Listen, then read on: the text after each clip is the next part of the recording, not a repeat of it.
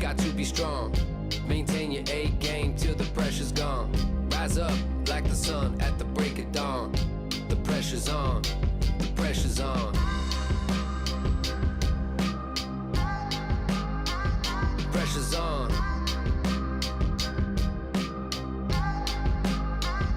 The pressure's on.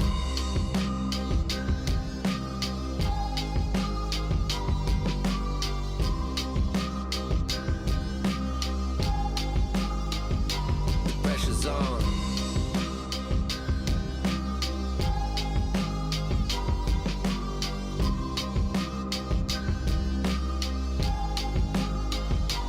Pressure's on.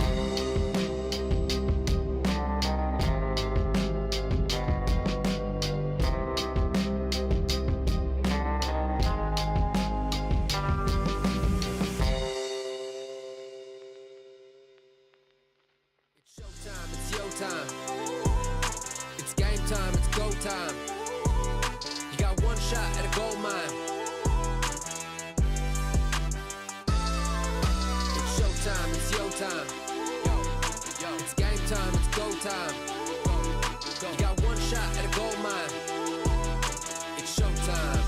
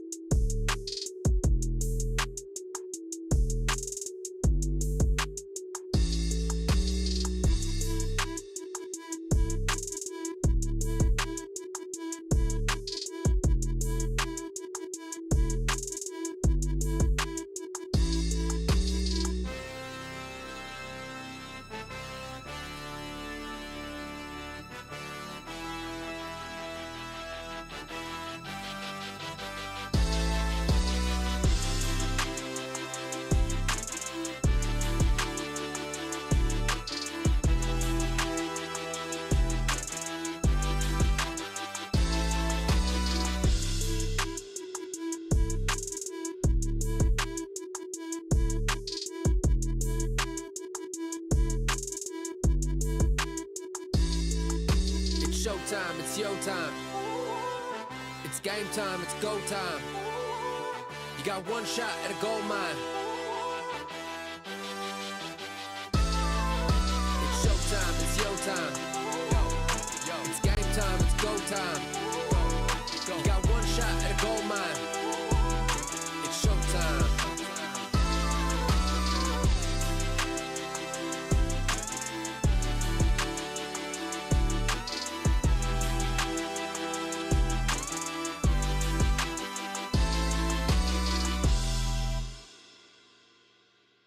Feeling good,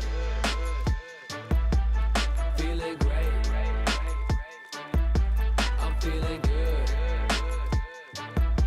I'm feeling great, feeling great. I'm feeling fantastic. I was down on my last ditch, did some mental gymnastics and I pushed past it. I zig and I zag, I'm elastic. Others fell off, but I lasted. I'm made of steel, not plastic. My measures were drastic, but now I'm relaxing.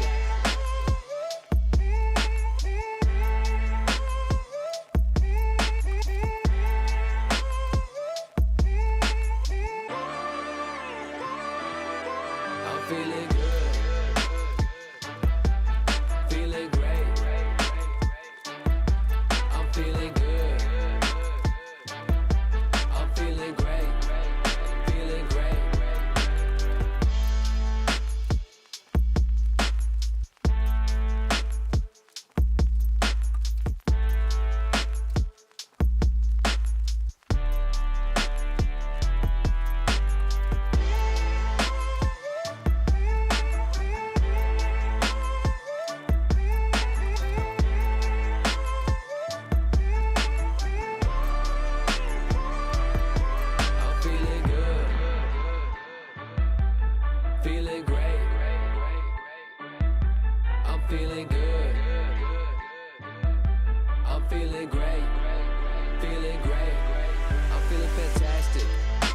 My last ditch, did some mental gymnastics and I pushed past it. I zig and I zag, I'm elastic.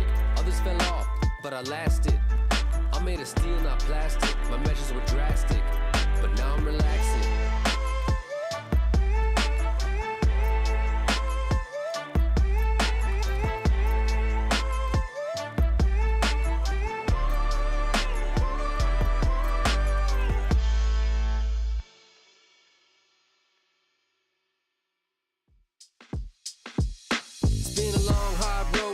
setback after setback. It took me way too many years just to get back what I lost. Push through whatever the cost, and who knew? You end up becoming the boss, but I'll never quit. They'll try to throw me off, but I'ma get ahead of it. Stay on top when it drops and reap the benefits. Survive the attack, do what I gotta do to stay on track. Cause I'm never going back. I'm never going back, yeah. Never going back. I'm never going back. I'm never going back, yeah. I'm never going back, never going back. Never going back. I'm never going back, yeah. I'm never going back. I'm never going back, yeah. I'm never going back, never going back.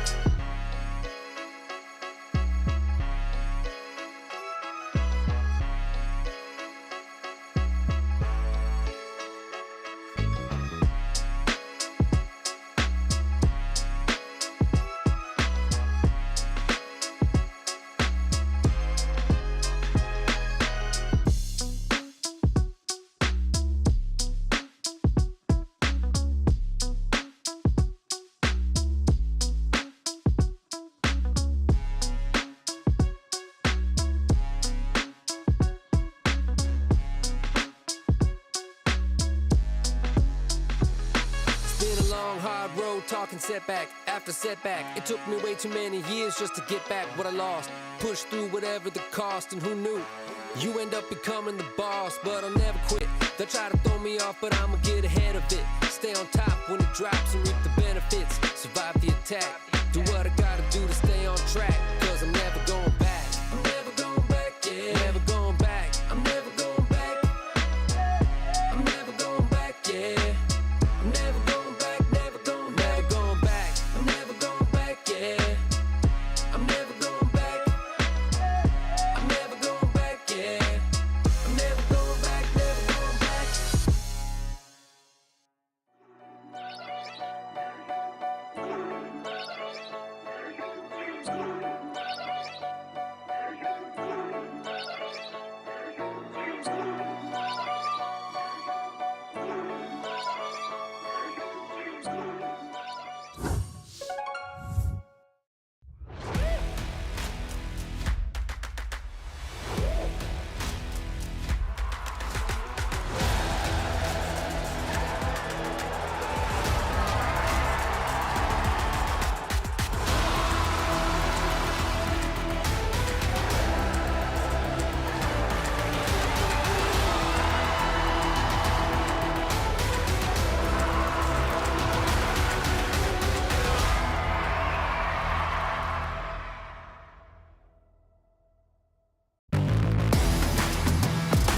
The July Golden Ticket winner, Tribe Gaming, get it done finally. They were so close on so many occasions, and they finally crossed the finish line.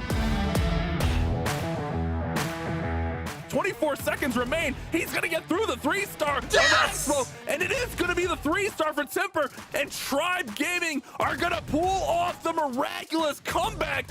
All Exceed are gonna come up just short as Temper's Giant clutches the victory. Tribe Gaming get that first war win finally.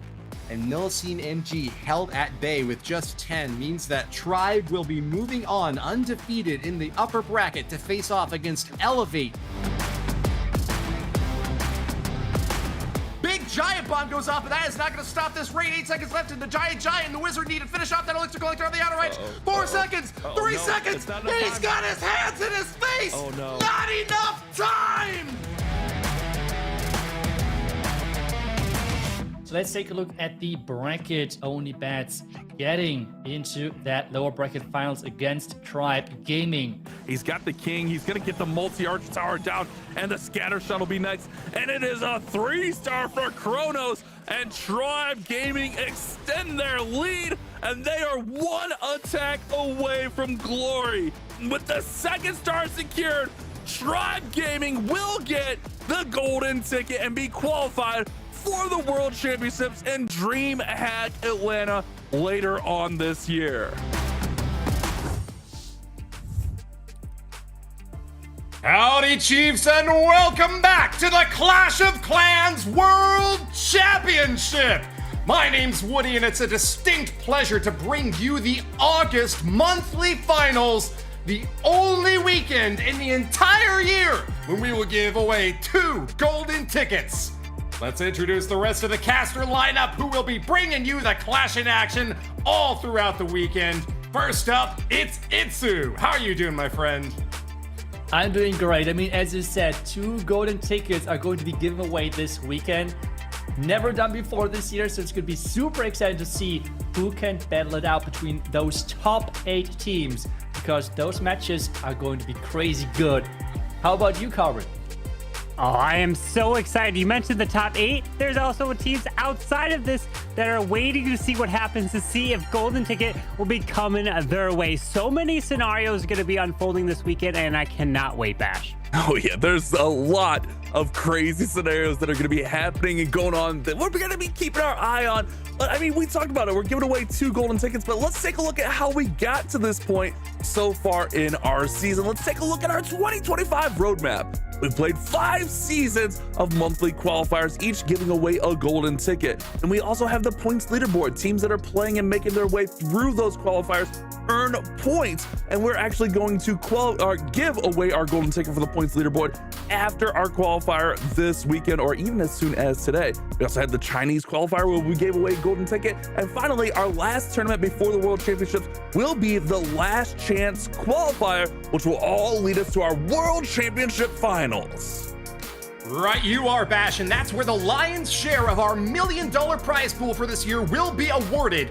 Champions from each of our monthly finals at the top of your screen are Dizi X Stamina, Carry Esports, Elevate, Tribe Gaming, August yet to be determined, but with the Chinese qualifier of Jibai going to the World Championship, that leaves us just with 1 more golden ticket on the bottom for the points leaderboard and the last chance qualifier to be decided later this year. Let's go ahead and look at the rules for this match, Itsu. Yeah, let's take a look at what happens this weekend, because we had now the top 8 teams going through not just 1 but 2 stages to make it to this weekend, and now they're getting seeded within a double elimination bracket. And they're going to face off in 5 vs 5 clan wars, and those clan wars are played in hard mode. But what exactly is hard mode? Well, hard mode is hard for a reason, because it's more difficult. The defenses will be dealing 20% more damage to everything during the attack. The defending heroes' damage and health are both also increased by 20%, while your attacking heroes' damage and health are decreased by 10%. But that's not all. Even the equipments are hit. No longer is your common equipment maxed at level 18, but it's only level 15 in hard mode, while epic equipment is no longer 27, but a cap at level 21. This is going to play a huge role in trying to earn that golden ticket and also some of that prize money. Oh yeah, we got lots of prize money on the line. Let's take a look at our prize pool for this month. Just for making it this far, 7th and 8th place will be taking home $1,000. Our 5th and 6th place team will be taking home $2,000 apiece. 4th place, $4,000. Our 3rd place team, $6,000. And then our runner up this month will take home $8,000. And then our winner of this month's monthly qualifier, $15,000. A nice little prize for a weekend's work. Absolutely, certainly is. And the 8 teams that will be claiming those prizes have already been decided. Our early qualifiers have concluded, and the top 8 teams that still remain are shown on screen. We have, for your viewing pleasure this weekend, Elevate, Dizi X Stamina, Team Electros, Millesime MG, Carry Esports, Vatic Esports, Repotted Gaming, and rounding out at the end, it's just ordinary esports. These are your qualified teams. Let's take a look at the leaderboard overall, Itsu. Yeah, let's take a look at the stats and how those teams are ranked coming into this competition. And we have this ranked based on the average stars. Millesime MG leading the chart with an overall 13.2 average stars per match, which is incredible high and a 65% hit rate. If we take a look at the other side of the leaderboard, we have Vatic Esports and as well just ordinary with only 12%. The question is, can those teams show up when it matters the most? Because this is something they have to do, and those numbers then are not relevant whatsoever anymore. The question now though is, can those teams really show up? Let's take a look at the matchups and the bracket and who they have to beat. Yeah, with the very first match that we're going to have today at the top is a golden ticket team, Elevate, taking on Just Ordinary Esports. The second match, Millesime MG taking on another golden ticket team, Carry Esports. And then the third match, a third golden ticket team, Dizi X Anima versus Repotted Gaming. And for those unfamiliar, Repotted Gaming are the defending world champions from last year because they have just changed their name back to Repotted. They were Synchronic Gaming. And then to wrap it up, Team Electros versus Vatic Esports. These are only 4 matches. We're going to have even more, a total of 8 matches here today, where 2 teams will be sent home later today. Keep our eyes on that, and we'll continue to keep you guys all updated on the scenarios of how the points leaderboard is coming through with getting a golden ticket. So much coming through here in this double elimination bracket. And let's look at what we've made our choices here for Bash. Yeah, I mean, we've got tons of matches today, but our first prediction, Elevate versus Just Ordinary, and I think it's fair to say Elevate are going to be the favorites in this matchup as they have won multiple monthly qualifiers. They've just been playing so well. Our second matchup, Millesime MG versus Carry Esports. You guys left me on an island here. I'm the only one to pick Carry Esports. And then those last 2 wars, check this out. We're split down the middle, 2-2. Itsu and myself going with Dizi, and then Carbon and Woody going with Repotted, and then myself and Carbon teaming up with Vatic, and then Itsu and Woody going with Team Electros. So some interesting predictions here, and we could really have a really fun caster leaderboard after our first few matches here, Woody. Right you are, Bash. Well, with 3 of our 5 teams already qualified for the World Championship, the other 5 have got so many opportunities to get that top prize spot. Not only cashing in, but having an opportunity to go to the World Finals is such a momentous chance at victory. But victory can be yours as well. If you go to event.supercell.com/Clash of Clans, you can win by interacting and choosing your favorite teams, showing your support, and sticking with us throughout all the competition this weekend. We hope that you'll be there online, event.supercell.com/Clash of Clans. But enough of the teasing. We are about to get into the very first match of the day, and we are going to be going straight through to the end. Let's kick off our first war between Elevate and JO Esports. It's Carbon, take it away. Thank you, Woody. Our first match indeed, and take a look at those numbers. Really close overall, so I'm looking forward to a great match, but history has shown that Elevate are just so good in those cases. I feel like this is why we have predicted them to win, but let's take a look at the lineup they're coming in with and how they have performed really well over the last couple of qualifiers. We have Selenio, we have Banol, we have Leo, Hato, and Max on their lineup. And Carbon, those 5 players have really dominated the last couple of qualifiers. Yeah, Elevate have been at the top, and they've been dominating with their attacks. It dropped down a little bit here in the qualifiers, making it to this weekend, but could it just be the fact that they already have a golden ticket? You know that they're going to be wanting to win first place to take that $15,000 prize pool. Plus, depending on who they're defeating and taking out, they can also be eliminating teams as well. But all these players here have plenty of experience, and of course, Max has been really shining throughout the recent months and really loving all of their performance, and they are now trying to dominate the scene yet again. But their captain, Pato, has been on another level here, Itsu. That is right. He has been the top of the leaderboards when it comes down to the hit rate over the last couple of months, and as well quite consistent, because take a look at that with May, June, and August all between the 80 to 75% hit rate. That is just incredible, unbelievable, because I mean, hard mode, we have talked about it earlier, that is a really big challenge even for those pros, and with those stats he's making it look easy. He is making it look easy, but I do see that it's dropping a little bit over month to month. What do you think could be the cause of that? Is it the new temporary defenses? Maybe the defenders or the builders are catching up to the meta? What do you think is the reason for that? I feel like just in general, as soon as they have gotten the golden ticket, training is maybe not the #1 priority, and they're now doing stuff in real life again. Who knows? But overall, I feel he's still quite consistent with only the span of 5%. I think we have a lot of players who are having way higher ups and downs. So it's just really, really consistent, and this is why we wanted to highlight him quite a bit. But they're having to face a really tough opponent as well, and their opponents are not an easy task whatsoever either. Yeah, their opponents, JO Esports. It comes down to this qualifiers, this monthly finals. They must get a golden ticket by winning it all, because they'll have no chance in the last chance qualifiers. They won't be able to accrue enough points to get there. But we got Snyder, Kureshi, Loop, Dark on top, and Black. And right in the middle, Loop dominating at a 98.4%. 2.8, almost a perfect hit rate. Only failed, I believe, one time so far. And in recent months, it was the opposite, where Loop was struggling a lot. And now he's turned it around, and I am impressed what he's been doing here. But Loop has plenty of experience against Elevate and those players. So was that going to give them an advantage?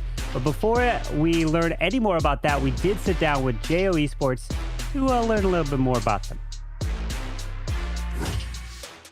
Well, to be honest, of course, it will be great to win the monthly finals because it's show more consistent performance and winning more wars in the finals against the top teams. So, of course, winning as the monthly finals champion.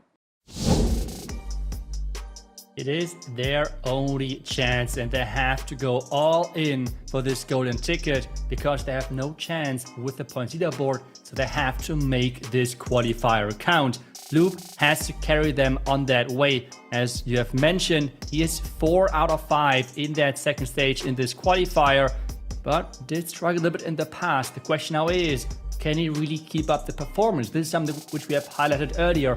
Some of those players have really high peaks, but as well, unfortunately, some lows. What type of Loop are we going to witness today? Because versus Elevate, you have to bring your A game.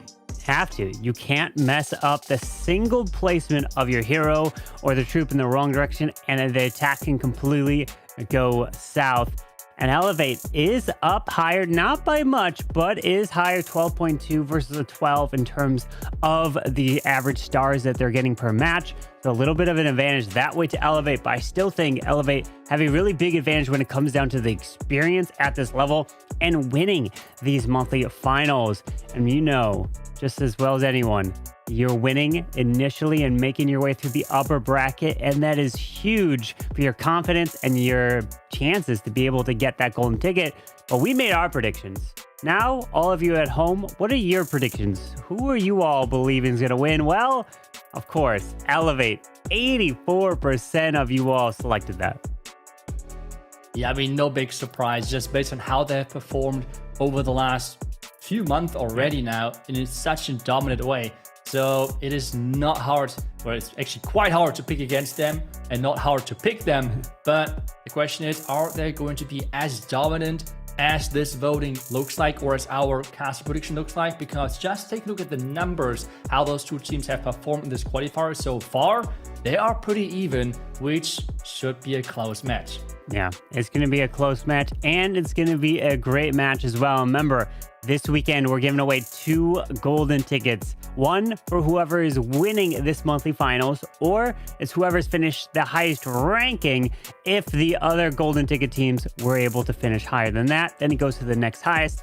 And of course, there will be the points leaderboard. So a team that we are keeping our eye on for that is going to be later matches, which is going to be Vatic Esports. They can hold all the cards. Their fate is in their hands here. They could either win the golden ticket or they could be getting points leaderboard depending on their finish. So plenty of stuff to be coming through. But this first match is about to start. Out of 8 matches here today, so it's going to be a action-packed day here at Zoo. Yeah, and I think you have mentioned as well earlier with the bracket that not just the 8 teams in here are giving it all and like are obviously really involved, but as well teams outside of those top 8 teams are cheering for those different teams because of the points leaderboard. We have really crazy interactions with, like, for example, Vatic. If they're dropping out like already on the first day, the Navi could possibly win the point leaderboard golden ticket, or if Vatic would get the golden ticket, it would kind of do the same thing here in some way. So there is many different possibilities which are then affecting as well other teams outside of this competition. So I mean, it's going to be a crazy weekend because so many things are going to be affected by the outcome out of every single match and every single attack. And this is why we're going in with Dark on top, attacking first. Dark on top, taking on the Captain Pato from Elevate. Now let's see the strategy that they're going to bring. I really would love to see the heroic torch used in some way, but we know that most likely it probably wouldn't be, as it's not as the meta at the moment. But you never know. Sometimes these players will pull something out of the hat to surprise us. And let's see, as he is going to charge with the Royal Champion right on in with the RC charge. We'll have a recall after a handful of Invis spells are going to be used. Yeah, and great opening. Fox is staying protected, and I think he's going to recall as he's clearing out the next few buildings at the top side. Fox is still alive, which is huge. So if he's going to recall... Oh. No! That was like 1 millisecond too early. But at least means that the Fox is alive, which is not the worst outcome. But the problem is the builder is repairing up that cannon over there, so that's going to get full health by the time he comes back around, and that is a deadly defense for sure, as he is charging these roots right on in towards the multi. King is backtracking a bit to the Skelly, but he finally now gets back on course to stay to the edge, while the Queen's trying to get behind the King to stay protected, and these roots will need to path their way towards that Town Hall. Yeah, and for that to happen, we need that King and Queen on the bottom side to take down those defenses, because this means this ring of defense around the town hall is getting interrupted, and the pathing for those Root Riders who are only targeting those defenses is right in the town. He was able to time that right, and this is why the attack so far looks really, really good. Yeah, as he continues through, those Yetis got launched from the troop launcher, so they are joined into the mix, and the roots are opening the walls, allowing the Valks to continue as well. But King's got ability, Queen's got ability, and we got just over a minute, 20 seconds left in the attack as the RC has her ability going off, going invisible. And this is the brilliant thing about protecting that Spare Fox. So just like this, the RC can stay alive and continue to get her value. Yeah, the problem is there was just too much damage at this bottom side, which means a lot of those Root Riders went down. Everything now relies on that King, on that Ashkun and their abilities. The Bomb Tower is not forcing the killing ability just yet. The Royal Champions keep going, but no spells, and just one Ice Golem to somehow overpower this backend.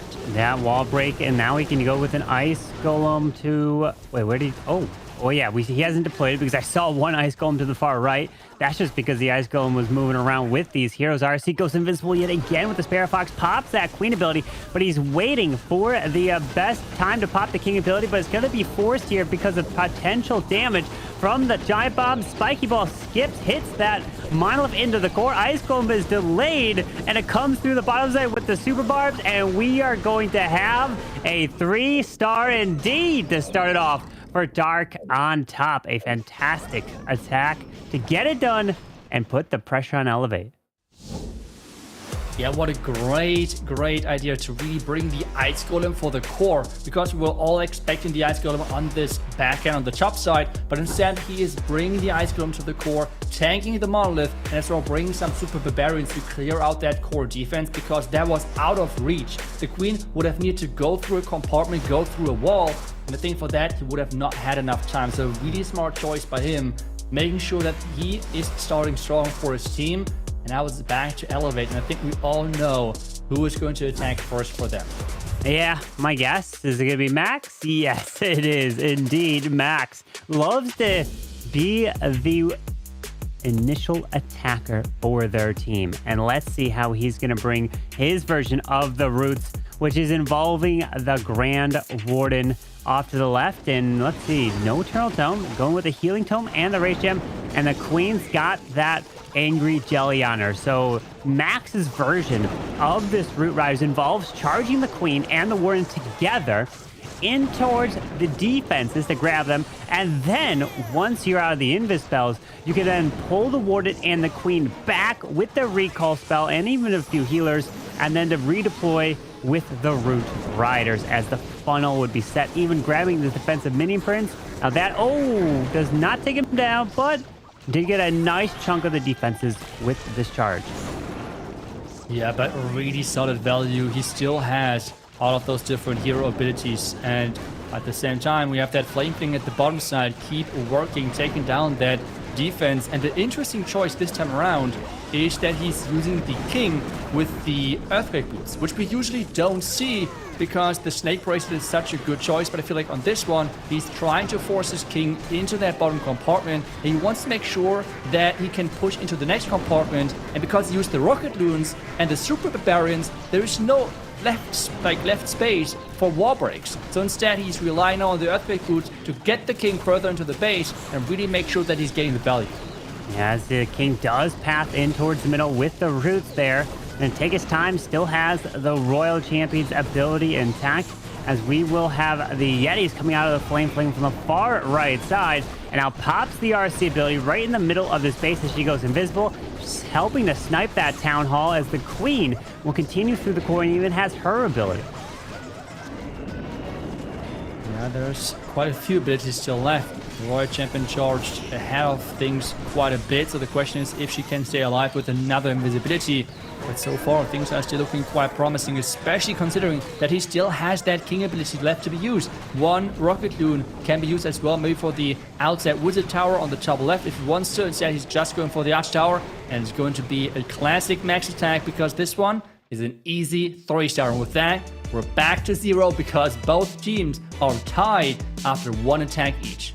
That looks like such a clean attack, and the King's Earthquake Boots were swagged. Didn't even need them. The Spiky Ball is always a nice little addition if you need to help clean up the base towards the end. But it is a 3-star answer indeed from Elevate, meaning the pressure is back on JO Esports. You're going to have to deliver another triple and try to keep pace with what we know Elevate is capable of doing. They've won 2 monthly finals. They're probably the favorites going into the World Finals for the entire thing.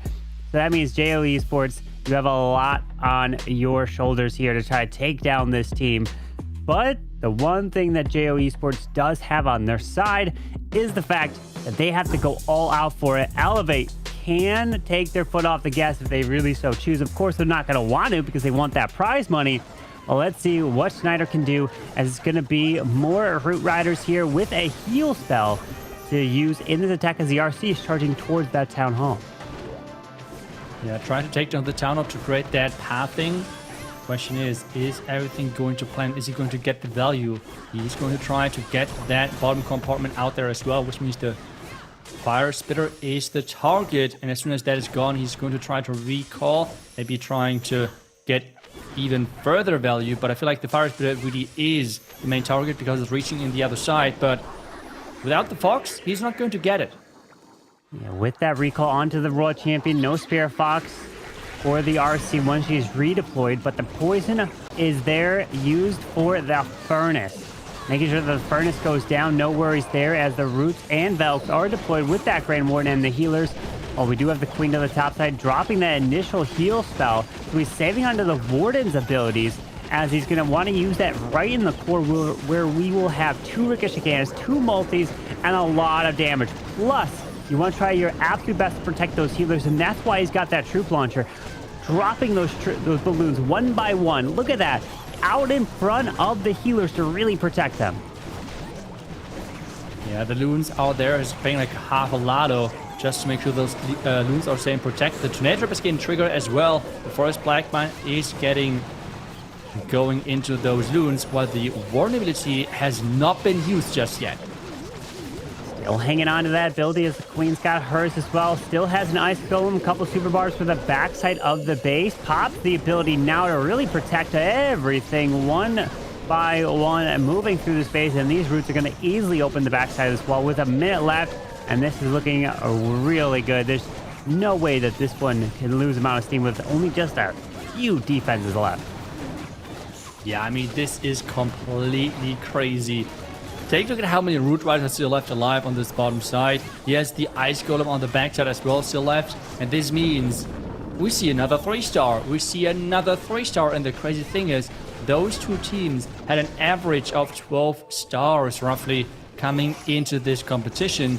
And, well, Just Ordinary has their possible 12 stars already with the first 2 attacks being 3 stars. And their star player has not even attacked yet. But this is where the pressure's on. You have to deliver, and we've had 3 triples so far, delivering just like that. So great job to Snyder there for JO Esports. And pressure's back to Elevate. We know what they're going to be doing. They're going to be bringing those 3 stars. And like you just said, 12 stars has been the average from both these teams. Granted, Elevate is just ahead by 0.2. 12.2 is the average for Elevate, and where they're currently standing. So we're going to have to see if JO Esports can get above the 12 within another triple to be able to then try to take the lead eventually. As we know now, 13 or maybe even 14 stars is what's going to be required, as these teams have really fine-tuned the meta, figured out the best way to be using these Root Riders. And they're not doing the roots the exact same way. We saw from Max doing a queen charge with that Warden recall. So they're doing small little differences, and they're also strong. That is right, and we're going to continue with those ground attacks. It's another Royal Champion charge, supported by a few Rocket Loons. They use those Rocket Loons to push that Royal Champion into the right direction. Trigger possible traps, that's exactly what he did here. The train trap is not going to be a factor. The Royal Champion can move forward. I'm not sure if he was expecting the Royal Champion to go into that little pocket, but I think he's going to be happy about it anyways. Yeah, it does grab that cannon there, but the thing in the RC is, okay, he just timed that Spear Fox timing. It was perfect. RC does path her way towards this monolith into the core by the multi. Definitely want to try to get that value if he can, but the multi does not go down. Stays up. Question is that going to be a big factor? Since he has 2 skeleton spells, I would assume that he would have liked to have it going down, because that would have been the perfect spot to distract that monolith with those skeleton spells. Now he does not have the option. He can still use it for the backhand. Take a look at this top right side with the 2 Rico cannons and as well the crushing mortar. That's going to be a really nice spot as well. But first, he has to get that far into the base. They'll have to continue this push through. Those wall breakers spawning from that troop launcher, and he uses a perfect time poison onto a furnace that comes out of the clan castle. There is the overgrowth, which does clip the town hall, pops the warden ability, protecting the healers at least through a seeking air mine, keeping them alive. And I'll continue through, and just like you called it, a skeleton spell plays to the top side to distract that ricochet cannon to allow these roots to continue the way through, as the queen still has her ability and now deploys the ice golem straight to the wizard tower all the way to the top.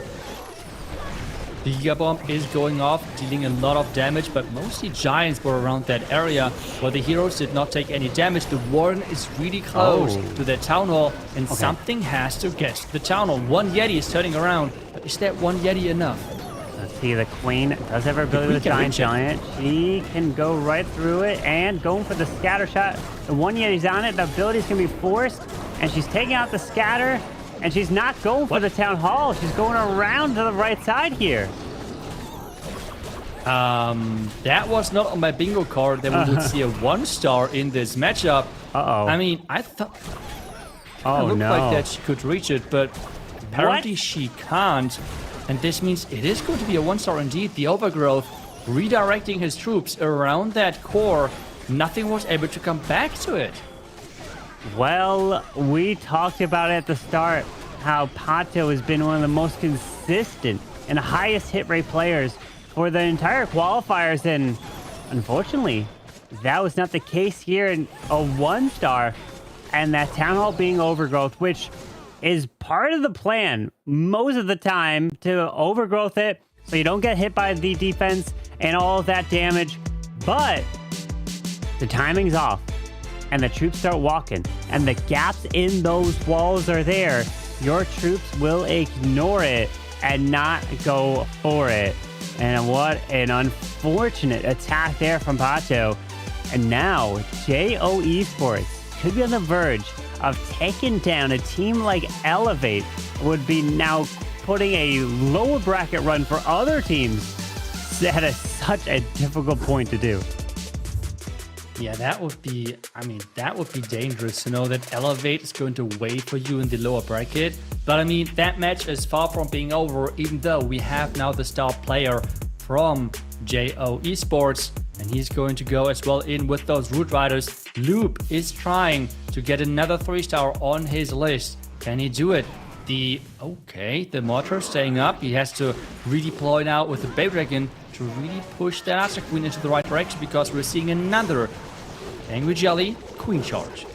Yeah, with that Queen charging her way through the right invis onto the poison spell tower. So the Queen looks like she goes towards the bottom side. Ground Expo, that must have been a Tesla there, as another invis forcing the Queen out of this compartment and then down to the bottom side.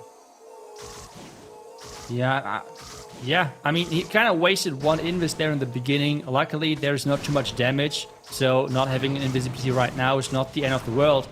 But he has to be careful as well with that recall spell, because if the Angry Jelly stays alive, one healer would be left behind. He's still waiting for more troops to go down, that he's guaranteed getting the recall in here. But now he can get the recall. One healer was not caught, but he's going to enter there anyways, it seems like. Yep, just easily putting the Queen straight to the edge. There's the overgrowth onto the Town Hall, but in this scenario, it should be fine, because it should be relatively easy to come back and grab, as he's going to take out the rocket loons, and there's the poison for the furnace coming out of the clan castle. Belk running around to the bottom, still has the king to deploy, trying to get these balloons to go out in front of the healers, as he finds a tornado trap as well. The trap rotates those troops into the town hall. The king on the outside has to push everything further around. The fire spirits even on those troops, which is not optimal for him either. And that core looks really dangerous. He has to make sure that those 4 hero abilities are hitting the mark. A perfectly timed Warden ability right through the Gigabomb keeps all the health right up top as he continues the Queen into the core of this base. Still has her ability. There is a second overgrowth now to the top side, which is hitting the Crusher Mortar, as these roots will be opening to the left side with a couple giants coming from those troop launchers. The king is now going to be trying to make his way off to the enemy Queen with a snake jump of the wall. There's a wall break to the top side, and the ground skeleton with a freeze all coming together to the top to distract those defenses. And the Royal Champion has to stay alive for long enough to really utilize her ability. She's jumping now even closer into all of the damage, but with those freezes nicely utilized, Royal Champ for now staying safe, and I think she was able to get those rocket spears out mostly. Yep, she was hiding behind the... It's so strange. You can hide behind the... Take a look at the Queen now. She's hiding behind the minion print skin. I don't know why, but it works. Now another freeze for the back end. Back to the attack. Time. 13 seconds left. Unfortunately, he's going to have to feed through the wall, but the Hog Riders are there. They open it really quickly. He's got the super bomb to the bottom side. Ground skeletons pop, which is going to be a distraction. And unfortunately, Loop is not going to have enough time here and not going to be able to turn this into a 3-star. So JO Esports is going to be sitting at 8 total stars right now. Elevate, they get a triple. They'll still be down by 1. Which would mean that JO Esports would have to fail yet again, and then Elevate can triple then tie it back up. But it'll come down to percentage. So what was the percent? 97. That's key, because Pato's percentage when he failed to the 1-star was a 93%. So JO Esports are up by even more than what feels like just the star count, because the percentage is also going to be on their side at the moment. Yeah, but I mean, if we talk about a tie, this means another fail of JO Esports, which means there would be another lower than 100%. So percentage is still up for grabs, but I feel like if this is going to be a 3-star, this is just a 1-star difference. I mean, that is not really the biggest number. So Leo could turn things around. We're seeing another Royal Champion Charge Root Rider attack again with a few of those Rocket Loons. I feel like this combination really is the main hyped army right now for the pros. Having the Rocket Loons redirecting the Royal Champion to really make sure that this Royal Champion Charge is getting the value. Yeah, pushing into the Crusher Mortar here near that Mini Prince. Pearson, the Earthquake spell, Invis off to the right, getting the RC to go in towards the Ricochet Cannon, but she takes a little interesting path, and unfortunately she dies, and she didn't go up to the top side Ricochet Cannon, and she was a little bit too quick, and that value right there is a big problem. Not getting exactly everything you wanted, and there was no Furnace that came out, so this Poison Spell is really... Oh, wait, no, there was. Okay, it barely is. Okay, there is one Furnace there. I didn't think it was. But the Ice Golems do come to the top side, and unfortunately, the RC was supposed to clear that entire core of the base.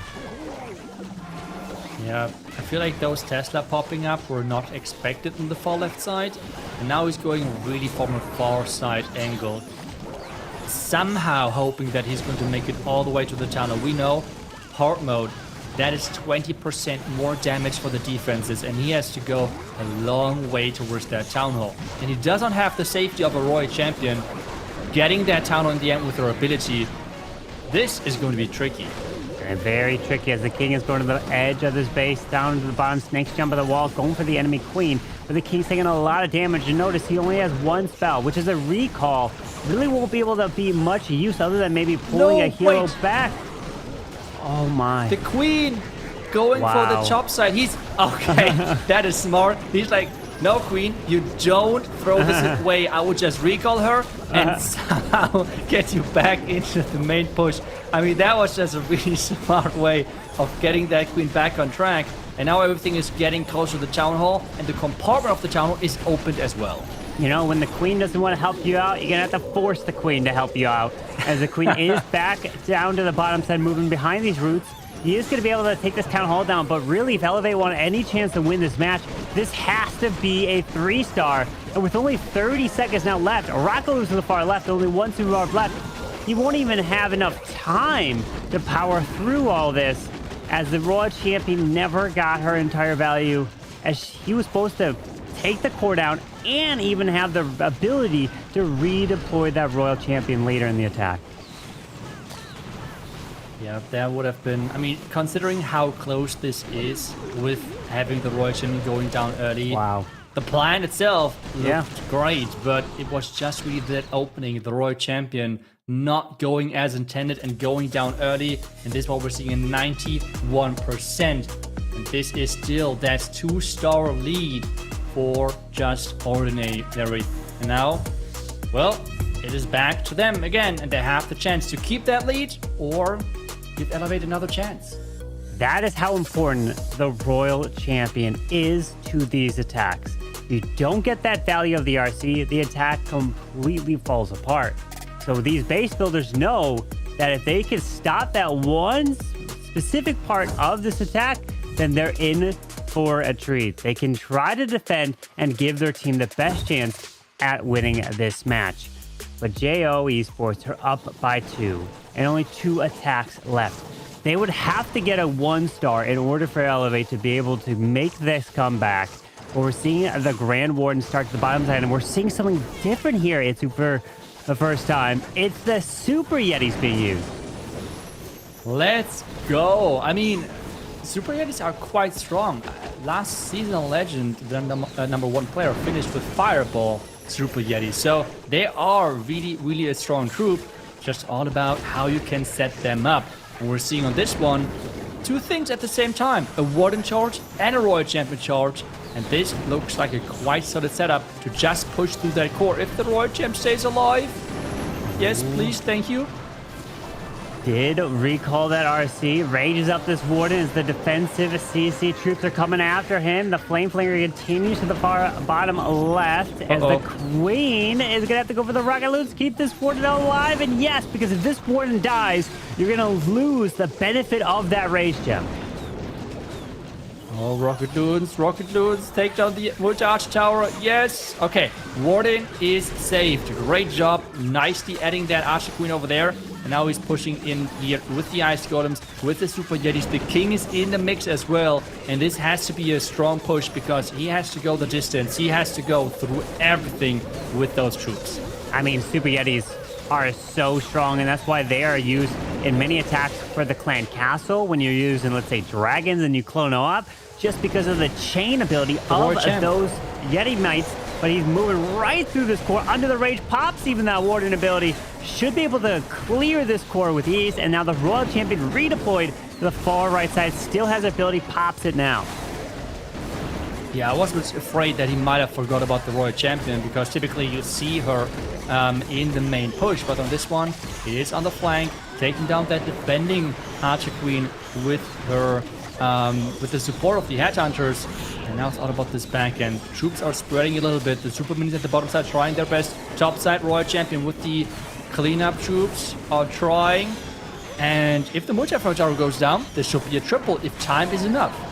Oh, the Super Yeti is there trying to take it down. The Phoenix pulls the red air bombs. Multi goes down to the boost of the RC. He's got one wizard left and a 3-star indeed for Just Ordinary Esports. And they are all but locking up their fate in war at number 1. Because a 1-star from Elevate was a huge, unfortunate event that Pato did unfortunately get that 93% one, which means a 3-star from Elevate. They'll still be down by 2 stars going into the final attack nonetheless.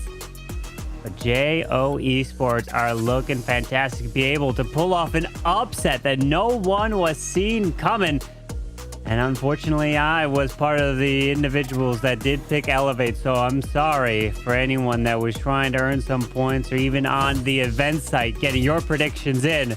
Yeah, you can blame me. That's probably what's happening there. But a 1-star, you know, you don't expect 1-stars from these players.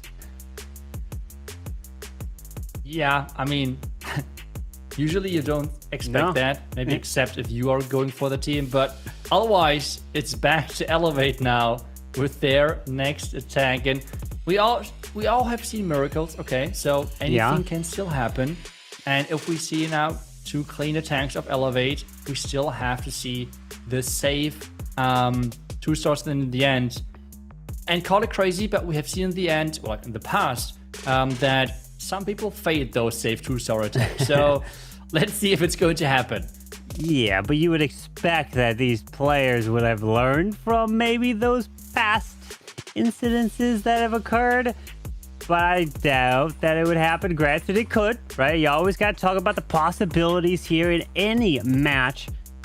But Loop has been one of the best attackers, actually the best attacker on his team throughout the monthly qualifiers. We have Bernal, it looks to be hitting here now. If he gets a triple, they'll still be down by 2. And then we will have... Oh, wait, Loop already did attack. That was 97 before. Black will be the last attacker that's coming in for JO Esports, as Bernal is charging in with a dragon attack. So we've been seeing a heavy use of the Root Riders. Well, that's because previously in one of the recent updates, there was the change to the Warden's internal tome, which affected the battle blimp. So it no longer would stay protected once you leave that Warden circle, which directly affected a dragon attack. So that's why you're not seeing as much. Yeah, it was a little bit like usable less, but at the same time it had by far the highest hit rate in the last qualifier. So this is something you have to consider there as well. But at least for now, the Royal Shaman charge looks solid. He has 3 more invisibility spells left to be used. But currently he's taking down the core with having air defenses and as well multi-arch towers on the outset. And now going for them finally with the 1 last invisibility spell, he's able to take down 1 and as well 1 multi-arch tower. And the multi-arch tower goes down, sends in those dragons straight to the bottom side of this space, and does have the Angry Jelly on the King to go target defenses. As a rock loon into the air defense, I'll take it down to protect the dragons even more, but moves into this multi, and he's going with no Archer Queen in this attack, so he's going to move his way around slowly, deploys the King to the far left to go in and try to snipe the air defense and that top compartment. And I really hope that we're going to see the Wall Wrecker and that he's not going to switch the siege. That would be so cool. We haven't seen that siege in forever. But at the same time, the Minion Prince slowly but surely is stacking up those souls and getting stronger and stronger with every dragon going down currently. Right now at the top side, Spectator, please check it out. I think that's where the most important siege is getting deployed. It took down a wizard tower and it's slowly driving towards that town hall.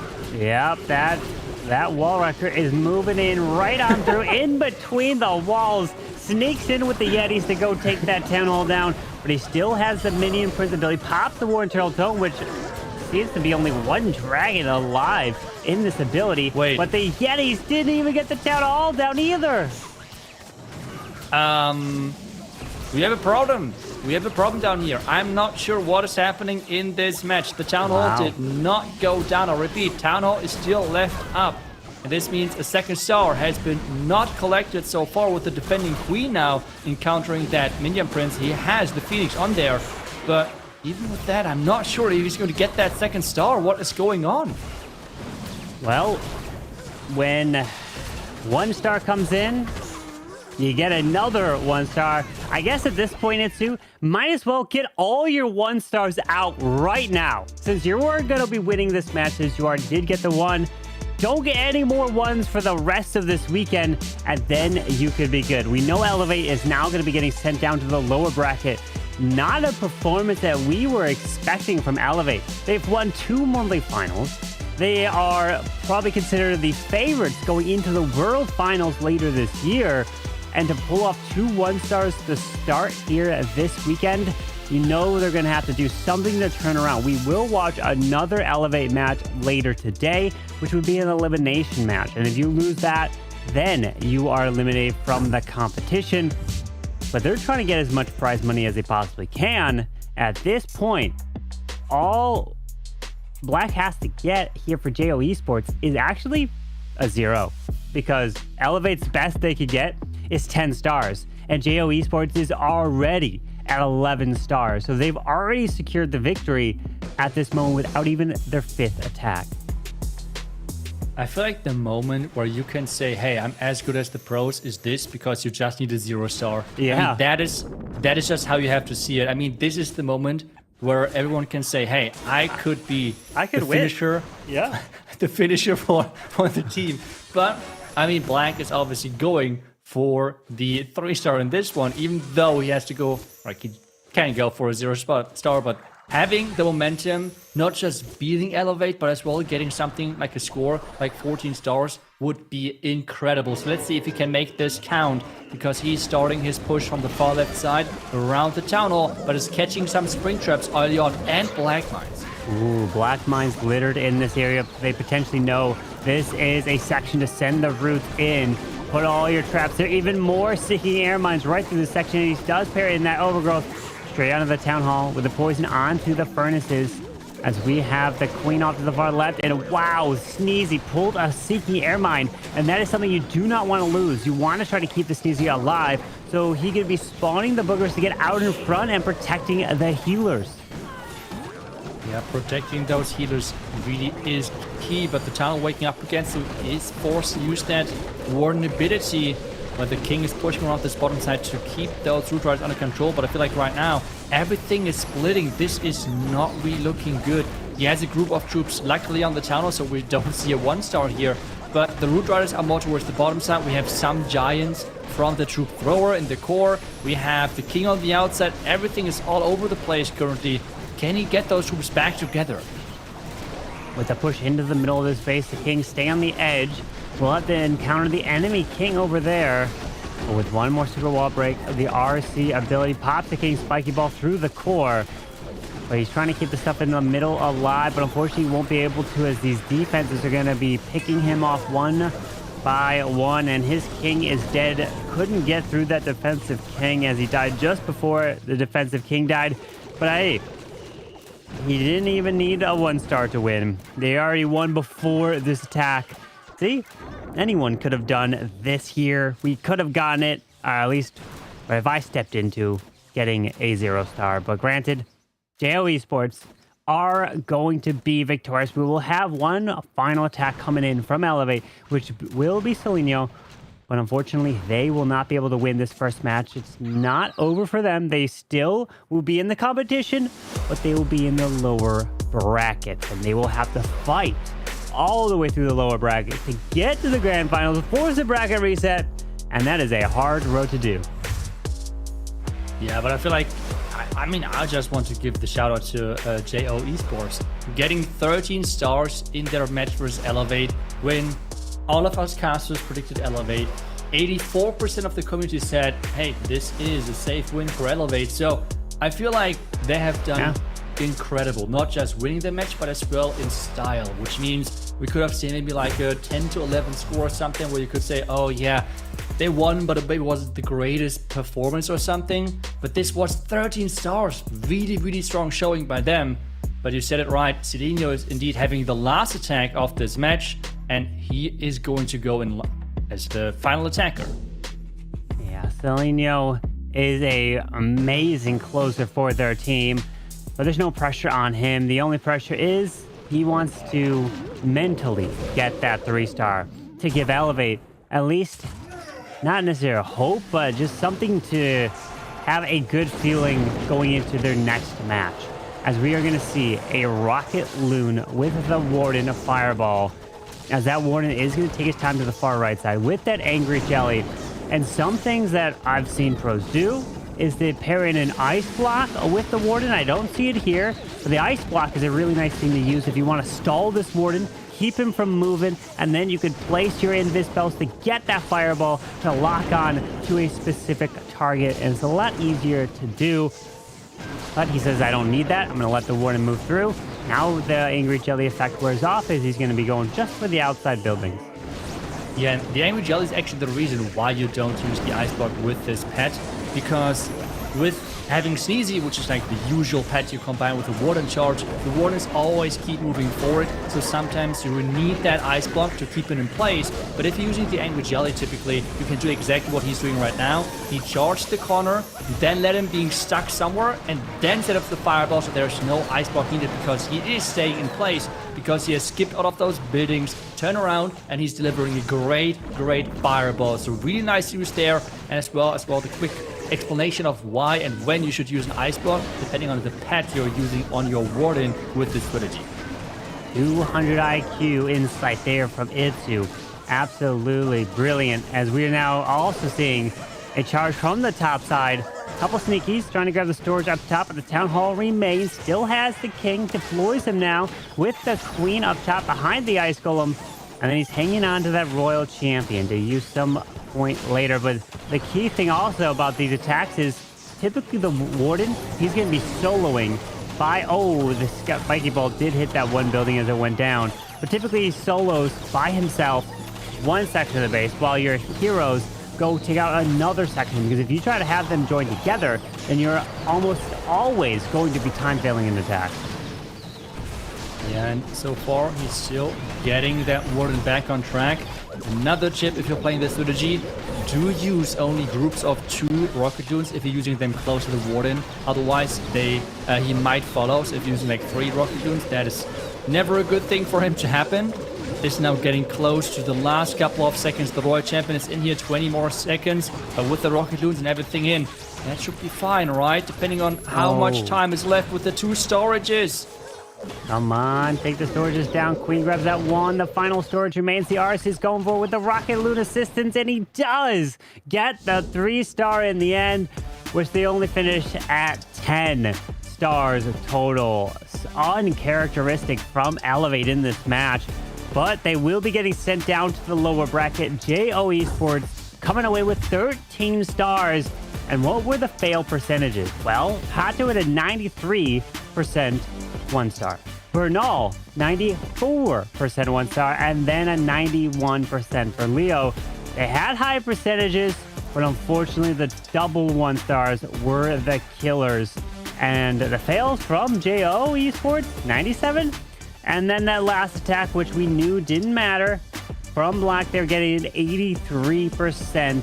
Could have taken a different approach. Granted, when you have to get a 0, really there is no pressure. You can do whatever you want at that point, but doesn't get that one there.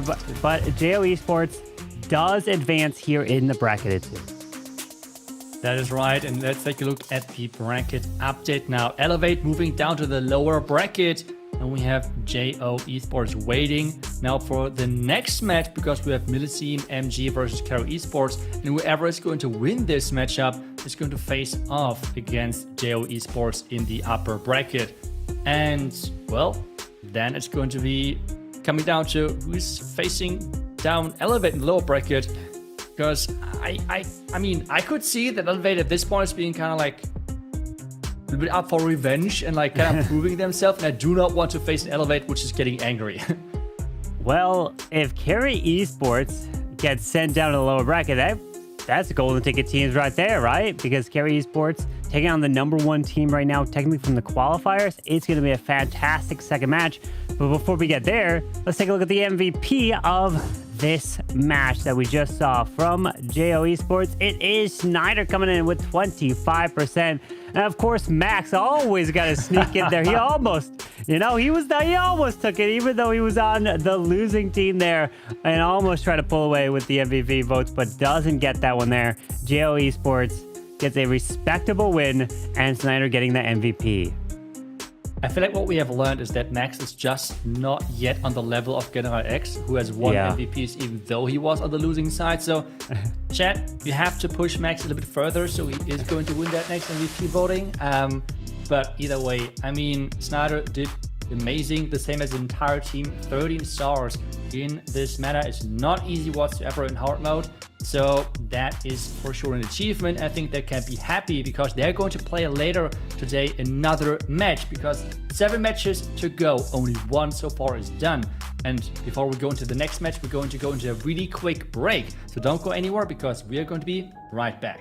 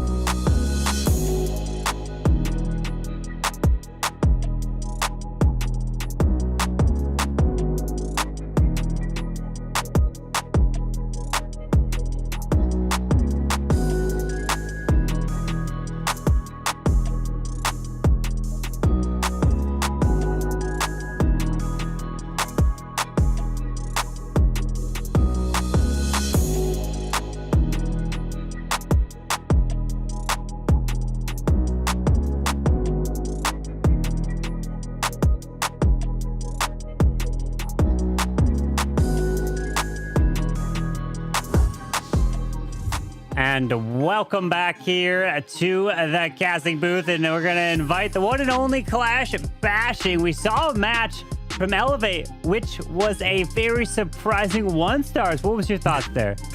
Yeah, surprise was definitely the thing. I was like, okay, 1 star, that's happened before. I think we've even seen Pato 1 star, but then the second 1 star comes in, you're like, oh, what's going on here? But these things happen. They're not eliminated. We've seen them make big runs anyways. But let's move forward into our next matchup. We have Millesime MG versus Carry Esports. And looking at those stats, Carbon, aside from the stars, I guess the stars are the big story there. Big 1 star difference there. That is 1 star there for Millesime, but really the difference is, I think we should add it post graphic. There's a golden ticket also next to the name of Carry Esports. So there's more pressure onto Millesime MG to have to deliver, as we're seeing Anat, Isma, Mr. C, Nest4X, and Adi. Pressure is on Millesime MG. They are coming in as the #1 team from the qualifiers, the highest 3-star hit rate. But can they deliver in the monthly finals? We saw them in previous monthly finals, but unfortunately they fell short there. They're looking to turn that one around. So let's go ahead and learn more a little bit from Millesime MG. I think we would feel more confident going to Worlds knowing that we qualified during a normal qualifier, as all the teams have the opportunity to play there, including the golden ticket teams. But of course, we would use any opportunity we may have to try to qualify to Worlds. definitely have to take advantage of those opportunities that are coming. Mr. C and Nest4X both 100% average destruction in the August qualifier, as both of them have 4 for 4 3-star hit rate. Wow, super impressive coming in. But Carbon, all those stats go out the window as we reset here to our top 8 teams. I mean, it's definitely the momentum you want coming in for sure. We've seen top teams from the qualifiers absolutely fall flat on their face in the monthly finals because the pressure is another level. Making it to this stage is all great, but if you don't perform at this stage, then all that effort feels like it's wasted. Granted, they'll get some prize money, but they want to get that golden ticket. And speaking of golden ticket, the next team, their opponents, Carry Esports, already have their golden ticket from the previous months, and we've got an incredible lineup here, Bash. Ryuta, Den, Chien, Ziken, and Kai Wang. These guys have came in. They made that early impression. They were our second golden ticket winner. So we've seen them time and time again throughout these qualifiers, and now they make that return to maybe put a stop to some of these foes coming in to look to make it to the World Championship. This is a really interesting qualifier we have, as we're, like you mentioned earlier today, we're giving away 2 golden tickets, as the points leaderboard will be decided as soon as today, depending on how things go. But let's see what Carry Esports have to say coming into today. リーダーボードで勝ち上がったチームはもちろん平均的にずっと強いチームなんですけど、やっぱり毎月の予選で優勝したチームの方が一度優勝経験もあるということで、それが自信につながると思ってます。They know that the teams from the leaderboard are also a really strong team, but we have the top performers from Carry Esports, including Den and Ryuta. And look at those hit rates, 70, 75. So we're going to keep our eyes on those 2 attackers. If either one of them falls short in this match, then we're going to see Millesime MG having a great opportunity to take advantage of that. But Millesime MG, even though they're coming in as the #1 overall team from the qualifiers stats-wise, will they be able to overcome a golden ticket team who's earned a golden ticket from winning a monthly finals? Just winning a monthly finals is such a challenge, and it's not an easy thing to do. Yeah, I mean, it's a tall task, but also you kind of have that little bit of reassurance there where you can maybe make those riskier plays. You don't have to be so conservative with your plans. You already have the golden ticket. You're just playing for prize money and maybe even to disrupt the flow of some of these other teams. So I think it's a really huge advantage. I think it's an obvious advantage that coming in with that golden ticket, but they can kind of use that strength to their advantage coming into this matchup, especially when you have a team like Millesime MG coming in playing so hot. You can definitely take those bigger risks and maybe try to close that gap in stars that we saw. Well, they're going to have their opportunity here in match number 2. And we have a total of 8 matches here today, so plenty of more amazing matches to see. As it's time to take a look at all your predictions that you submitted at home. And who are you all predicting to win this one? It's going to be Millesime MG. Even though Carry Esports have a golden ticket, you're still believing in Millesime MG. Is it because of the stats you saw at the 1-star average higher than Carry Esports? That could be playing a role there. Maybe fans are more familiar with the name Millesime MG, but Carry Esports are looking to prove themselves, saying, hey, our first gold ticket that we got wasn't a fluke. We're going to try to do exactly what Elevate did and try to win another monthly finals.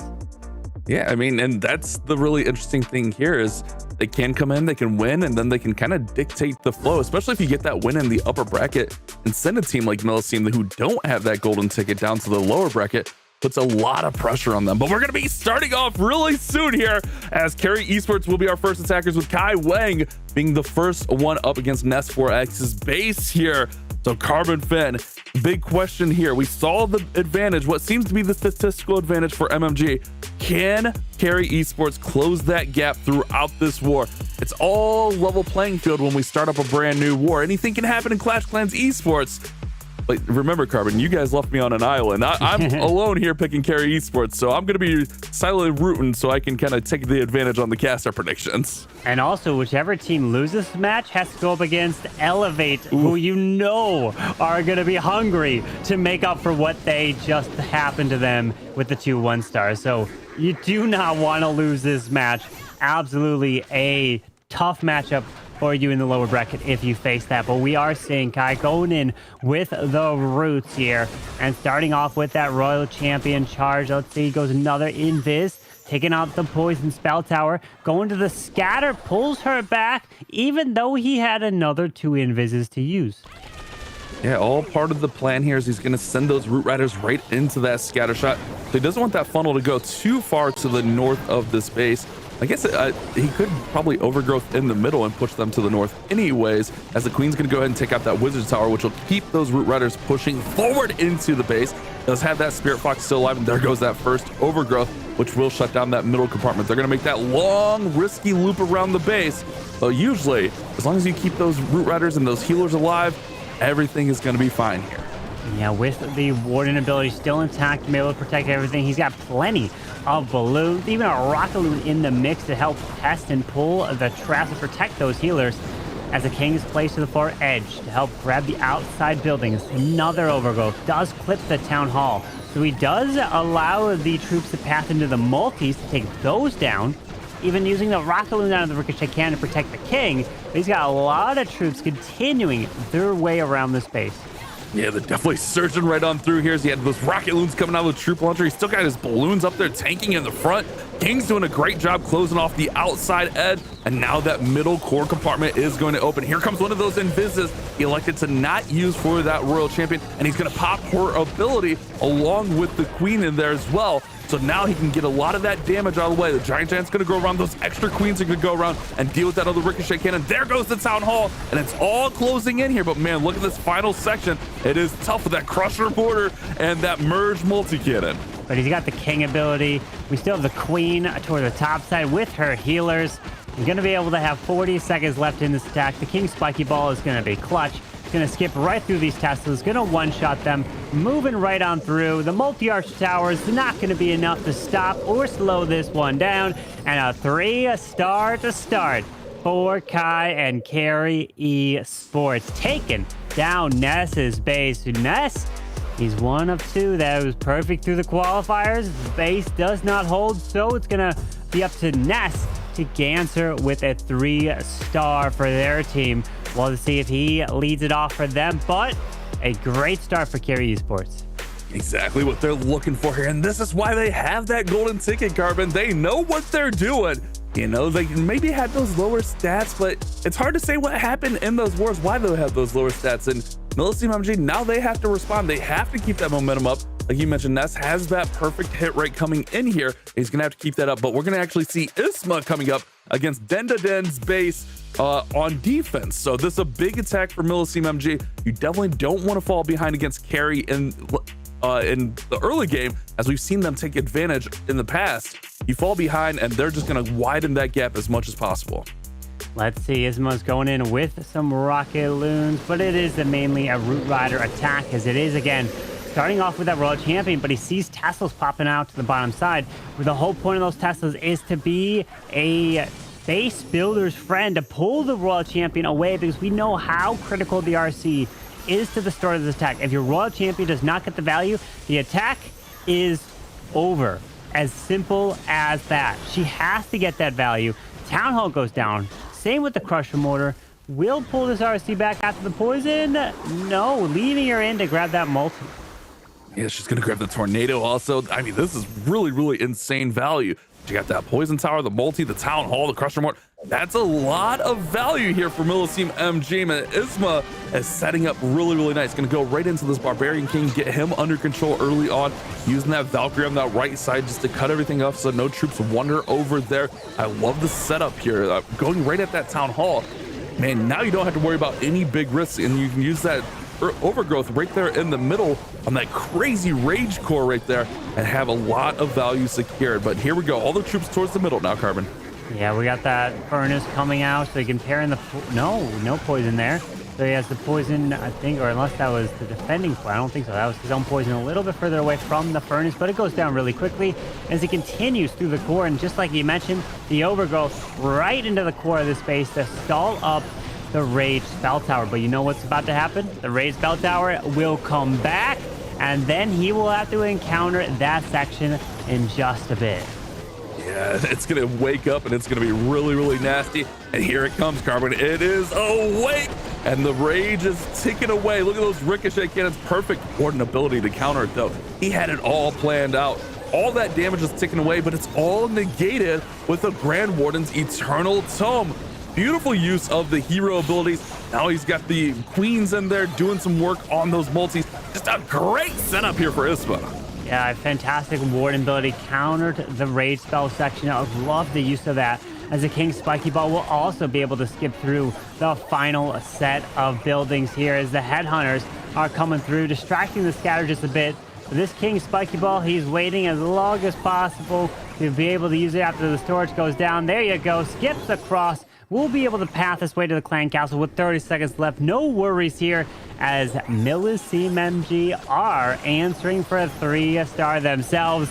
And whenever a Millesime MG is coming in with the attack, I am worried for the first one, but it is a 3, sets the tone, and now the rest of their attackers will start to feel better. Granted that they know that they did give up that triple against Carry, so it's going to have to go back and forth. And the next attacker for Carry Esports is going to be Den, and he's going to look to step up for their team.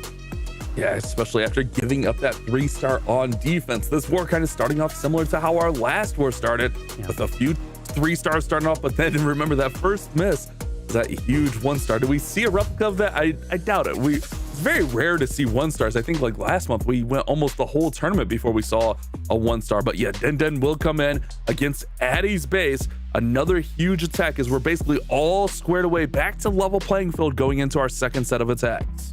Yeah, this is only the second attack for each, so it's all tied up. A little bit of a time advantage towards Carry Esports. A total of 6 total seconds. That's not much. That is the tiniest bit of a lead there for Gary, but we know it only comes down to a tie if it's 100% tie in terms of stars and percentage, which is a very rare thing to occur nowadays, as we are seeing that Royal Champion charge her way through the bottom set into this Crown Expo.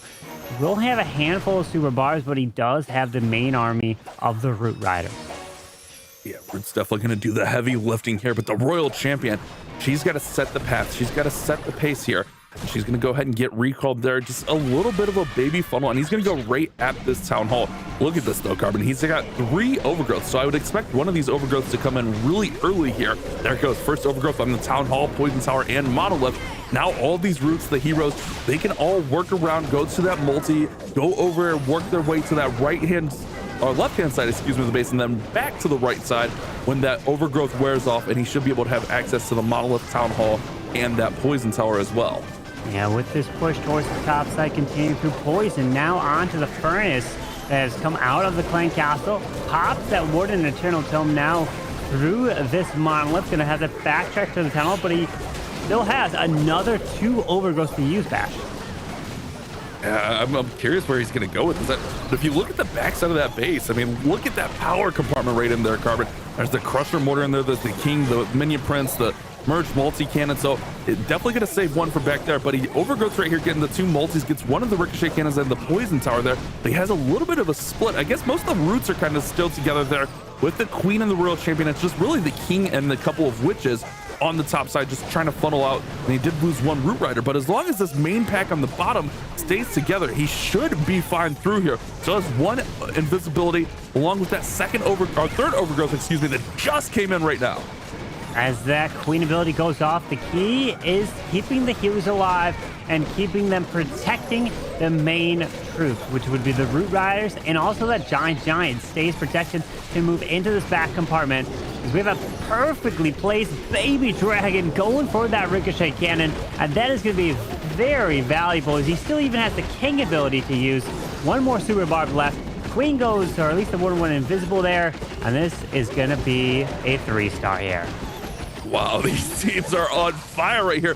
Beautiful patience here from Den Den on those overgrowths, on the queen ability, using that last invisibility to keep the queen alive. That last compartment was no joke at all, but Den Den handled it perfectly. We've seen those compartments single-handedly shut down attacks, but Den Den had a plan for it, and man, we are going into our fourth attack with 3 triples in a row. Millesime MG, we know they're a powerhouse attacker, but Carry Esports showing us why they hold one of our golden tickets. 3 stars and 3 overgrowths. You don't see the 3 overgrowths used all too much. 2, okay, but 3, that is a crazy impressive attack there, even though it does come with the roots we see so many times.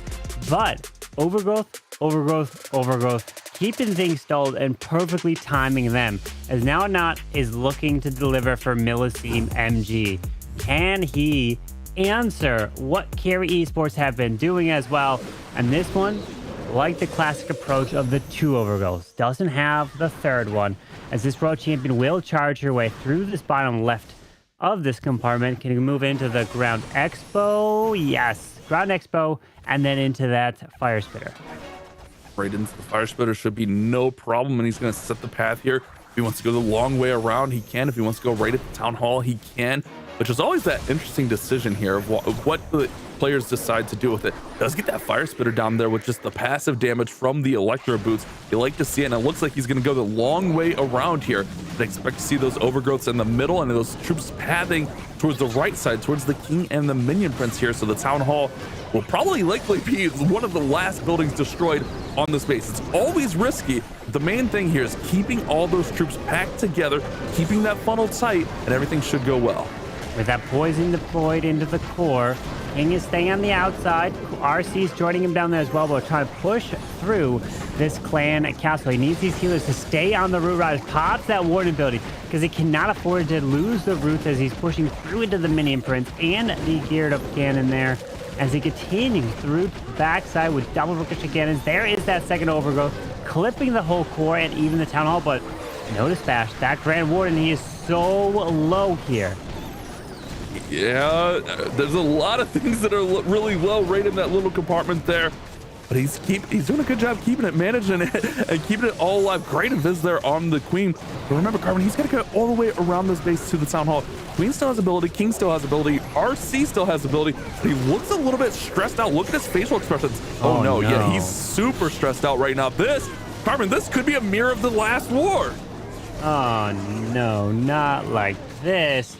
Healers are onto the king, still does have ability, but everything has passed away from the town hall. Can pop the king ability. Once that spell tower goes down, it can skip through. Nope, it's gonna be closer to the top side. Okay, does skip it, hits the town hall. But with only 47 seconds, does he have enough to get to the town hall through the wall? Does have a handful of roots. The only thing keeping him alive is a few of these healers here. Yeah, the healers took a lot of damage there, though, from the multi-inferno. He's got a couple of Yetis in there. He's got the giant. The king is still alive, barely, but the king's taking so much damage from that town hall. It's 89%. And Carbon, it is an exact mirror of our last war. We started off with three stars in a row, and then the 4th attack was a 1-star. What the heck is going on in our monthly qualifier? Oh, 3 1-stars so far in the first 2 matches. 2 of them from Elevate, now 1 from Millesime. Millesime MG is the #1 team that is coming from the qualifiers in terms of the highest triple rate, or at least the highest stars. 13, I believe, is what they were at.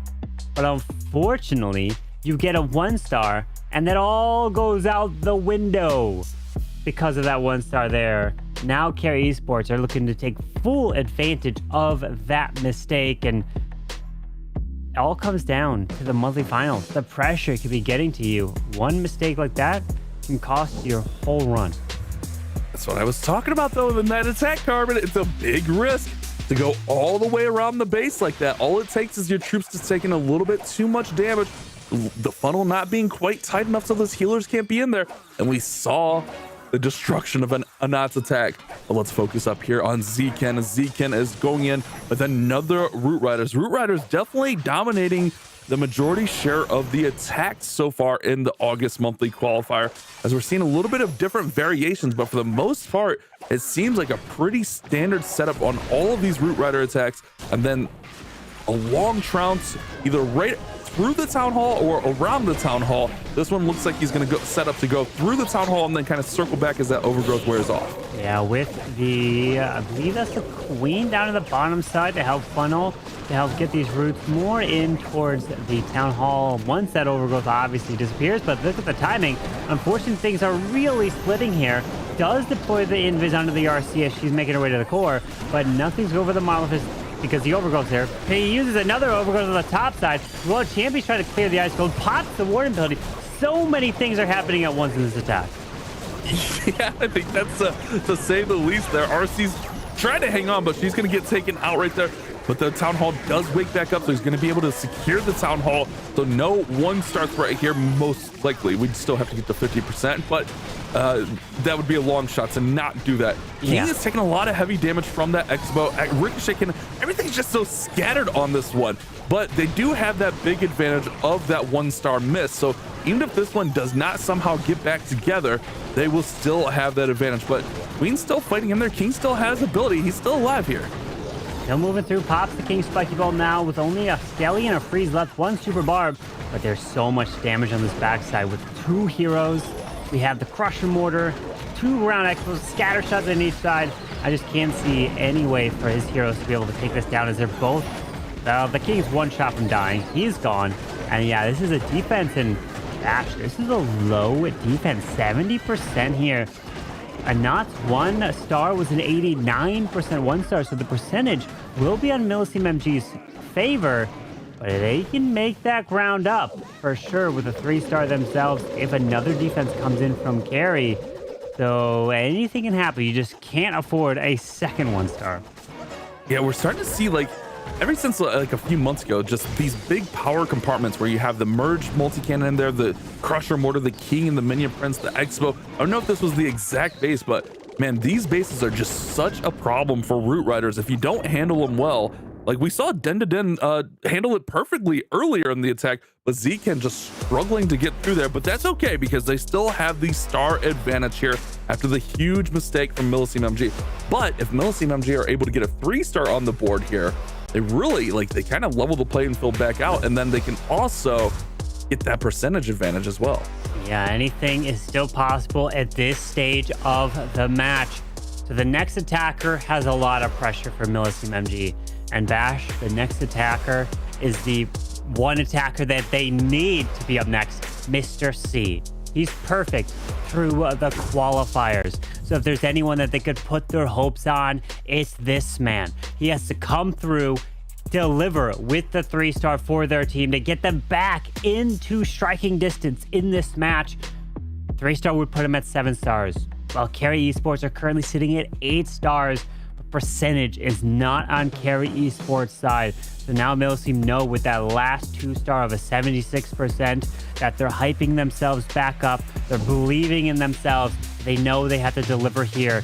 And we've got Mr. C going in with the root, starting with that World Champion. Does have the heal spell, and what we've seen when you use the heal spell with this attack is you typically use the heal spell early, pretty much in the very beginning with the Root Riders, so that you can save onto that Warden's Eternal Tome and the ability for later in the attack.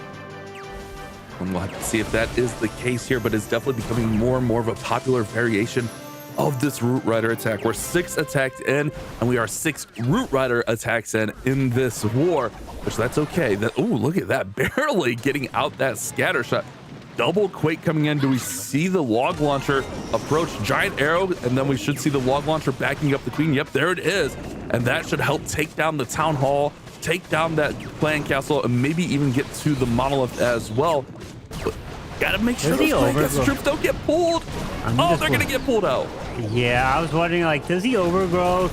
You'd have to overgrowth the building in order to stall up that log launcher so it doesn't continue. But he doesn't have to because he's able to take it down nonetheless. The clan castle building does indeed actually go down.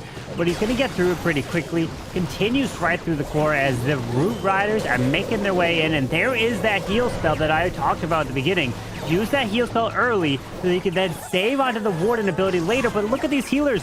These healers off on the Yeti up top are supposed to be with the Roots. You need the healers to go towards the Root Riders and heal them up, because if you don't, they're going to lose their strength to open up these walls and continue. You got to pop that Warden ability, you're losing all your troops.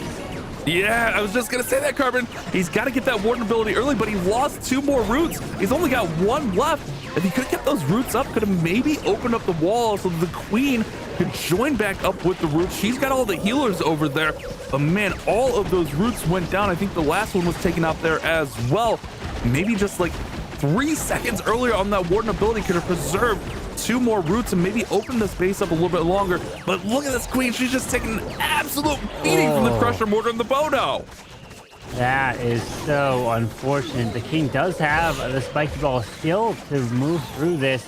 Healers are trying to heal up the King, but it came down to the healers not moving with the Root Riders, and the attack completely changes once that occurs.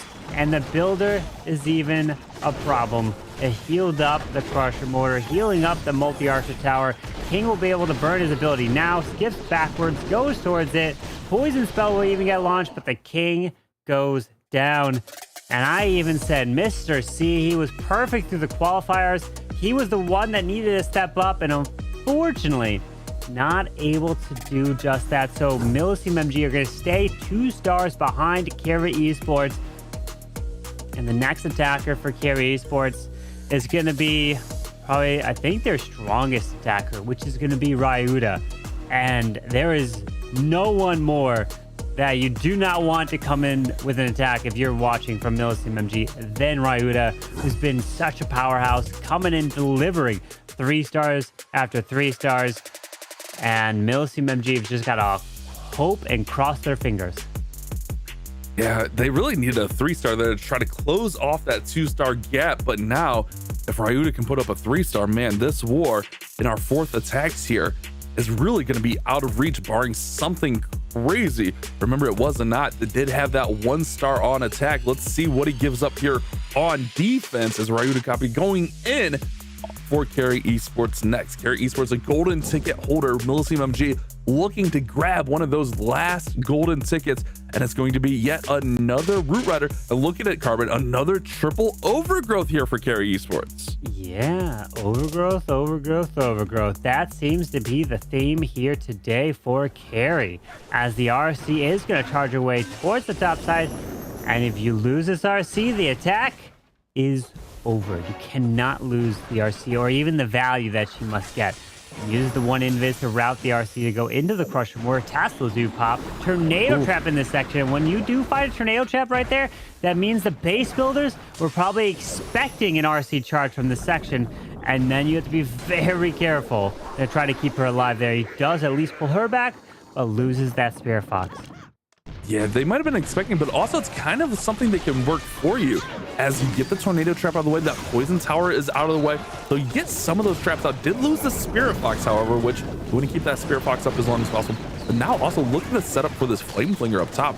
Until the Monolith, there's really nothing that's going to stop that Flame Flinger, as all the other troops are going to work through the bottom side of the base. Here comes that first overgrowth to shut down the Town Hall. Rocket Loon's gonna come out and deal lots of damage. Oh my goodness, that one Root Rider, I think almost, oh my goodness, the Root Rider's barely hanging on there from the Rocket Loons. But because of the overgrowth placement, he has a perfect pathing for these roots to stay together. And look, the healers are moving with the Root Riders. That's what you need. You need these healers to stay protecting the roots, moving through, healing them back up. There's another overgrowth, but he needs to backtrack to the Town Hall, and that's exactly what some Valks and the Royal Champion does indeed. Takes it down and continues the pathing through the bottom side. I love the way he's shutting this base down section by section. Town Hall woke up, so he shut down the next section of those 2 multi-infernos and the 2 ricochet cannons, which can deal out so much damage in there. Does have the 1 more overgrowth as King, Queen, and Royal Champion ability. There goes Royal Champion ability actually being deployed right now to launch those rock spears and that 3rd overgrowth to re-shut down the ricochet cannons and 2 multis in the middle of the space. Yeah, you just overgrowth it, it won't do anything to you. So you continue to move around, slowly but surely still has that king and queen ability intact. We will have to encounter that Giga Bomb, but look, you mentioned from the start, that Flame Flinger, it's still going. 0 threats to it. So we got so much value to the top side. Spiky Ball coming right through the middle. Has the queen ability, will move through. Even Rocket Loons are coming wow, all Rocket Loons. And they're gonna avoid the Giga Bomb. Oh no, they take some damage, but uh-oh, wait, queen ability, giant, you have to get through this wall. Is it enough, Bash? It's close. That one ricochet cannon is weakened there. The queen's gonna go ahead and hop onto the other one. She's gonna go over to the multi next. There are a couple storage there, but time is also becoming an issue. 15 seconds remain, and it's all down. All of the troops are gone except for these giant and these super barbarians coming in, and it's gonna fall just short here as Ryuta might have even been oh no, everything died. I was gonna say might have even been a time fill, but everything got taken out there. So this still leaves the door open for Millesime MG. If they can finish this war with 2 triples, they can still be alive as they have an advantage on percent. This one fail means that there is still hope in Millesime MG's team. Because a 3-star here, they take the lead on percentage. Not the star count, but percentage, which would mean that it will come down to the final attack. As we have Adi now needing to 3-star. There's no other possibility. It has to be a 3-star in order for them to even have hope for a chance to get it in the end, who their final attacker is Ness4X. I said their last attacker, which was Mr. C, he was perfect. Well, they had a second player that was perfect, and that was Ness4X, who's going to be the closer for Millesime MG. So if Addy delivers here, then they are looking really good if Chan for Carry Esports fails. So those are the 2 key things. This must be a triple. Carry Esports must fail their next stack, and that's going to be a tall order to do. But let's focus here on this one right now. Let's see if he can deliver that 3 as that Warden is charging through with that Anger Jelly. Warden walk into the Root Rider, still a variation of the Roots. We've seen this one used time and time again. It's a little bit of a safer approach than that Royal Champion charge, where sometimes that Royal Champion, she can get in a little bit of trouble, she can cause a little bit of drama, but also this could be a little bit risky if you do somehow lose that Warden. It feels pretty safe here, but if you do somehow lose that Warden, this one could just be just as risky as a Royal Champion charge. But also, man, look at that Flame Flinger over on the left side of the base, on the left side of the screen. It's picking up so much value. It's going to get the merge multi-cannon. It's going to get that Crusher Mortar. Wow, crazy value from the Flame Flinger. Yeah, a lot of value there as he does freeze up the Monolith. Finds a Tornado Trap. Balloon will probably spin into some red air bombs. Oh, there they are. Seeking Airmine as well with that Air Skelly's popping up. But he will be able to continue to push through. And a handful of Rocket Loons are all coming out now from that Clan Castle. Even a Furnace sneaking out of there. Does not see it. He's not placing the poison just yet. That could be a little bit of an issue as he continues into this town hall. Yeah, that's the one thing. I mean, especially this war has been all Root Rider attacks. So using those rocket balloons, they can really deal a lot of damage quickly to those Root Riders. And if you don't get them under control, I mean, well, there's still a rocket balloon alive up at the top of the screen there. If you don't get them under control, they're just going to continue to deal that damage out. Overgrowth is awake or shutting down the middle of that base, but it should be awakening soon as that Queen's going to go ahead and take out the enemy Royal Champion. But now, oh no, the Queen stays by herself. If she could actually get through here and pick up a couple of these multis, it could be nice, but she's going to be all alone here. Use the invis on the Queen. When you pop the Queen ability, use it on the Queen to grab those. Yes, there you go. Perfect. So now you can grab the 2 multi-target Infernos because you need to take those down to help these roots around. Maybe invest a second invis. That is brilliant. That's going to be a huge difference maker in this attack so that the multis will go down so you can continue and move through this bottom section. But time is ticking. Still has the RC ability. Pop the RC ability here soon, and then the King Spiky Ball can finish it off. Yeah, it's looking really, really nice. That Queen actually going into that middle, working out beautifully. You called it there, Carbon, using those couple of invises. There goes the Rocket Spears from the Royal Champion. He's going to go ahead and launch forward. He's feeling good. He's celebrating. And this is the first step that Millesime MG needs. They needed a 3-star here, but they still have some work to do. This one is not done at any chance for them. They still need a defense from Carry, because if Carry gets a 3-star, there's no way that Millesime can win this war. But Addy takes the first step to the comeback in this war. And Millesime MG are up 76 to a 74.6. What a match here, my friends. Because if Millesime MG, they get that triple, they'll be up ahead of Carry Esports, even at 99%. So Carry Esports, there is some pressure onto them to have to deliver. They need to be getting a 3-star. Otherwise, we are going to have a shot for Millesime MG to be making their comeback, which is Nest4X is going to be their final attacker. Yeah, it's going to be a big attack, but they have to stop Carry first. Carry control their own destiny here. All they have to do is win this, or 3-star rather, this attack right here, and Kian will get the 3-star and win it for Carry Esports. But Isma's going to be on defense. You know they're going to have their fingers crossed. They're going to be hoping for any kind of defense here. But Kian, let's see. Will it be a 3-star attack, Carbon? Will it be Root Riders? We've had all Root Riders so far. Will that pattern continue? Well, we are going to see right now as, percentage, even at 99, is not enough to win this match. I guarantee a victory. So let's see, as the Royal Champion is starting off to the right with a handful of invises, and then we got a lot of roots in this match. It's really all roots. As the Royal Champion is charging her way through to the right side, through this bomb tower, and in towards the scatter shot next after the Tesla goes down. And he does find that tornado trap early in this attack with double giant bombs right there. Yeah, taking out the Spirit Fox, so he won't have the Spirit Fox for a little bit of extra protection later, but he's actually going to continue this charge in here with the Royal Champion, looking to pick up the multi-arch tower there, gets that down, and then now the rest of the attack can begin. He's going to go on a path that looks like he's going to go right towards that town hall. Only one overgrowth here, so shouldn't be too much risk. But remember, you want the 3-star here. This has got to be a little bit of a not safe play because it's all about getting that 3-star on the board. His queen took a lot of damage. Now she's going to go in with that log launcher. Oh no, the queen's going to go to ability early. Should be okay as the giant will tank. That queen's got to get back with everything in the middle towards the town hall here. Yeah, continuing towards the town hall as a log launcher. It did open all those walls leading towards it. We do have Roots, Royal Champion, making his way in towards the monolith. Does the War Internal Tome. Does he use it? No, decides to go with the invis, but does also make the monolith invisible. So he's not going to target it just yet, but should be able to take it down pretty quickly. The King's going to the far left, hanging on that Warden Billy as late as possible, but he does at least have the healers now moving back towards these Roots. He's got to keep this Royal Champion alive. She keeps taking a little bit of damage, but remember with the Electro boots, he gets a little bit of passive healing in there. He's still holding that Warden Eternal Tome. He's going to have to use it right now. There goes Eternal Tome to protect all those troops as the Crusher Mortar wakes up, the Poison Tower wakes up, the Fire Spitter, the Ricochet Cannon, so much waked up right there in that left-hand side. Here comes the King's Spiky Ball. I don't know, Carmen. There's a lot of this base still remaining here, and these troops are fading quick.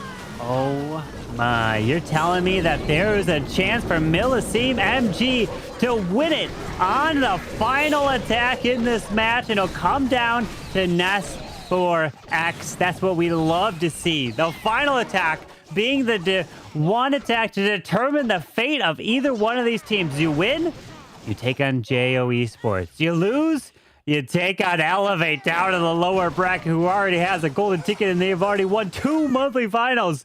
So the pressure is on. Wow. That's that was interesting. I didn't really love the overgrowth placement there. I understand what he was doing with it, but man, those ricochet cannons and the multis in the middle of the base, usually that's a great target for the overgrowth spell. And then the queen just went down really early because she was kind of alone in that section of the base. Maybe could have overgrowth pushed her back down towards the roots. I mean, obviously I'm just sitting here at my desk watching. I don't actually have to do all the things and make those judgment calls and kind of change the plan up there. But just a little bit of a sketchy plan, but you said it, Carbon. And Millesime MG, after a 1-star, make the unthinkable comeback. Nest4X will be the one to decide that, and we'll find out soon in about 3 minutes whether or not Millesime MG can get this comeback in this war. Just needs the triple. We'll tie this war up 12-12 and win on a percentage.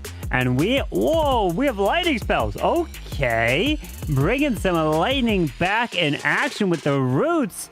So we're going to start off with the Warden walk to the far right side with the Anger Jelly. A couple Rocket Loons to go. This could pull the Warden, but he doesn't go just yet. A few of the other Rocket Loons are a little too far as Air Skellies are also popping up to the edge. Warden will have to eventually snipe him, but then he'll move his way through, and then the Lightnings can help set up an additional funnel. Oh, baby. Oh, baby. This is definitely intense here for Ness4x. We'll keep an eye on that Royal Champion. She's on the Warden now. He looks fine. He rages him up so that the Warden will get that extra healing. Also had that Headhunter in there. Great management.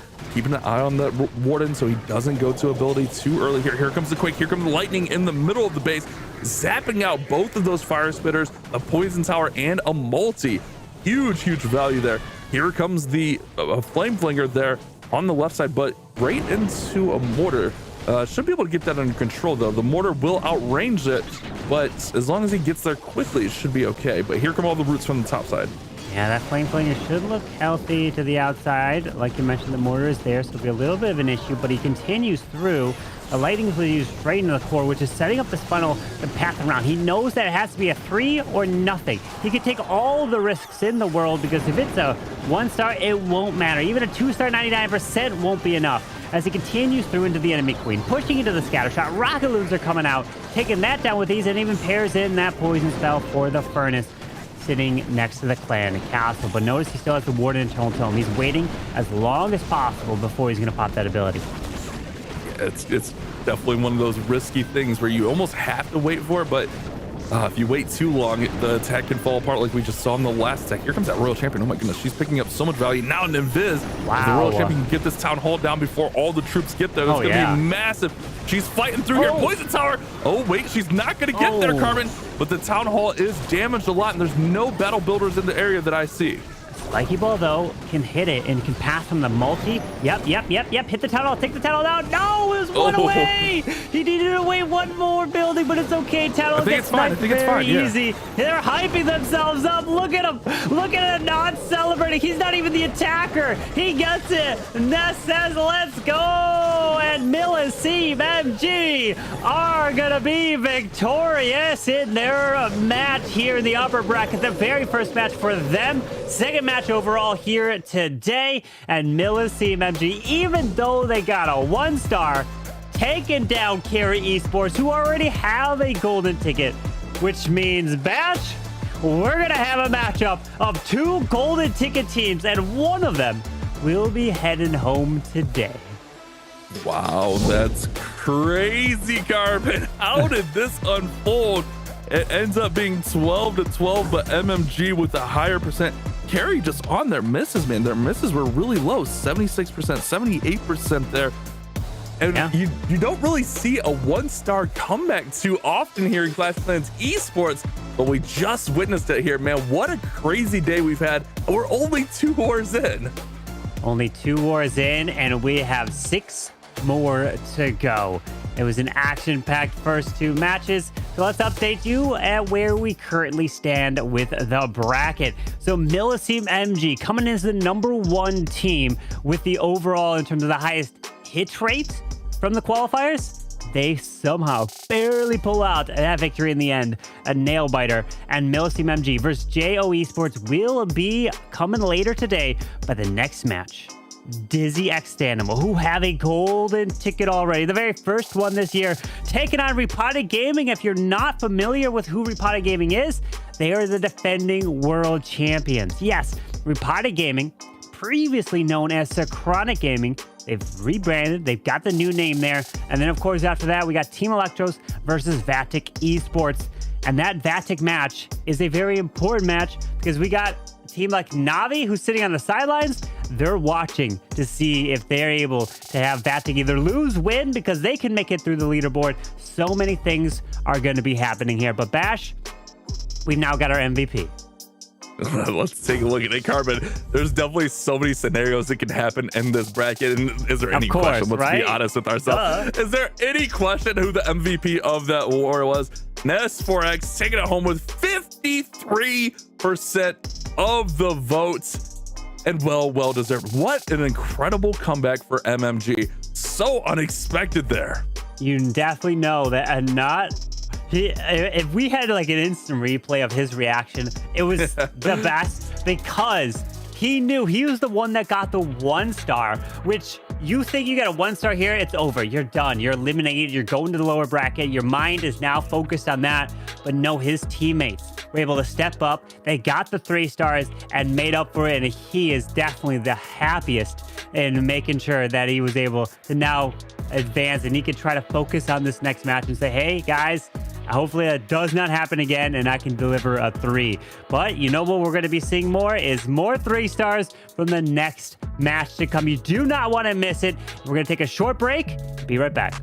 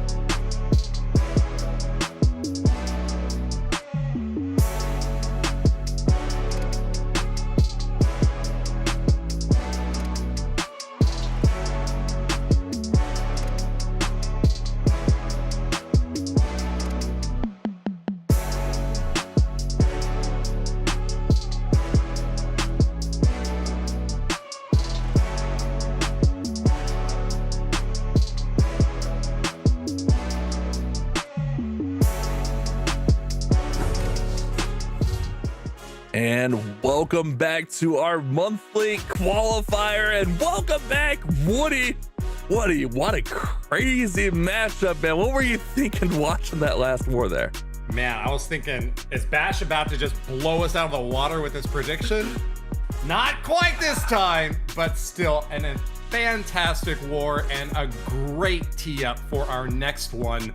Dizi X Stamina and Repotted Gaming both have incredible accolades behind them. First of all, the reigning world champions with Repotted Gaming, there is just nothing else to say. They are at the top of the heap and everyone else is trying to take the crown from them. But the team that has put in the most effort to do so is on the other side of the match. Dizi X Stamina have qualified for every monthly finals so far this year. This is gonna be an insane showdown. Yeah, it's almost like the old guard with the new guard. Although we saw Dizi X Stamina in last year's World Championship, so they are no stranger. And oh boy, here we go. Well, we got new names for Dizi X Stamina, and I don't think I can pronounce a single one. Woody, you're welcome to take a shot if you want. Yeah, let me take a crack at this. We've got Zizo, Dybala, Nico Paz, Birlol, and Berbatov. You may have known them under other names. These jokesters like to change their names up every month, but Dizi X Stamina should be some familiar faces at the very least to those that are experienced in the Clash of Clans esports scene. Here they are preparing for the first match in this monthly finals competition. They want to stay in that upper bracket and kick down their longtime foes. It's all focus for now. Let's hear from a member of Dizi real quick as we get ready for this next match. Yeah, definitely as a monthly final winner. Because winning a monthly final means that you've beaten the top 8 teams of the month, and you prove that you were able to win it all. So yeah, I think definitely the first one. The eye on the prize for sure, and they are the only team to never miss a monthly finals. We've seen them here, I think every single month we've seen them with different names. Remember, they were our first monthly final winner, our first golden ticket winner, and they've just been racking in that prize money each and every month therefore after. Dizi X Stamina also boasts the highest average destruction in the qualifiers at 97%, with their average destruction for non-3-star attacks coming in at a very respectable 92.7. you cannot expect to beat these guys on average destruction. So it's going to be all about scoring those triples. And that's something that Repotted Gaming is well known for. Although they haven't qualified every month and haven't shown quite as much consistency, when they make a stab toward the top, Repotted Gaming rarely misses.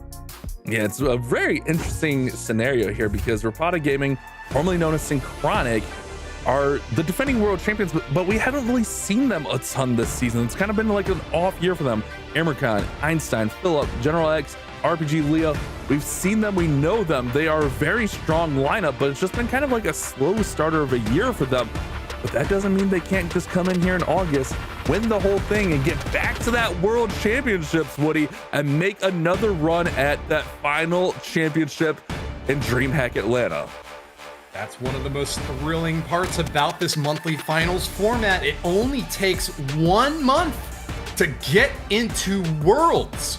Repotted Gaming might have waited until the very end, procrastinating a bit, but they look 100% focused. General X really cozy there with a little blanket over him just to stay warm. Not going to get cold feet as he jumps into this match. Let's hear from Repotted Gaming directly about how they prepared. I don't know. I don't think it feels any different. You just want to make it to Worlds in the end, and then the preparation starts from there again. Nice and humble as always, Repotted and ready. Back to their roots. We all know General X is the MVP of last year's Worlds, but also Build of the Year in 2023. Like we were kind of talking about, it's been an up and down season for them, but they still have a chance here to make that impression and get that golden ticket. So a lot on the line here as they are going up against a world championship or world qualified team rather in Dizi X Stamina. But also if you're Dizi and you can like slow down a team like RPG, that would be a huge step up. You definitely don't want to see these guys in Worlds again, giving them those couple months of preparation. You don't want that to happen. So if Dizi can stop them, they're definitely going to go all and try to do that here today. Definitely like the decoration in the background for General X there. Not only does he build bases, but that looked like a Lego Millennium Falcon up there, or a model of one anyways. Definitely shows that he has got a creative mind and loves to put things together. Can he deny Dizi X Stamina one of the highest average destruction, the highest average destruction in the pre-qualifiers? We'll see what happens in the monthly finals. And I think that this match is really going to set the tone for the rest of the month. We've got some fantastic teams still up on the top, but whoever wins this one is really going to have a great shot from the bottom back at to make it to the end. But let's hear from the audience. We want to know who you selected as the winner for this upcoming match. It's a vote in favor of Dizi X Stamina. The reigning world champions, Repotted Gaming, picked up only 22% of the vote to 78 for Dizi. What do you make of that, Vash? I feel like some of it could just be name recognition. I think if that name still said Synchronic Gaming, we would maybe see that closer to 50-50, maybe even like still in favor of Dizi, because let's be honest, Dizi have been here every single month. So I think that Dizi's name would definitely still carry a little bit of weight. But let's see what Einstein has for us as he's going with that fireball into the Root Riders. The last war we saw was all Root Riders attacks, but now we have a little bit of a variation of the Root Riders with the fireball setup here. And he's got a really nice value here. If he does elect to go into the middle, maybe with that rage tower there, he can really pick up almost all the defenses in that compartment. Here it goes. He's setting up. He's actually going to go for the builder hut right there and get almost all of those defenses down anyways. And then the flame flinger on the top side and just pick off the rest. That was a really good double usage for that invisibility spell on the outside. Not only did he get the flame flinger to retarget onto the interior of the base, but he also got the Grand Warden to fire exactly where he wanted that fireball to go as well. Root Riders are coming in next with all the heroes getting deployed along the bottom side. Great usage of both balloons and rocket loons, checking around for black bombs, and he catches a lot of them in the core right there. CC's coming on out with the poison spell down. He's going to be able to wall up those defenses, and with that overgrowth into the core, he is going to be going counterclockwise along the bottom side with a big bulky army. King will do a great job keeping everything inside the base, but there is one of those rocket balloons still remaining there. Here comes a rocket balloon of his own, going out front, catching a Seeking Air Mine. That's exactly why that rocket balloon was deployed, to grab any Seeking Air Mines. You do see those fire spirits jumping around on the top side of the screen as that flame flinger is still continuing to work up there as well. Town Hall's now active, but he's got to find his way in there. Maybe he can use the Royal Champion's ability. Yeah, there it goes, rocket spears. And now the Queen will also join in and take that Town Hall down. A great strike here for Einstein. Bit of a punishing strike on some of these troops on the bottom side, though. Traps going off all over the place and difficult to protect every single one of them at the same time. With so many splash damage structures still standing on the top side, he is really going to have to power through to the end. Both heroes on the top still looking very healthy. In fact, there's 3 of them still on defense, trying to protect that elixir storage. That is going to be really difficult to reach at the very end, and with a Crusher Mortar coming on out to fire away at these ground troops, it's looking like Einstein is reaching the last limit of his abilities. Oh, here comes the King's spiky ball. But look at that one archer. Look at that one archer, the minion over there, picking off that storage. So he can fight off all these heroes, but ultimately the archer and minion will get that 3-star under control, getting that last storage. And Einstein get Repotted Gaming off to the right start with a beautifully executed fireball into the Root Riders. A beautiful, steady sniper. Einstein grabs that elixir storage from behind enemy lines, taking it out with the last little bit of cleanup troops that he was holding on to, and proving that he has got the skills to pay the bills. Gonna snag one more triple for Repotted Gaming and give us another opportunity to see if Dizi can go the distance.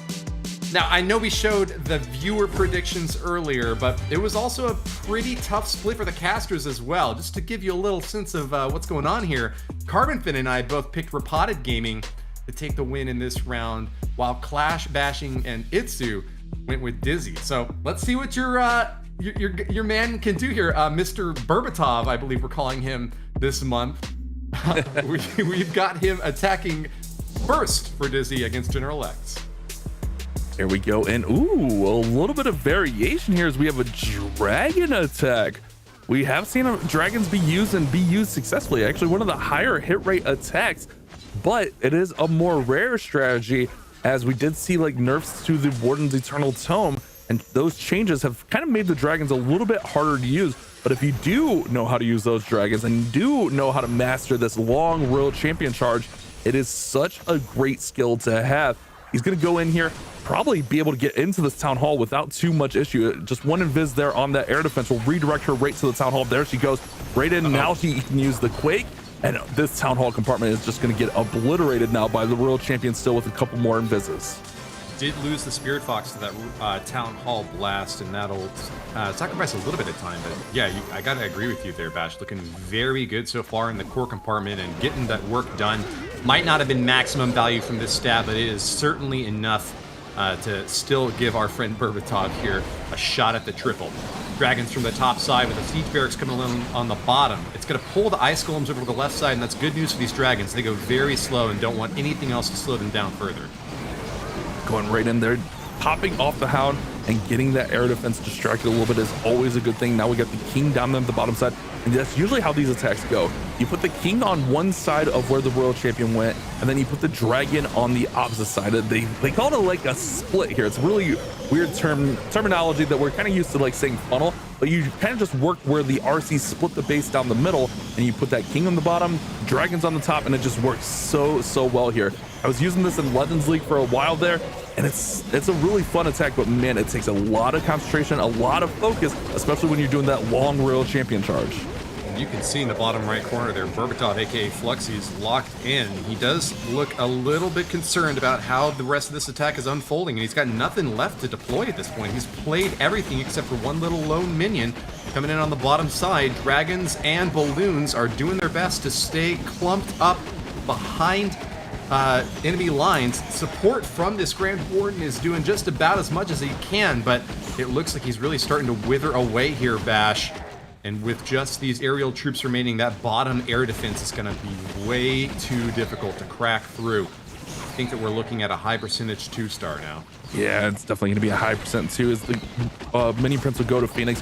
Warden's still working in there, but yeah, it's just not going to be enough, especially that top side with that multi-gear tower up there. It's just such a difficult defense to get through.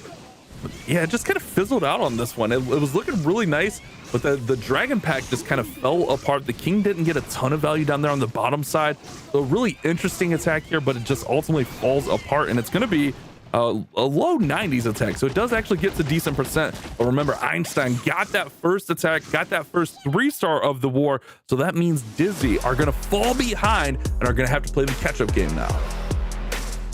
Base builders for Repotted Gaming are earning their keep as a world's qualified team already. Dizi X Stamina have been repulsed by this first defensive setup. Berbatov, aka Fluxy, not giving us the triple that we needed to keep a pace. But as you mentioned, they're only 9% behind. And a team like Dizi X Stamina holding such a high average destruction throughout all of their attacks, I can definitely see this war continuing to go close to the very end. It's going to be tough for Repotted Gaming, who attacked first and will continue the pressure going in first each time, to have to keep the lead and prevent Dizi from having that opportunity in the 10th and final hit of this round to take the win back. Next up will be RPG Leo going in against Nico Paz. Leo coming in to make a big strike. Another 3-star on the board will put Repotted in a very, very beautiful position. And let's see what he's got. It's going to be more Root Riders with this. One overgrowth spell rather for this attack. And it looks like a pretty standard setup. No fireball or anything like that. No heal spells. Just a really traditional RC attack here. RC charge into Root Rider attack, excuse me. Actually, no, he's gonna go with the Warden walk here into Fireball. Did the Warden have Fireball? I didn't see the Warden have Fireball. Ugh. Did not have Fireball. Okay. Pretty standard setup for the remainder of those hero equipments. Yeah, what are you noticing, Bash? The Queen Warden approach here. We've seen this a few times in the past. Just was, I guess Einstein kind of threw me off with his Fireball attack. I was looking for the Fireball, but we've seen this approach in the past actually be really successful, because then you can recall the Queen, recall the Warden after you get all the value that you're looking for here. It's almost like a little bit of a safer RC charge here on the base. But yeah, a good setup here for Leo. Should be able to set the path that he needs here. Does require a fair bit of commitment here. He's going to recall those troops out now that he's taken down that compartment. Healers will pivot to the bottom side. He's going to be retargeting now the enemy minion prince, Log Launcher, to roll through from the bottom corner, striking into a big compartment on the bottom side. Do not want to have to deal with that monolith when you've got big, bulky troops like these Root Riders pathing into the interior. Takes down one big target and will continue actually kind of looping clockwise toward the outside of the base. We'll see if that Log Launcher can get a little bit close and to deliver the killing blow to this monolith, get a little bit more work done on the interior. Yetis start streaming in, and with some spell support now, Leo is making his stand against this base. It does pull up the Clan Castle troops, but the monolith went down from those Yeti mites, which is really, really nice. Here comes the Overgrowth to shut down the part of the base right there. Furnace is under poison spell, so that's all under control. It does still have those ice golems that did not get taken down from the Yetis, so that could slow up this attack, and the timing could be really bad here. We'll have to keep an eye on that as he's going into a really, really strong part of the base. Look at that. We got Tesla farms, we got Expos with the Town Hall now awake, the multi-gear tower up there. A lot of damage on the top side, and those ice golems do stall things just a little bit, but everything is surging forward just fine. Yeah, it looks like they got stuck up on the Archer Queen out back. That's going to be a little bit slow taking down the Ricochet Cannon and the Multi-Inferno Tower. That's more splash damage on these troops in the core, but with the healers still looking healthy, they should be able to at least punch through this top middle compartment. Can they make it all the way to the back end, though? That is what is yet to be seen. 33 seconds left. The spiky ball goes off. 1-3 is yet to deploy. Would love to see that going in on that scatter shot on the bottom side. There it goes. Giant blocking out in front for the Archer Queen, but the Barbarian King is about to go down, not looking too healthy. Oh man, big black bomb blows up one of the healers on the backside, and Leo's forces are running out of juice. Can he get it done in 13 seconds? Yeah, I think time's gonna be the biggest issue here, as he's got walls to beat through. 7 seconds and still 4 buildings remain. I don't think there's enough time here. Oh man, I think he had enough force, but a 98% time fail. And that is going to be exactly what Dizi were hoping for, as he had the triple on board there. But ultimately, those late ice golems may be enough to slow this one up just those few seconds to cause the time fail there on Nico's base. So it is 98%, but man, RPG, Repotted, they are looking so strong so far in the early game. Nico Paz deploying those sandbags and keeping that tsunami at bay. A 2-star 98% means that Repotted Gaming will still be in the lead, even if there's a 3-star by Dizi. But things are starting to even up. Zizu, we'll call him, for Dizi X Stamina. We'll be moving in against Einstein's base next. And we really want to see a triple from Dizi to get this match back on track for them.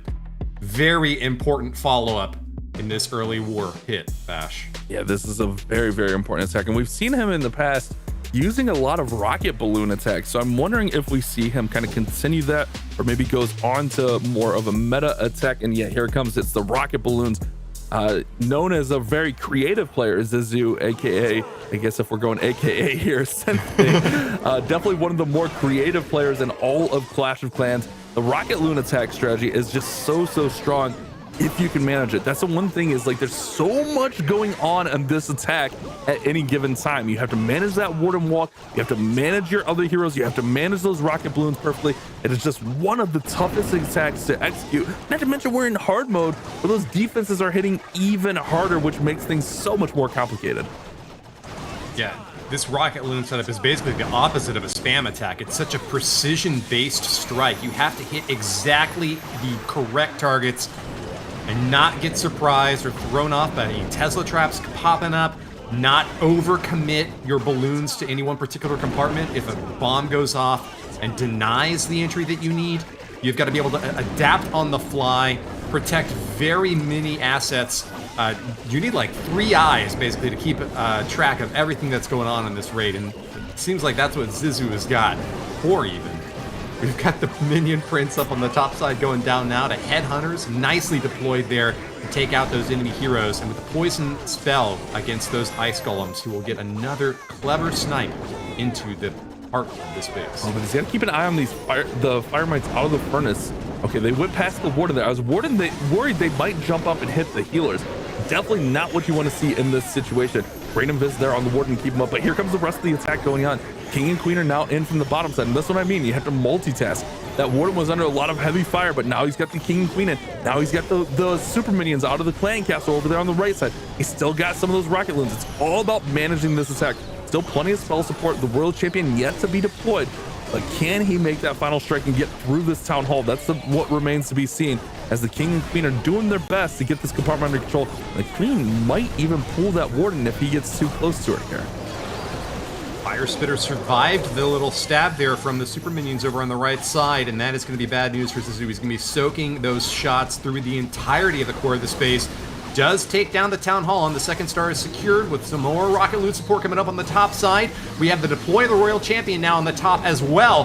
That's going to be a lot of big defenses in that compartment for her to take out, but it looks like Zizu is still on track. Just does he have enough time? 30 seconds left, and he has got to make a beeline for the bottom of this base to finish off the remainder of these structures. Gonna have to toss that shield and get some rocket spear action coming in quick, Bash. Oh man, that monolith is barely hanging on.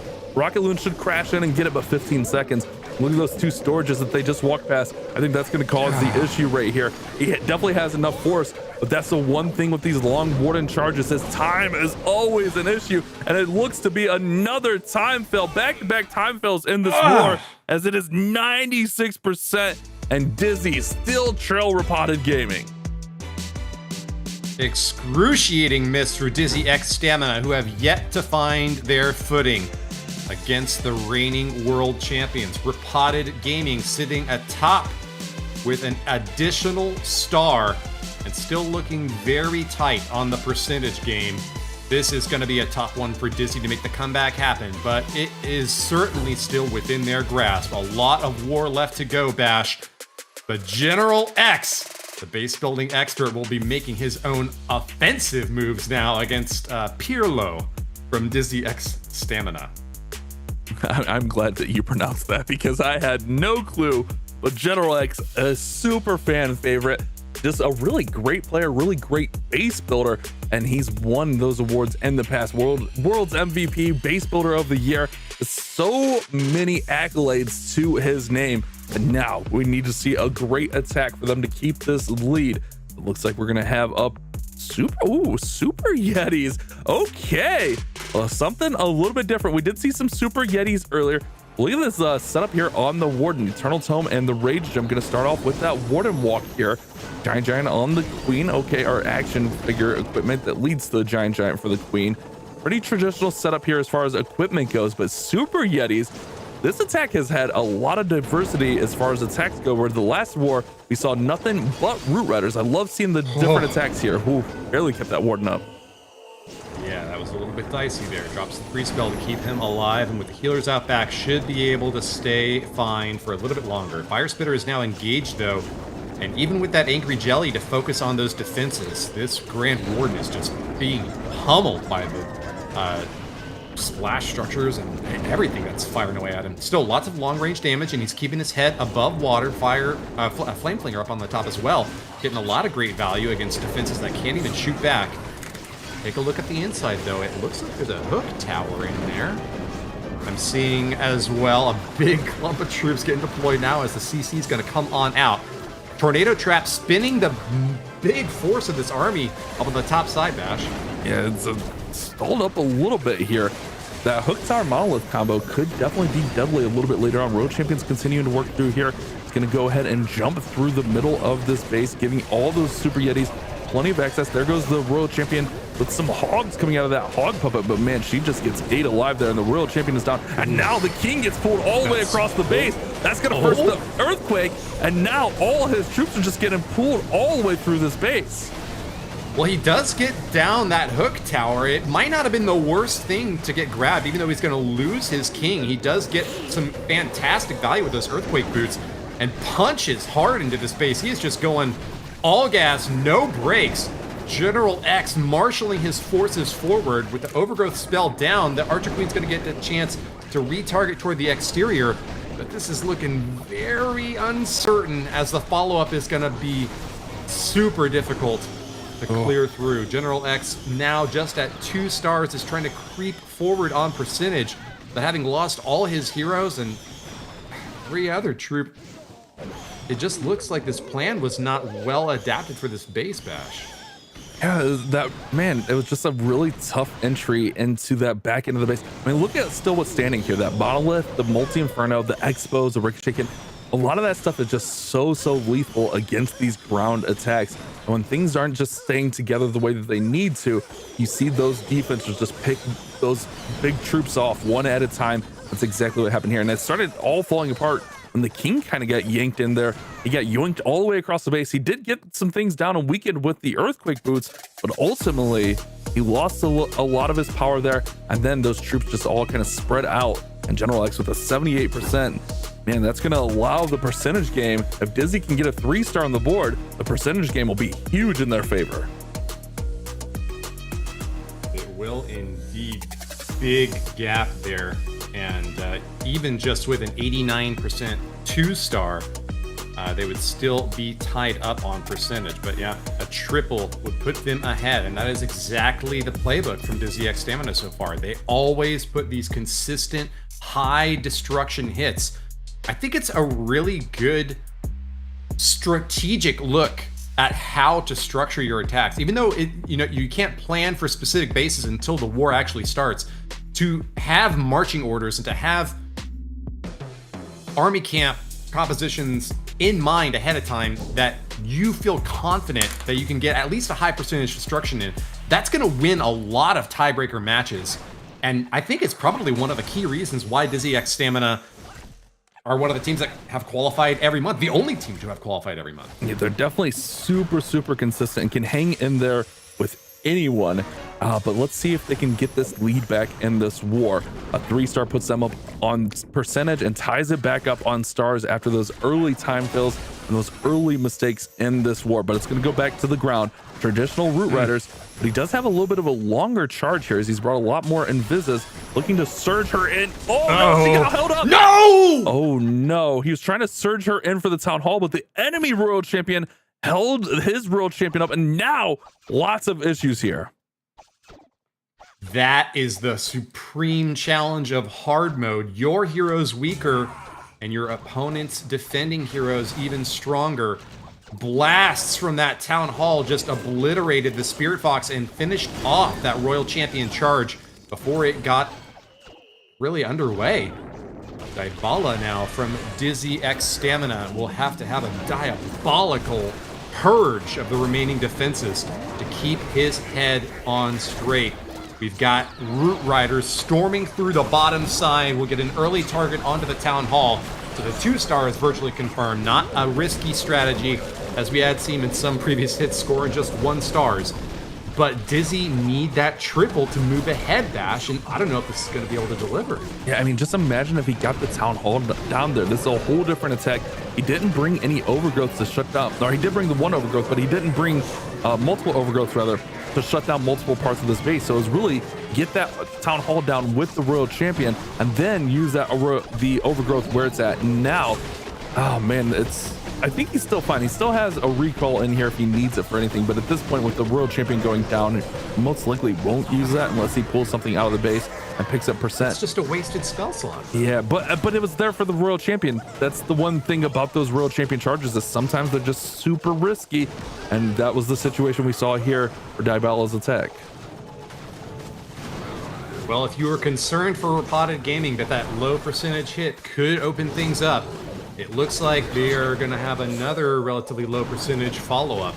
But Dybala doing his best to salvage what he's got, does get the recall down and will reposition troops along the top side of the space. All those heroes are going to be pummeling the remaining structures on the outside, but it is a race to the finish to see how much percentage they can score. Remember, 89% is necessary for Dizi and Repotted to be exactly tied. Dybala really wants to get above that 89% threshold, otherwise he'll remain behind on percentage. And for the first time in this war, it looks like Repotted, with both a star and percentage lead, are the clear favorites, Bash. Well, I mean, they've been the favorite since the first attack when they had the 3-star from Einstein, but the big difference there was just that RC just falling apart. Dizi really had an opportunity there, and man, it's just one of those things where he was expecting her to move forward. He pre-used the invis because he expected her to go forward, but that enemy Royal Champion just got 1 spear off, and it was enough to draw her attention, and then she goes down. And that's the thing in hard mode, where the enemy heroes are hitting harder, the enemy defenses are hitting harder. It doesn't take much to lose a hero like that Royal Champion. So they do gain 1% attack, or 1% back rather, there on that attack, but they are still trailing on stars, and Irmakhan will be the next attack for Repotted Gaming. And if he can get a 3-star on the board at our 4th attack, man, this one's going to be near out of reach for Dizi. Flexing those muscles and ready to pump some iron. He is just about as jacked as you could expect of a Clash player, and will be dropping those troops soon on this base. Right side is going to be that Royal Champion charge that we've come to expect. Ooh, this is the Spirit Fox with the invis, but not too much damage suffered so far. It's a good entry. Starting slow and keeping the timing right on track. Another invis, perfectly positioned, great timing. Another invis dropped for pathing this time. Uses the Spirit Fox invisibility and will drop another invis right on time. This is a perfect entry so far, Bash. Yeah, looking really nice here for Irmakhan. Hopefully everything goes to plan here. We've seen a lot of these attacks just getting off kilter a little bit, but if he can get up here, actually going to pull her out now. If he can maybe use that last invis and get that crusher mortar, that'd be a huge pickup. But electing to pull her out and go ahead and start the rest of the attack here. We're going to go ahead and start in towards that enemy Royal Champion, get her out of the way nice and early, get this Ice Golem out of the way nice and early as well. Not having to worry about those Ice Golems stalling up the troops is definitely a big pickup. But now all the Root Riders should come in here with this Queen and this Warden. Actually, we have the Log Launcher coming in as we're still setting up the pathing for these roots. Here come the roots now from the top side. I'm not sure whether that was a full pull from the CC. I guess it might have been after all. But yeah, Log Launcher rolling straight through. Doesn't catch any more defensive troops, and Irmakhan is just checking the boxes so far. Oh, no, we do have a few more CC troops coming on out. It's going to be an Ice Golem and that Furnace. Don't see any poison spell from Irmakhan. Oh, there it is. Just got dropped. He's got that CC dealt with now and is pathing into the interior, getting a few pop shots off against the Town Hall from that log launcher, and will try to finish it off quickly for the second star to be claimed. Overgrowth on the back side of the base is going to result in some odd pathing, I think, for some of these troops. A little contingent going for the top and now reuniting on the bottom to go past with that Barbarian King. Can Emir Khan keep his troops on path toward victory, though? The 3-star in his sights would put Repotted Gaming very far ahead in this war bash. Yeah, but one thing here, Carbon, or Woody, sorry, where are the troops at? That's my point. The roots are gone. All the roots have been melted here, so that loses a lot of access to the back of this base. With the Minion Prince guarding that monolith, this one is going to look to get shut down really quickly. Still has Queen ability, still has King ability, but also we have Valkyrie just holding on to those healers there, which is definitely not ideal. Here comes the Skeleton spell to distract some of those defenses. Ice Golem also to freeze them up. Here comes the Queen going to ability, and now the King going to Phoenix. But things are definitely starting to fade, and there's no easy path to the middle. There's not enough time. This is going to be another fail in this war.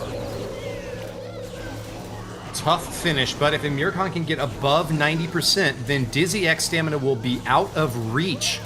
Even with the 3-star, he's trying to creep up a little bit further, makes it to 88, 89, but no, cannot find the 90%. That means a 3-star from Dizi X stamina will put them in the lead, Bash.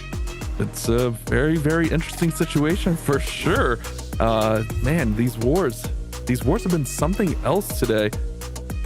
Yeah, I guess a 3-star for Dizi, and they can look to make that late comeback, and that's all it takes. One big defense, but we've yet to see them put up a 3-star. And one thing that we need to talk about is Repotted's defenses. They are known for their defenses. When they won the World Championships last year, it was heavily because of how well they defended. And we've seen General X with that Defender of the Year, Builder of the Year award. That is a big part of their game. Pirlo is going to look to get through. If he can get a 3-star on the board, Dizi will have a slight advantage going into our final attacks. Next attack being launched by Pirlo needs to be a triple in order to pull ahead. Anything short of that, and Repotted Gaming could clench with a triple of their own in the final strike. Royal Champion moving in now with a Crusher Mortar, falling in against her and the Spirit Fox. Invisibility spells coming in right on time. Keep them safe. Electric Boots are zapping through these defenses, and with that big spear thrust, is going to be making her way closer toward the Town Hall. Doesn't quite activate it for damage yet. Oh, but with the big shot from the giant arrow on the left side, Archer Queen is going to have an early ability pop and easy access with Root Riders and Log Launchers to roll through these walls. Crusher Mortar goes down, and that Town Hall is the key target for the early hit here. We've got 2 Overgrowth spells, though, so what do you think is his plan for the rest of this attack, Bash? First thing is you got to get this King off of his Siege Machine. Does that great. Here comes the Overgrowth onto the Town Hall. But yeah, he's just going to loop right around. Pretty standard approach here. I think he was hoping to maybe get that Clan Castle down there. I don't know. I'm kind of curious about the Siege Machine there, as he did Overgrowth before. Maybe he thought the King was going to shut down the Siege Machine, so he needed to just shut down that compartment a little bit early there. Or maybe just the timing was off completely. Hard to say, as now that first Overgrowth does wear off, and he can go ahead and surge through the middle of the base and take it off, take out all those defenses down. And it does look like the Queen has the Frozen Arrow equipment, which will slow down some things in there. A nice little interesting choice. No giant being used on this one, which is kind of rare to see on these Root Rider attacks.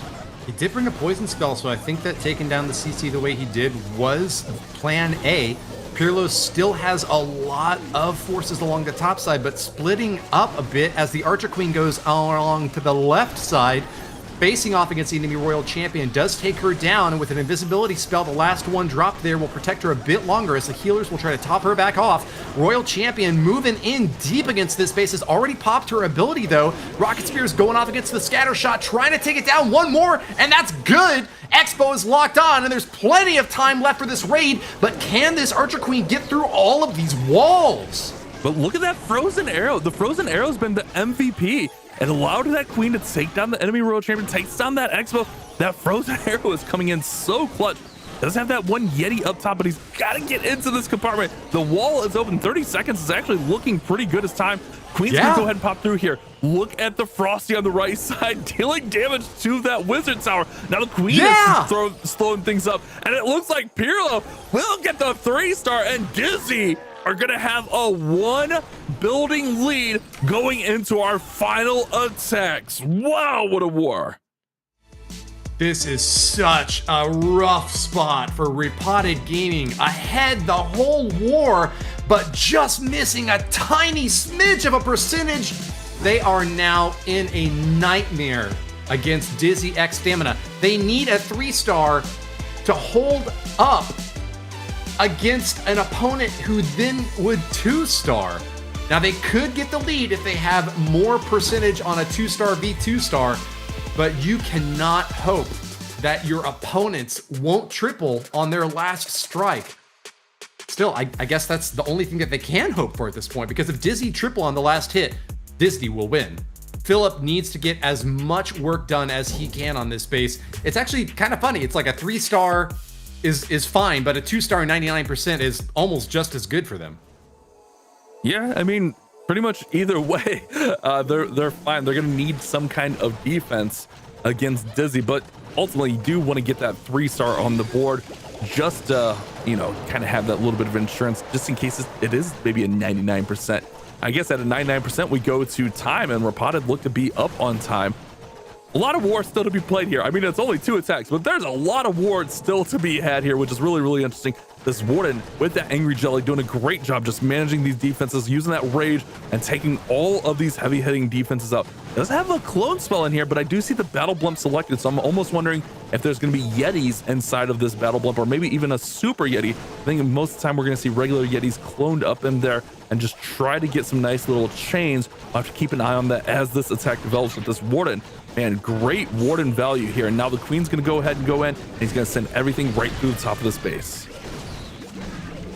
A 3-star from Philip would require a 3-star response from Dizi for it to turn around, but any additional percentage beyond the 2-star 50% will just give him a little bit more breathing room to try to survive this last and final attack from Dizi afterwards. Pops the Eternal Tome to protect these troops, as so much splash damage coming off from that Town Hall and multi-target Infernos are going to be trying to get shut down. We've got a poison spell in the core as well to silence that furnace and try to get some more work done as Yetis pop out of the blimp, grab the 2nd star, and allow Philip to continue wrapping around clockwise from the top of the base. Royal Champion continuing a stab along through the bottom left side. Gotta be careful though, she's taking so much damage from that Crusher Mortar and those Fire Spitters, both of them engaged against her, and she is about to go down, Bash. It didn't seem like those cloned Yetis really got the value he was hoping for. The way the Yeti might kind of deploy, they all drop in the same spot now. It kind of just feels like he didn't get what he was looking for there. He's still alive here, but that King, the Minion Prince, that Royal Champion are definitely going to look to shut this down, but he still has his King, his Queen's ability, so a lot of force of his own, but that Skeleton Spell doing a great job distracting, and now look at that Headhunter just picking off the Minion Prince. Minion Prince no longer a threat. Now going over and getting a lot of damage onto the King. King down about 1/3 of its health, but look at this, goes past the Fire Spitter. A lot of defense is still up here. Philip has a great chance here, especially with the King ability still in hand. But can he get through this enemy Royal Champion? Great spiky ball so far. Looking very, very good. You know, he might even just be able to pull out that RC and then, yes, the Rocket Loons take out that Tesla tower. Now he's just got 2 more structures to finish off and plenty of troops to get it done. Philip is gonna kick back and start to sweat because he has got 1 more defense that they've got to survive against Dizi X Stamina. 12 stars to their name, and they're going to come through with 93% average destruction. But a triple from Dizi would mean they get 12 stars as well, and 93.2% destruction. Anything short of a triple will be victory for RPG, while a 3-star from Dizi gives the win to them, and it all comes down to this, Bash. It literally all comes down to this, and it's going to be on Nico Paz here. Oh man, this is what we live for in Clash of Clans Esports. It comes down to the 5th and final attack of the war. 3-star and you move forward in the upper bracket. Anything less and you're going down to the lower bracket. Cameracom will be on defense, and let's see if Dizi X Stamina can get the much needed 3-star, as I see Root Riders here. But look at this, 10 invisibilities. It's going to be a long spirit charge here, Woody. Two lava hounds as well. Oh, okay, we'll have to keep an eye on those lava hounds a little bit later as well. Well, this is certainly a high risk entry, but it could be high reward.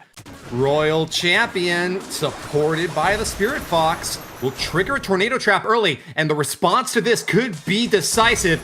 Nikopaz needs to keep them under wraps. RC is getting very, very low. She's taken lots of damage, but topped off just a little bit with the ability there. Takes down the Town Hall with an Earthquake spell as well. Still has the Spirit Fox right behind. Invisibility. Oh no, misses the Spirit Fox with the invisibility spell. And the RC is all alone now in the core of this base bash.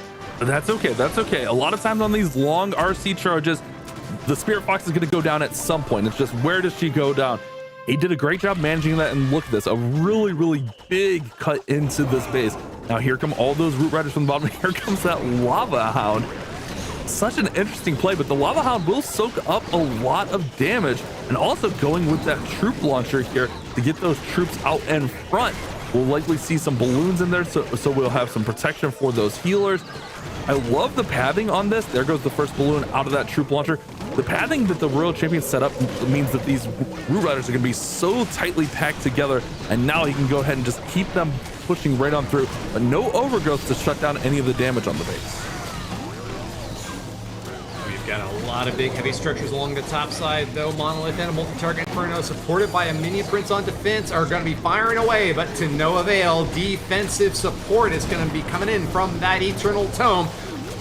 Whole huge army from Nikopaz, still looking very healthy, but he has got to speed things up. There is still half the base left and only a minute to finish it off.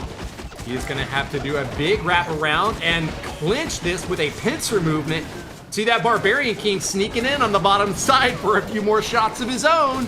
Up on the top, though, we've got a lot of walls to crack through and only one wall breaker to get it done. You see a little bit of a pivot toward the outside for those Root Riders, and that could leave that central compartment difficult to reach if the Root Riders go down early. Look at that King, though. He gets the Fire Spirit out of the way. He used that second Lava Hound to pull out that Poison Tower. Now the Wall Breaker is going to go ahead and open up the central compartment. Phoenix is working through here. King's working 33 seconds, is looking really good. One of those Clone Queens goes to the outside. If she can pick up this Arch Tower, that's going to be really nice. Does. Now he's got the Giant in the middle. He needs to get through this Ricochet Cannon. This is looking actually really, really strong. 20 seconds, though. Time is a big issue. Mortar is a big issue right here. Does he have enough to get through this wall? Oh, no, the Giant abandons. The Giant goes around. Oh, no. He's got all the cleanup in. Bomb takes out the 10 minion. seconds. Oh, no. Not much time left. Berbatov says a quick prayer. Giant to the outside. Dybala's wiping the sweat off of his brow. Oh, no. One building left is not going to be enough. Dizi X Stamina have been repulsed, knocked down to the lower bracket by the reigning world champions. Repotted Gaming hold the line with a 12-11 scoreline. They are moving on, Dash. Wow, that Giant needed to stay in there and beat through the wall. If the Giant stays in there and helps out on the wall, maybe a different story. It's hard to say, but time was ultimately the issue. But now Repotted Gaming get the victory, 12 stars to 11. Wow, what a close war we had there. That means Dizi X Stamina will go down to the lower bracket. We have so many golden ticket teams. Is that all 3 golden ticket teams now in the lower bracket? That's kind of insane. What an absolutely topsy-turvy start to our day. Elevate, Carry Esports, and Dizi X Stamina all in the lower bracket now as the upstart contenders, our dark horse candidates, are making it all the way to the top, Bash. Great observation there, and another really interesting opportunity next, as although Vatic Esports does not have a golden ticket, they are the team at the top position among those remaining here on the points leaderboard. and have just as much importance running on this match as any other team could possibly have. Yeah, but it's a really, really tough situation for Vatic because they were kind of hoping at least one or two maybe of those top teams with the golden tickets would survive, and then that would give them more chances. Now they're going to need like a third place finish, and it's going to be a tough run at it. But let's worry about that a little bit later. We'll get there. Let's take a look at our MVP of this last matchup, and I have an idea. Oh wait, actually, I thought it was going to be Philip. Actually, I thought it would be convincingly Philip with that clutch attack at the end, but Einstein with the fireball attack starting us off. Okay, you guys surprised me with that MVP vote. Well, hey, the crowd is always right, and it is Einstein at the top of the MVP vote today. Congratulations to him for his amazing performance in that first floor, and congratulations to the rest of Repotted Gaming as well for taking that win. One single building ahead and one single star ahead, but that is all that is required. When you're the world champions, you can pat yourselves on the back. Every time you get a win, you are doing exactly what your fans expect. Bash, final thoughts before we close this one out? Oh man, what a crazy war coming down to that final attack. 2 buildings, but guys, that's just the tip of the iceberg. We still have 5 more matches today. We can decide a golden ticket potentially today, depending on how this plays out. So don't go anywhere. We're going to take a short break, and we'll be right back with more Clash action.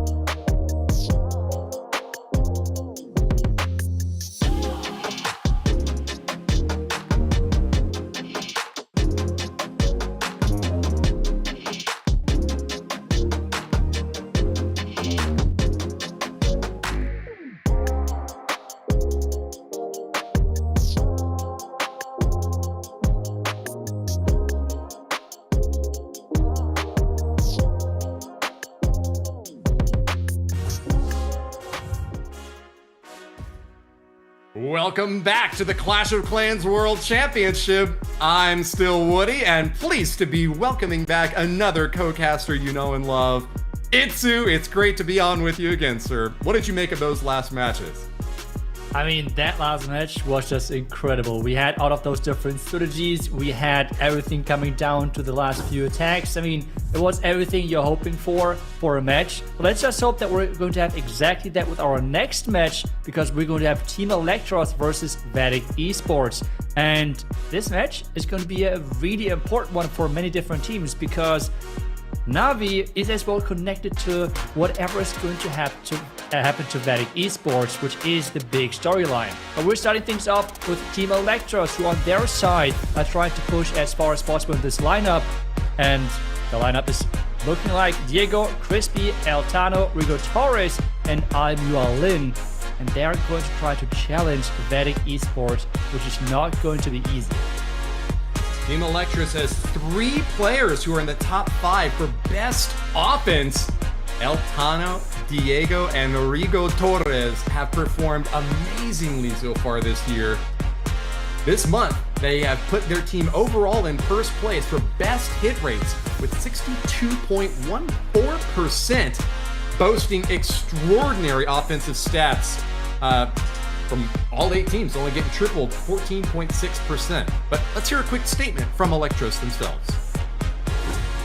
Well, at the beginning of the year, we were hoping that we can have both chances, like having the top leaderboard.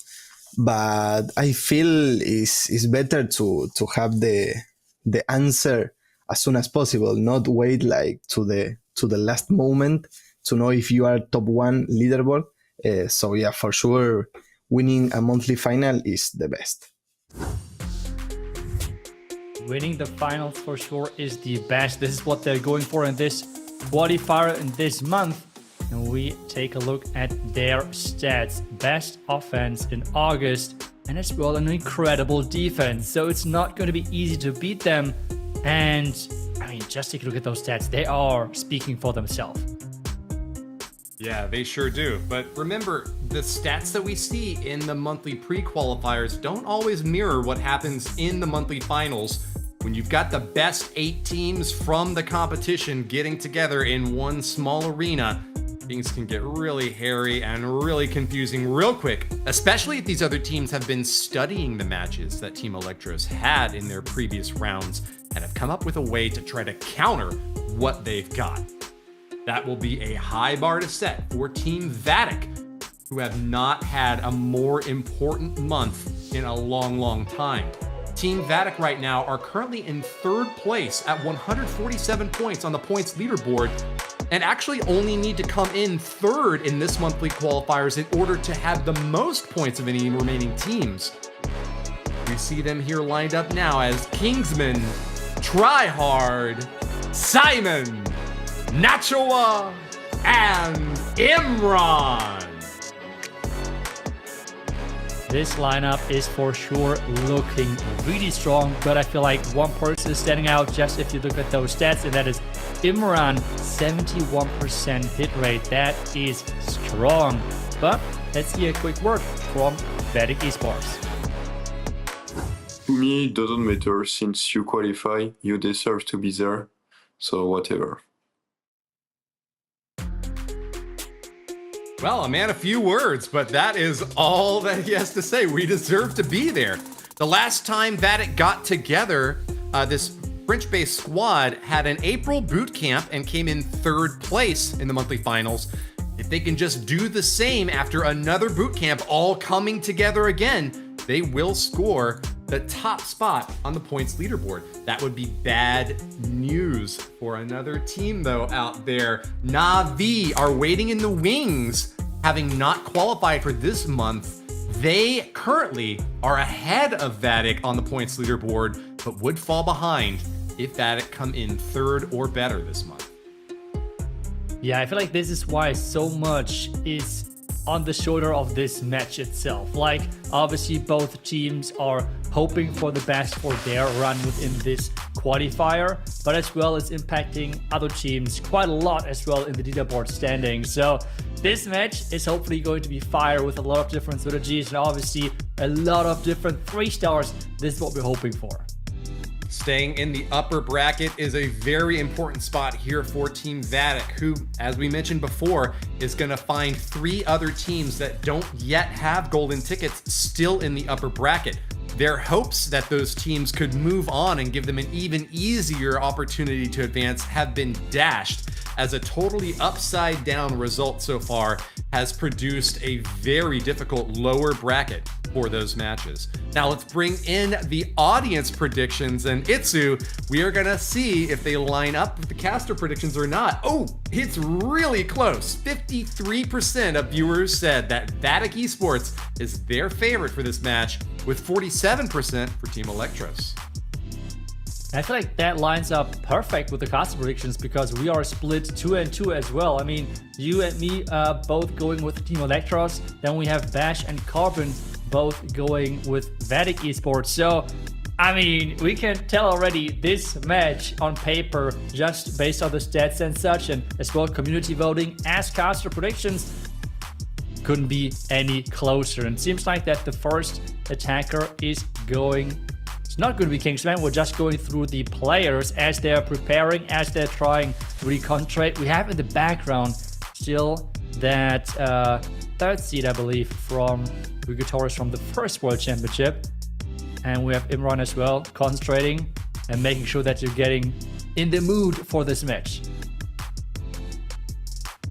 They are keyed in and seeking victory. They have got some amazing players on their lineup, but this is the final month now for both squads to make it to World Finals. The boot camp squad, Vatic Esports, all huddled around the campfire together, seeking their strategy to make their way to the top. Simon will be the first to attack by Vatic Esports, going up against the base built by Rigo Torres. Let's get ready for that first stack. I mean, why am I sweating? I don't even have to play. I mean, this is going to be so crazy. And we're starting things off with meta, but with a nice twist. It's still the Royal Champion charge, but it is going to be a Royal Champion charge with an overgrowth. A really interesting concept to get quicker into the core and then make sure that you have a lot of damage there with the Earthquake spell, making sure that you soften up all of those buildings and get even more value. We very much more often see invisibility spells to redirect. No, he's going to the outside! Itsu, what does that mean? This means that all the investment of the overgrowth, this investment of the earthquake, all of that for nothing. He wanted to take down that core because you can see those storages in front of the town hall, which are kind of creating a natural protection line because the Root Riders won't go there. Instead, they're going to follow along the outside line from Monolith to Bidra to Expo. And this is now meaning that this town hall is going to fire for quite some time. But there's a reason why the meta is the way that it is. Players often coalesce around certain strategies because of their consistency and effectiveness.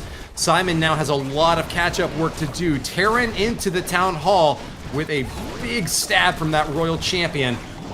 Trying to pivot back off now to the rest of these defenses along the bottom side. He has carved quite a bag section out of this base, but getting slowed down a little bit more in the core with the tornado trap and having to rely on these healers to keep the troops topped off. He's going to have to be very careful with this final overgrowth. It goes on to the Crusher Mortar and a few more defensive buildings out back. Can he keep his troops closely clumped together and protected by the Grand Warden and healers long enough? There's so much splash damage on the backside, Itsu. Yeah, there is a lot of splash, but even single target damage like that multi-gear tower and the defending minion prince. This seems to be a tricky finish because the Queen ability is still there, but the King without his spiky ball is not going to finish up those outside defenses and is going down instead.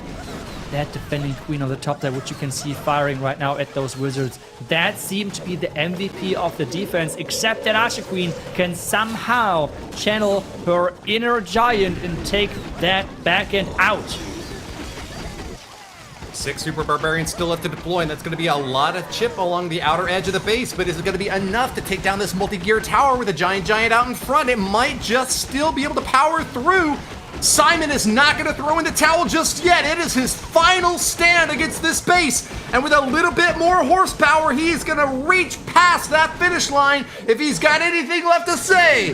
The last troops are deployed, and with 14 seconds left, Simon finds his way through the walls, finishes off the last defenders, and with the bomb tower obliterated, Vatic Esports grab the triple. Wow, I mean, that's all what I can say. Wow. How did he turn this around? Such a heavy investment in the beginning and not going to plan whatsoever. A lot of resources in the beginning invested, not as much which he got in return, and still super clean execution in the end when it comes down to those spell timing, placement as well, the hero abilities, making sure that you're getting good use of that. In the end, he's still making it work, and Vatic Esports is starting off strong with a 3-star. Fascinating start here for Vatic and exactly what they were looking for. Let's see if Diego is able to go toe-to-toe now, as he is going to get a chance at revenge against Simon's base on defense. What have Electros brought for us today? Is it going to be the Royal Champion charge Root Riders, maybe with a different approach again, or just the classic approach? We have one Earthquake, which means it is typically time for a Log Launcher, and exactly that is currently selected, which means that Log Launcher is going to go down the line from this bottom side. And for that, he needs to make sure that he's clearing out this left compartment. The Poison Tower is for sure. The Poison Tower next to the Expo is for sure on the menu. Take a look at that. A lot of giant bombs are waiting for him. World Champion does lose the Spirit Box earlier. Yeah, a lot of bombs just going off on that left side compartment. Poison Tower triggered as well. She's going to have to dodge that. Still has only got one more invisibility left and trying to get that Crusher Mortar, but just going a little bit slowly. Finds the lock, stabs it in, and recalls out. But the Crusher Mortar survives. Oh, no, never mind. Shots from the Giant Arrow, and the Earthquake will take it out, Itsu. The Log Launcher is there as well to now finish off the last couple of defenses. If the defending Minion Prince is going down and the Log Launcher is going to survive, he might be even able to take down the Monolith in the core depending on how things go, but right now it seems like that Log Launcher is not going to make it all the way. That's why he's starting with those Root Riders on this right side of this initial push, trying to follow those defenses towards the Town Hall. Huge clump of troops and ready to be protected by an Eternal Tome. As soon as Diego sniffs out the defenses are firing away a bit too heavy, he's got a big assault force of Root Riders, but they seem to be pathing a bit slowly through the base, and maybe a little bit later than I might have hoped for that Eternal Tome. Still, it looks like he is catching quite a few splash damage defenses, and I think it's going to be still looking fine to get the 2-star at the very least. Grabs the Monolith in the core and will continue along the top side with that Overgrowth to keep those defenses shut down. Finds a little bit of slowdown against those CC troops, but does finish it off. A few troops go to the top right side as the RC stabs into the middle for that 2nd star, Itsu. Yeah, the Town going down for that 2nd star. The Overgrowth is waking up again, which means those Rocket Spears can take down those defenses. The great freeze for the Fire Spear and that defending Queen. And with this Spike Ball, he's able to make quick work out of those top side defenses. And there's not much base left, considering the Royal Champion is alive and can hop walls and go from defense to defense. This should be as well the first 3-star for Team Electros. Those multi-target Infernos just did not get the value it looks like Simon was expecting of them. Even though they can dish out lots of splash damage, Diego just had the perfect counter, shutting them down with freeze, and he pumps his fist, seeing the writing on the wall. He is ready to claim that 3-star in an even quicker time than Vatic could. That gives Team Electros a technical tiny lead in the first 2 rounds of this war. That is right, a really small lead on the percentage side, but so far we had no matches really coming down to that. But on the other side now, Vatic is up with their 2nd attack, and I'm wondering if the Overgrowth trick is something which they have prepared for this weekend, because I have not seen that a lot in the past. So depending on if they see the opportunity again with the next attack, that might be something we can look out for if we're going to see another Overgrowth invested to get deep into the base quickly and really charge the Royal Champion forward. It seems the meta is very stable right now along Root Rider attacks, often supported with that Royal Champion charge. Every once in a while, we do still see a giant fireball coming in from the Grand Warden, but what do you make of the current state of the meta game and these 2 expert teams that are so experienced in what they're bringing to the table pretty much every attack? I feel like it's all about really controlling the pathing of the Root Riders. This is why we see so many defenses line up in like streets, because this is where the Root Riders are follow. And as well, you're trying to make it as hard as possible for the Royal Champion to get into the base quickly. This is why you have to get creative sometimes with the Overgrowth, as what we have seen earlier in the first deck of Vatic Esports. But usually you're trying to lead the Royal Champion away from the important defenses. This time around, we are seeing one of those fireball attacks you just mentioned. And since we do have the Angry Jelly on here, that ward is going to charge into a lot of damage really quickly. Catches the back end of a Fire Spitter along this bottom compartment as well. Targeting now the enemy Archer Queen with some support from a Headhunter. She gets a few shots off. The Ricochet Cannon takes her down. Still, Grand Warden is looking just fine to get that finishing blow off. Right side is going to have the Flame Flinger. Left side, an Electro Dragon. He is coming at this base from almost every corner so far with long-range strikes, trying to optimize the damage that he can get in a short amount of time. Scatter Shot on defense from the bottom side will be able to target that Angry Jelly and get a few shots off, but doesn't finish it off. Still going to be shorting these defenses as best he can, dropping them to the ground with an Overgrowth now to follow up. Kingsman is focusing on the bottom right side of the space instead. Yeah, there we have the Invis spells, Fireball towards the core, and yes, indeed, that core is going to go down. Is that enough value? That is the big question now. The Warden is supposed to go to the far right side towards the Town Hall. That is where he's supposed to go. And the Overgrowth is doing exactly that. One more test loon, but he is going to catch that Gigabomb anyways. but he has to follow towards this far right side. This is why he's sending multiple loons in there now to make sure that the Warden is following. This leaves the left side open for sending his heroes in there. Right you are, and just like that, he sends in the Ice Golem to block out in front for the Barbarian King and the Archer Queen right behind. She's going to get Sneezy to help her out, but Sneezy's taking a lot of early damage. Not good news for Kingsman, as you really want those pets to survive as long as possible. Support from that Headhunter will ensure that the enemy king goes down and they can continue along this left compartment. But this is looking very, very scary for an attack with less than a minute remaining and only 8 more rocket loons to commit to the top side of the base. Royal Champion has to do the heavy lifting now on this back end, charging in with that Ice Golem. We have rocket loons on the outside, taking down more defenses. The Warden is supporting the core with that Archer Queen and as well the action figure, but I feel like there's a lot of things going down. The 35 seconds time is always close. Rocket loons starting to coalesce along the top side. Rocket spears as well. And Kingsman is just rocketing to the finish. He pumps his fist. He's happy. That's it. It seemed like there was still so much base left, but you can really tear it down fast with an attack like this. Vatic's Kingsman will keep the 3 stars coming as they score another triple and take the total up to 6. Team Electros need another 3-star of their own to go toe-to-toe.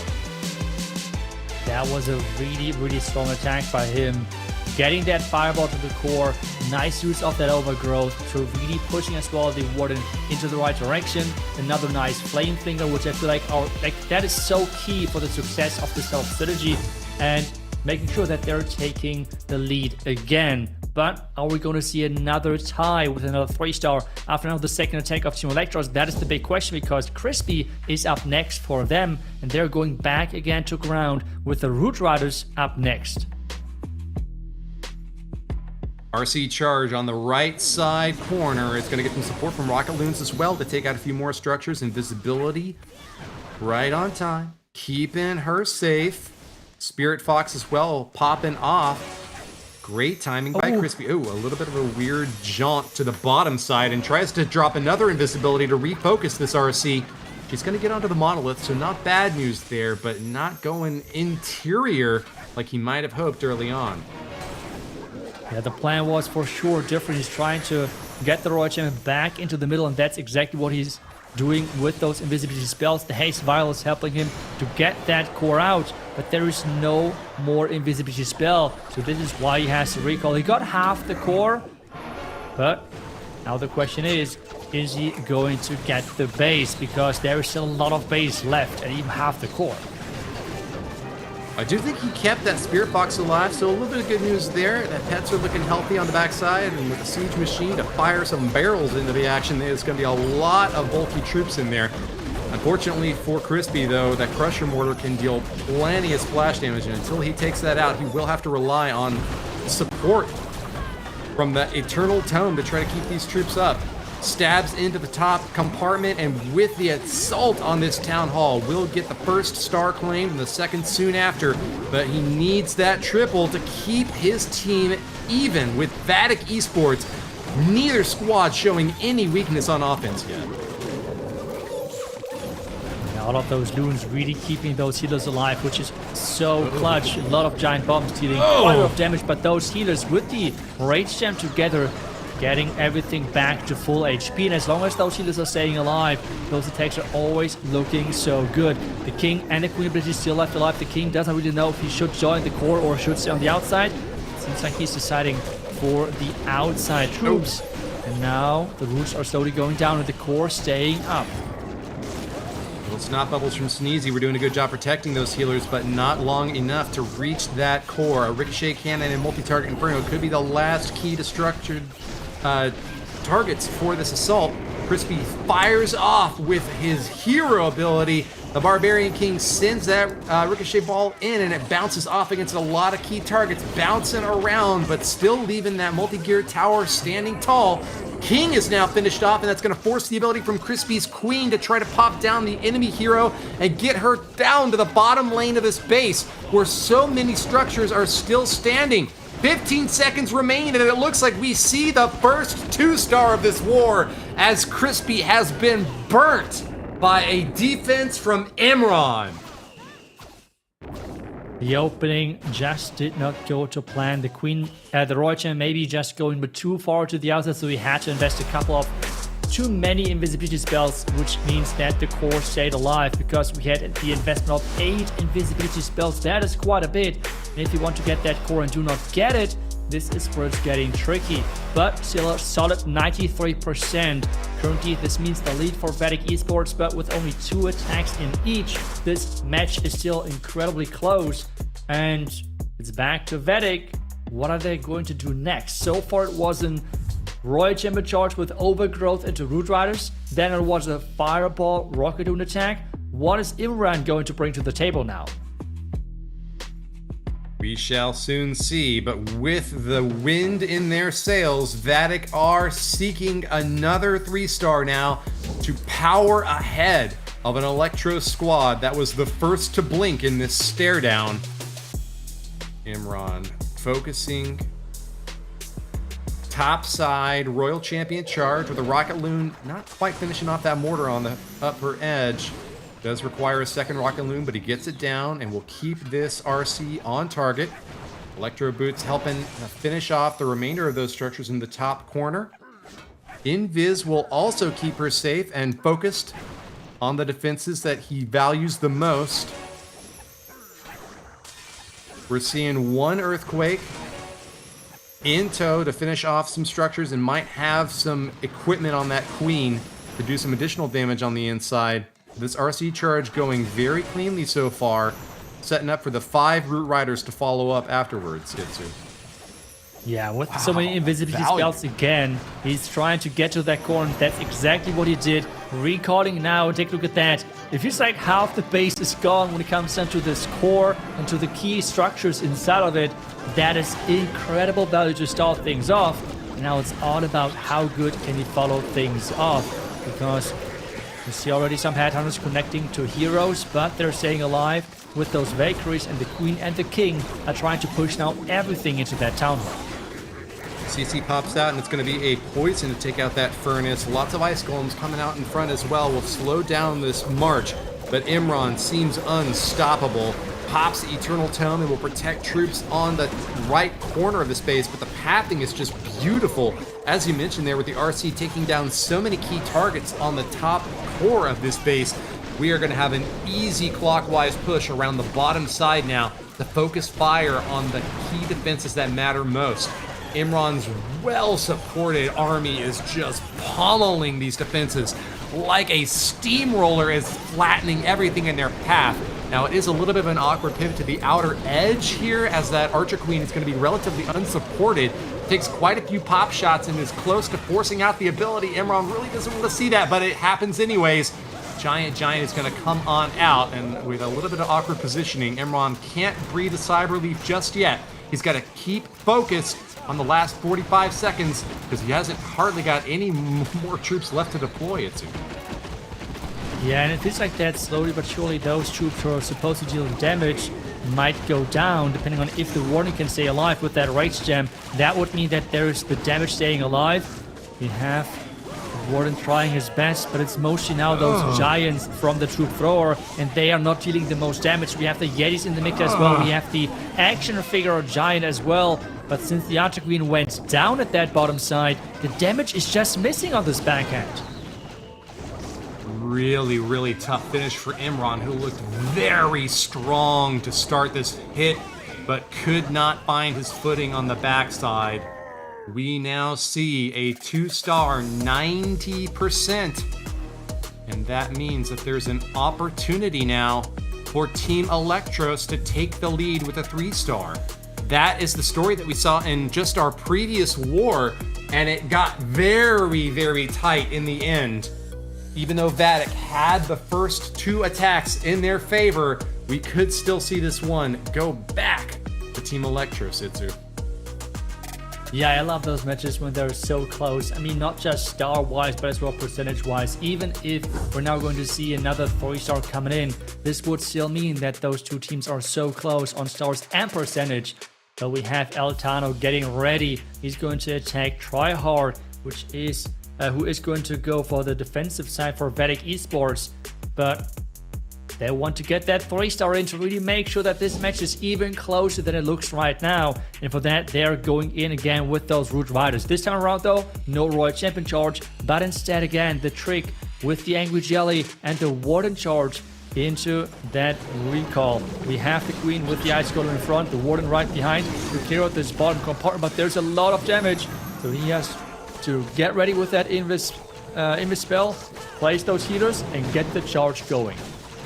Eltano is a crack shot from the hip and will fire away on this left side corner, taking out a few exterior defenses, but not starting off with the Royal Champion charge that we've come to expect. Instead, he is going to be relying on this hard push to the interior to get as much damage done before likely recalling out and focusing on a different edge of the base. Archer Queen with that Angry Jelly to support will able to keep her targeted onto defenses for quite a while, and taking down the Fire Spitter is a very, very good early target.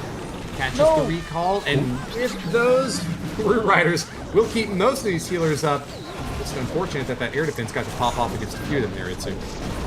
Yeah, I was really scared when those healers were left behind. But since the entry point was right next to it, it was fine in the end, but still a little hard attack, at least from my side there. King and a few Valkyries trying their best to keep those Hog Riders inside. And since he has 2 overgrowth, he's going to most likely non-stop use those spells on the core, really make sure that he can concentrate on the outside compartments of this base first, to then switch to the inside. Are we going to see the second overgrowth? Not just yet. Maybe he's going to save it for the back end. Very, very clever follow-up using that Eternal Tome. The Archer Queen still on the backside of this raid will get the benefit from it and take down those ricochet cannons. CC popping out, there's going to be a lot of archers to distract those 2 remaining troops along the backside while the Hog Riders are still pathing forward onto the right corner. Fire Spitter very confusedly is having to fire into the core of the base instead of the bulk of those troops. And now we see a collapse onto the Crusher Mortar. Eltano has found a very interesting 2-pronged attack against this base, dropping down the last few spells he's got and getting frozen up a bit himself. But with the Crusher Mortar now down and out, he's got to hope that the big force still remaining on the top side can punch through the last remaining defenses. Spiky Ball bounces off against a few more structures and doesn't leave much left, but Eltano is out of offense himself. Now take a look at that, the Royal Champion jumping the the Yeti Mites jumping over there as well. We have the action figure raging up and is going to get that 3-star in. Eltano, there is finally a smile on his face.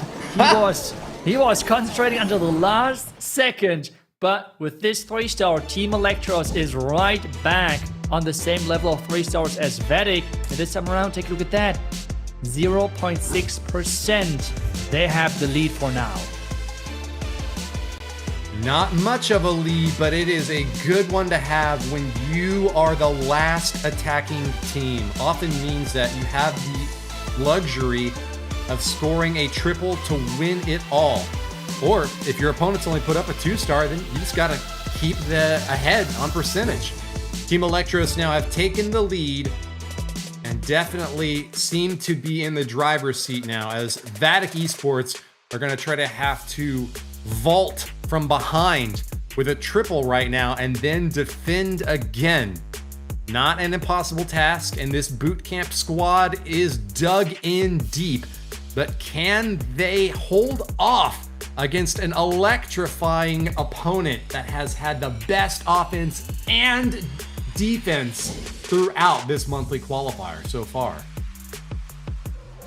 Yeah, they really have to make sure. Oh, another fireball.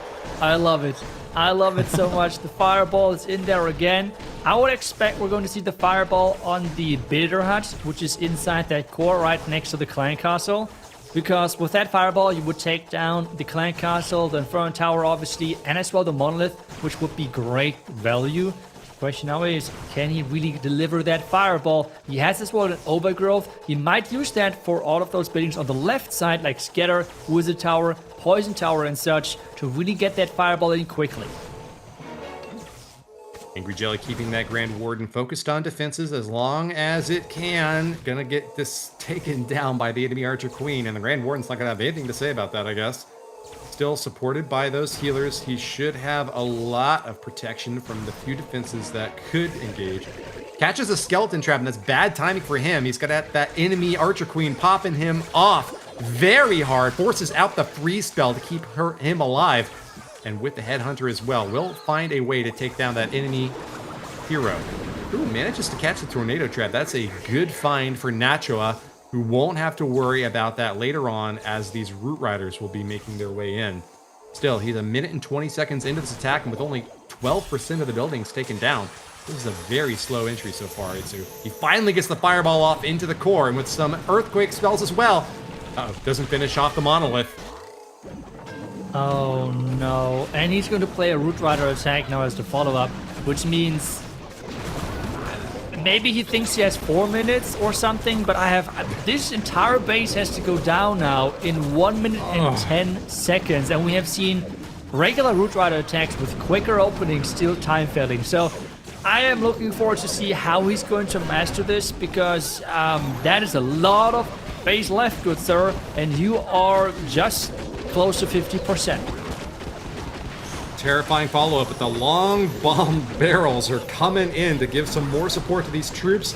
And with the overgrowth onto the Monolith, at least he can deny some of the value from that big defense. But he has got to start popping off hero abilities if he wants to keep the percentage high on this attack, because he has got no time to waste. 38 seconds and still just barely over half the base has been destroyed. Nachoa has got to go pedal to the metal. All speed at this point from here on out. Healers in the core are going to keep his own heroes safe from the defending heroes, but the Crusher Mortar is even more of a distraction and a big bulk of hit points in the core of the base, as all of the enemy heroes have now engaged. Minion Prince, the last into the fray, will take a few more shots off, and it looks like with just 10 seconds left, you got to pop that King ability right now, sir, and get as many more points of destruction as you can. There's just no time left, and even with a nice clump of troops still on the left corner, 82% and 2 stars is the best that we get from Vatic Esports. I mean, I'll be honest here, I'm just confused on so many levels. I mean, how did he expect that time is going to be not an issue on this plan with such a deep fireball? And on top of that, something which I don't understand, why did he wait for like 1.5 minutes for using the Queen ability, where the action figure could actually help you to speed things up? Yes, I understand saving the Queen ability for later stages if you feel like that power is an issue or something, because you want to use that invisibility of that equipment. But if time is your biggest enemy, pop it right away. You have the action figure dealing a lot of damage. So just this attack, just a huge question mark for me personally. I have no clue what the execution or plan was. But the question now is, on the other side though, can Team Electros benefit from that attack? And Rigo Torres is up next versus Kingsman on the defensive side. Well, they had a nice lead on percentage already. Can they turn it into a star lead that would become almost impossible for Vatic to come back from? Rigo Torres drops an early fireball, wasting no time at all. Almost the complete opposite approach from the previous hit that we just saw, with a flame flinger on the top corner as well. These are some of the fastest fingers that we have seen in this competition. Holding on to that Royal Champion for a little bit later. He's going to have a big bulky push to support this Grand Warden after this early strike with the giant fireball. Takes out a massive chunk, turning this base into a donut.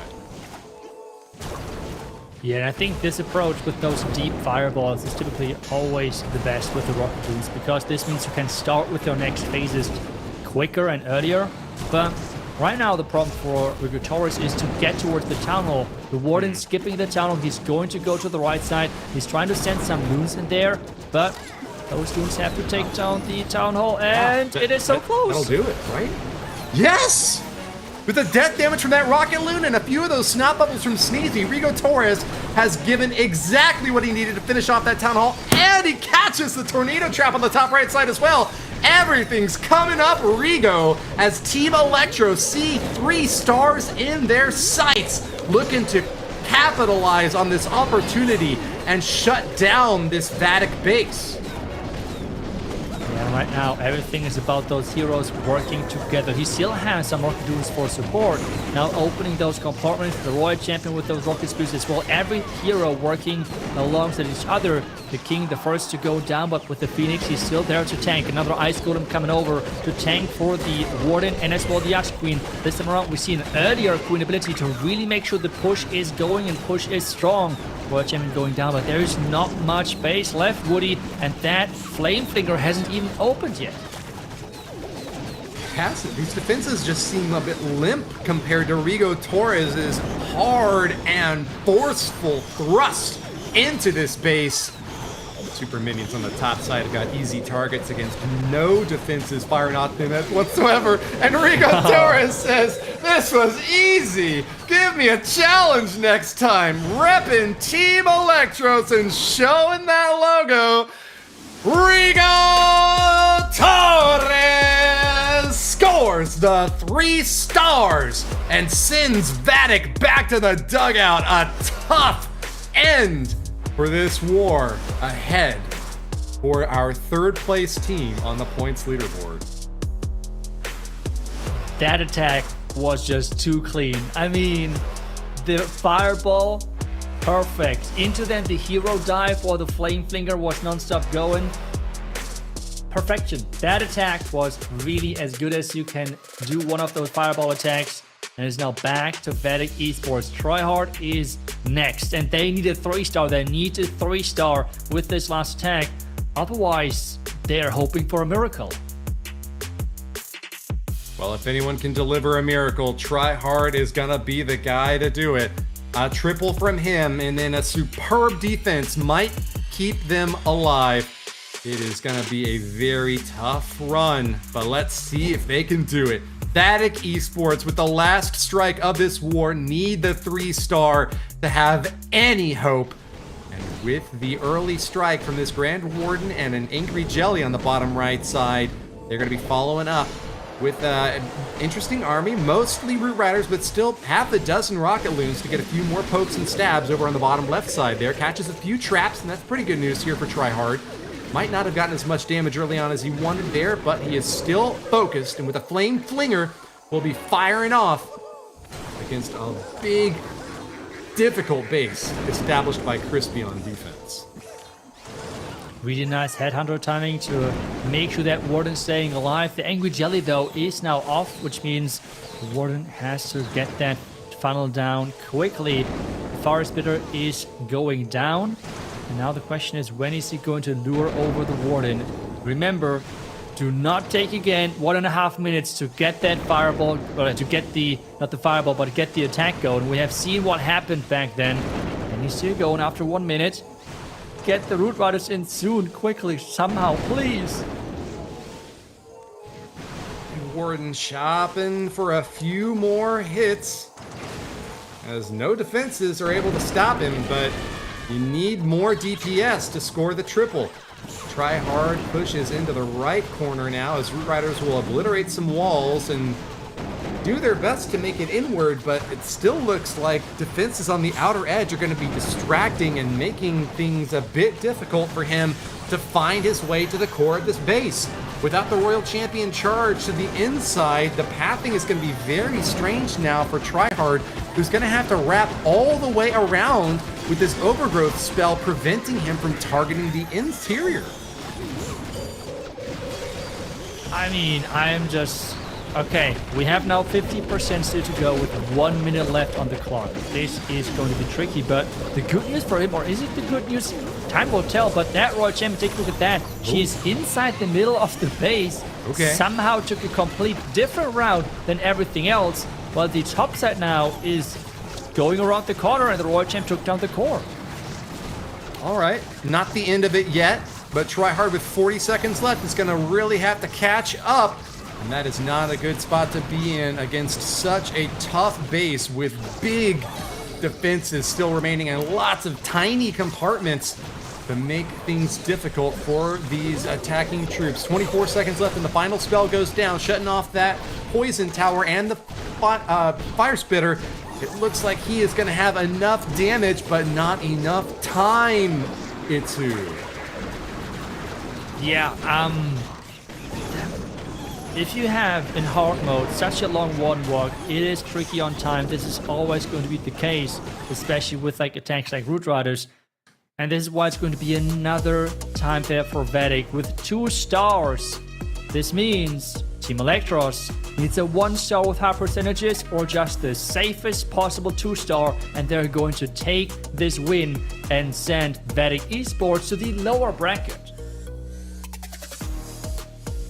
Well, you are correct, Itsu. And according to my math, we need to see a 1-star 75% from Team Electros in order for them to win. Any 2-star, of course, would also be enough. And that is a very low bar to set for a squad that has shown the strongest offense of any team in this month. Al-Mualin, the man with the plan in the last spot, the clinch hitter for Team Electros, ready to finish things off and take a bite out of Nachua. Well, we have another What is going on in this match? Why do we see so many fireball attacks? I mean, I personally love it. I think it's such an amazing strategy to watch. But I am really surprised by seeing so many rocket loons. And as well, take a look at that. 10 regular loons. That is quite a bit. Fireball in. That means a big part of the base is already gone. Do we see now another hero dive, which we had seen earlier from Rigo Torres, which was the quick fireball into such a hero dive? Or are we going to see a separate warden charge and a hero part somewhere different? I see a question in the chat asking if Vatic lose here, does that mean Navi qualifies? Not quite yet. This is a double elimination tournament, so even a loss for Vatic, and they can still make it to the top 3, but it would be a very, very difficult run through the lower bracket and a tough fight back for a team that has been knocked down pretty hard by Team Electros. Al-Mualin looking for the 2nd star, only needs those 2 to score victory, but hasn't focused fire yet on the Town Hall. Just some pathing along the outside for this Grand Warden, and he has taken his sweet time, leaving us all in suspense, but not for much longer. The troops are coming in on the bottom right side now, and they should be able to make their way into this Town Hall, Itsu. Yeah, that is for sure the target for them, trying to get into that Town Hall. Where's that wall break to open up the compartment? Another rocket loons. There we go. There's the wall break. The King isolated, getting sent in there from the bottom compartment while the Warden is fighting for his life. But take a look at that. The healers were frozen. Is he seeing that? No, he did not. There was the... Oh no, that was an unfortunate angle. The healers got frozen, and this means the Warden going down. That is bad luck. Misses out on that high probability 3-star, but still with the 2-star claimed and passing now the 75% threshold. Team Electros have more stars and more percentage than Vatic Esports. They will be moving on in the upper bracket and have completed the quattro of all 4 rounds, with the team on the bottom of the leaderboard taking the position on top. A complete inversion of our expectations. If you were just looking at rankings so far, you would be very confused to see all 3 of our world's qualified teams and the team that's most likely for points to qualify, all 4 of them going down to the lower bracket, Itsu. Yeah, that is a surprise for sure for many. Seeing the golden teams there, but at the same time you have to say, as a defense for the golden ticket teams, they have that golden ticket already, which means they do not have to go with those crazy bases and such. So still, Vatic dropping down to the lower bracket, they need to get to the rank 3 at least to make it earn a golden ticket with the leaderboard system, and so far I'm not sure if they could do it. Tough run for Vatic, who not only get down to the lower bracket, but have some extremely difficult competition ahead for them. It's all good news for our upstart contenders. Team Electros, no. It just takes 1 good month and you are going to the World Championship. It could be them. Let's go ahead and see the bracket again and know where our 8 teams stand after the first 4 matches. Millesime MG, JO Esports on the top side, Team Electros and Repotted Gaming on the bottom, while the lower bracket is mighty fearsome. Mitsu. Elevate and Carry will go off against each other first, while Dizi X Stamina and Vatic Esports are on the bottom. Which match stands out to you as the most interesting? I feel like based on the performance which we have seen so far, Team Electros versus Repotted Gaming looks really, really good. But at the same time, for me, it's just the fact which you mentioned, all of those golden ticket teams being down there in the lower bracket, which makes it just so dangerous for the upper teams. Because you might think, oh, I'm dropping the lower bracket, it gets easier from this point on. Not really. You have all of those golden ticket teams down there who are getting ready to kick out every other team out of this competition and somehow making the dream of getting another golden ticket harder for them. So not easy, but let's take a look at the MVP voting for the match which we have just witnessed. And is it going to be one of the Fireball attackers? Yes, indeed. With 57% of the votes, Rigo Torres with his crazy plan. I mean, that attack was just flawless. Quick Fireball into an amazing hero dive to really turn around this match, because before that, this match was close. Rigo Torres has changed that. Let's go, Rigo Torres with a majority. 57% of viewers giving him the tip of the hat for the MVP run on that last Raw. That was an extraordinary war. And in addition to the Electros versus Repotted Gaming match, we have an extraordinary one on the bottom as well, with Vatic Esports fighting for their lives as the only team in the lower bracket right now that hasn't qualified for the World Championships. We're going to be taking a very brief break and we'll be back with the 5th match of the day. Stick with us as the Clash of Clans World Championship continues.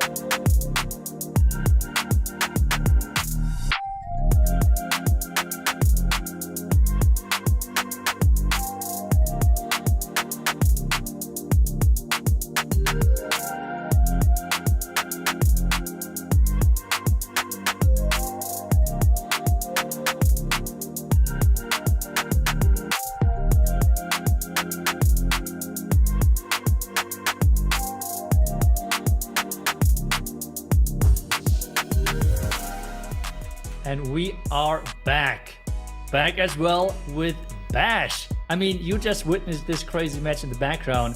What were your thoughts about this match? Man, like all of our matches today have just been so up and down roller coaster of emotions, or just so tight. It's been a really good match, but now we're gonna hop down to the lower bracket into, and we have elimination matchups. Our next two will knock out 2 of our 8 teams here today. That is right. And our first elimination match are 2 teams who I would have not expected to be down here. Elevate and Carry Esports. And Elevate lineup is up first. Let's take a look at the roster, which has dominated the last couple of qualifiers. And we have Selenio, Bernal, Leo, Hato, and Max. And they did fall short in their first match. And the reason is as shocking as you might think. It were like 2 1-stars. When did that happen the last time? Yeah, it was so unexpected. But yeah, 1 star from Pato, 1 star from Bernal, and unfortunately they're just unable to recover, and they lost 13-10. But that's all good.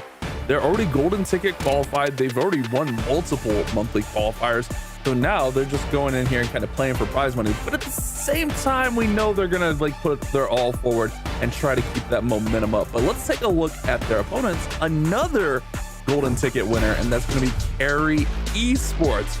Ryuta, Dendiden, Chien, Ziken, and Kai Wang. These guys came out, and man, they were close in that war, but MMG made that remarkable comeback. That was an impressive comeback indeed, and now we have those two powerhouses facing up against each other. And to me, the big question is, Elevate back on track? No 1-stars this time, because that would be bad news for Carry Esports. Elevate were always so strong, but I would think we should hear a quick word from Carry Esports players.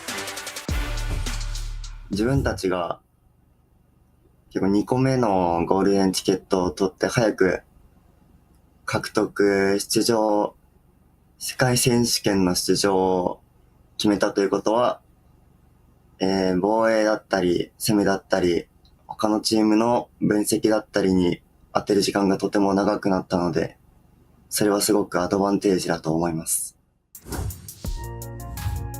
I think I tend to agree with Ryuta there. Having that extra prep time, getting that early qualification is definitely a big advantage. Not only that, just being able to watch what your opponents are doing, the potential other teams, is definitely a big advantage here. But we still have a few minutes as we're getting ready, getting prepared for this matchup here, guys. But remember, we've been doing our predictions here as casters, and man, it is not going very well for me so far.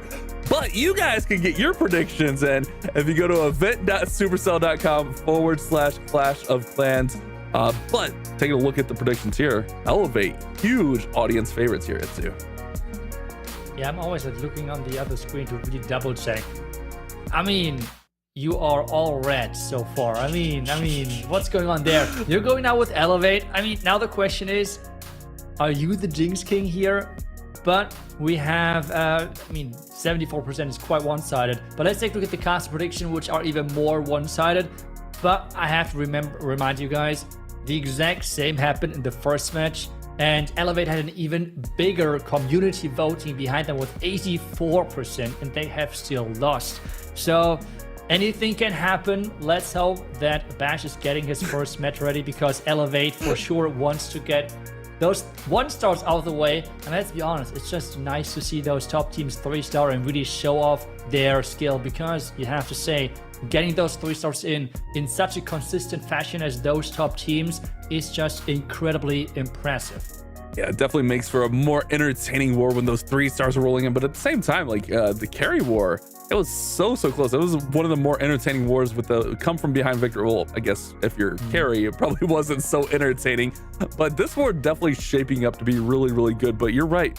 Maybe I'm Carbon this month and I'm the Jinxer. It feels that way, as I'm 0 for 3 thus far. Can't get much worse than that. But hopefully we'll live up to expectation in this war and we're not jinxing everyone that I'm picking here. We'll see. Still a lot of time for that to be decided.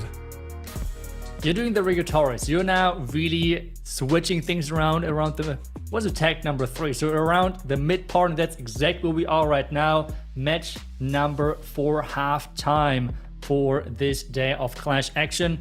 And we have on our screen the players getting ready, concentrating, and making sure that they are concentrated for their attacks. We have Carry Esports starting things off as the first team to attack, and we're going to have Silenio on the defensive side of things.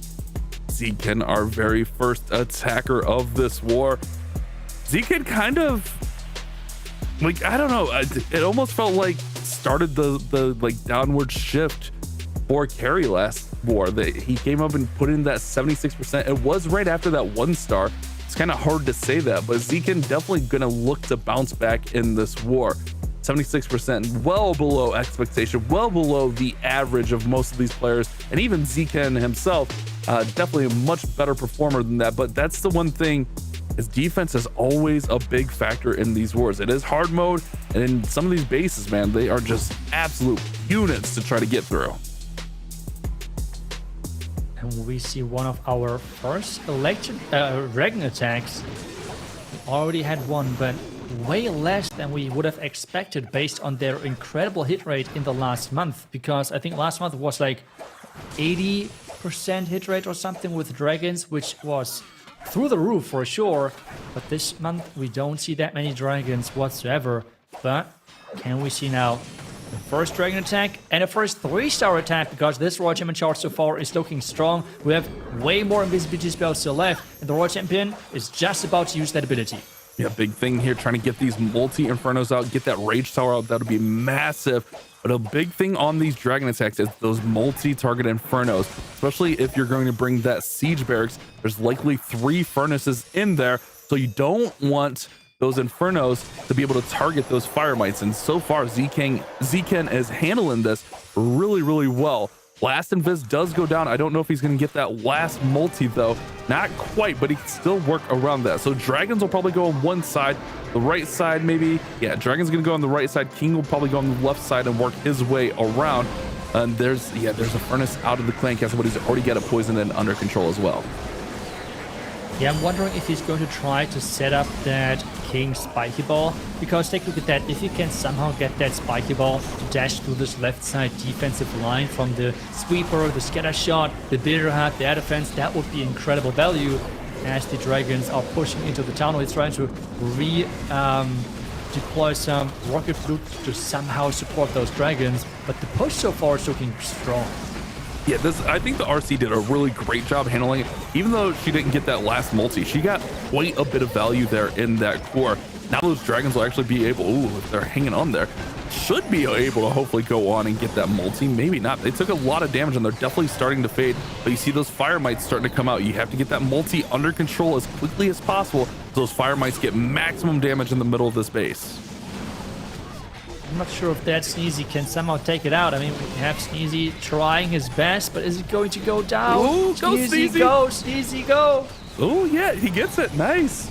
That's a huge pickup. Not to mention King still has the spiky ball. Scattershot could be a little bit annoying, but if King tanks it, he does. That allows these fire mites to continue to work through here, but now they're all going to that storage. A nice spiky ball picks up that storage, and this is going to be a 3-star too. Zken getting back the way he needs to. I mentioned definitely needed a bounce back here, and he does just that with a 3-star. Really nice attack, and this brings back the dragons. A nice 3-star to start things off. Carry Esports to a strong start. And I feel like most of actually those top teams had a strong start with their matches. Just wondering, maybe beats the number guy and let us know if actually every first attack so far, or pretty much most of the first attacks, yeah, were every 3 first stars. attack has been a 3-star. Yeah, okay, so I'm not going crazy here. So, I mean, that is just mad impressive from those teams, getting those consistent first 3 stars in. And it's as well showing that it feels like those who are, I don't know, safe with their first plan, with their first initial concept on the base, going first, delivering, and as well getting that strong start. And that is such a key thing to success for those teams. Even more impressive than that, Itsu, all but one of our second attacks have been 3 stars as well. So all of these teams have been coming out hot. If you remember in that Dizi war, Barbarians, he had the 91% fail. That is our only second attack fail so far out of 8. So let's see if Pato can keep that up. Remember, Pato though, I don't want to jinx it, but Pato had that big 1-star. I mean, you can only go up from there, right?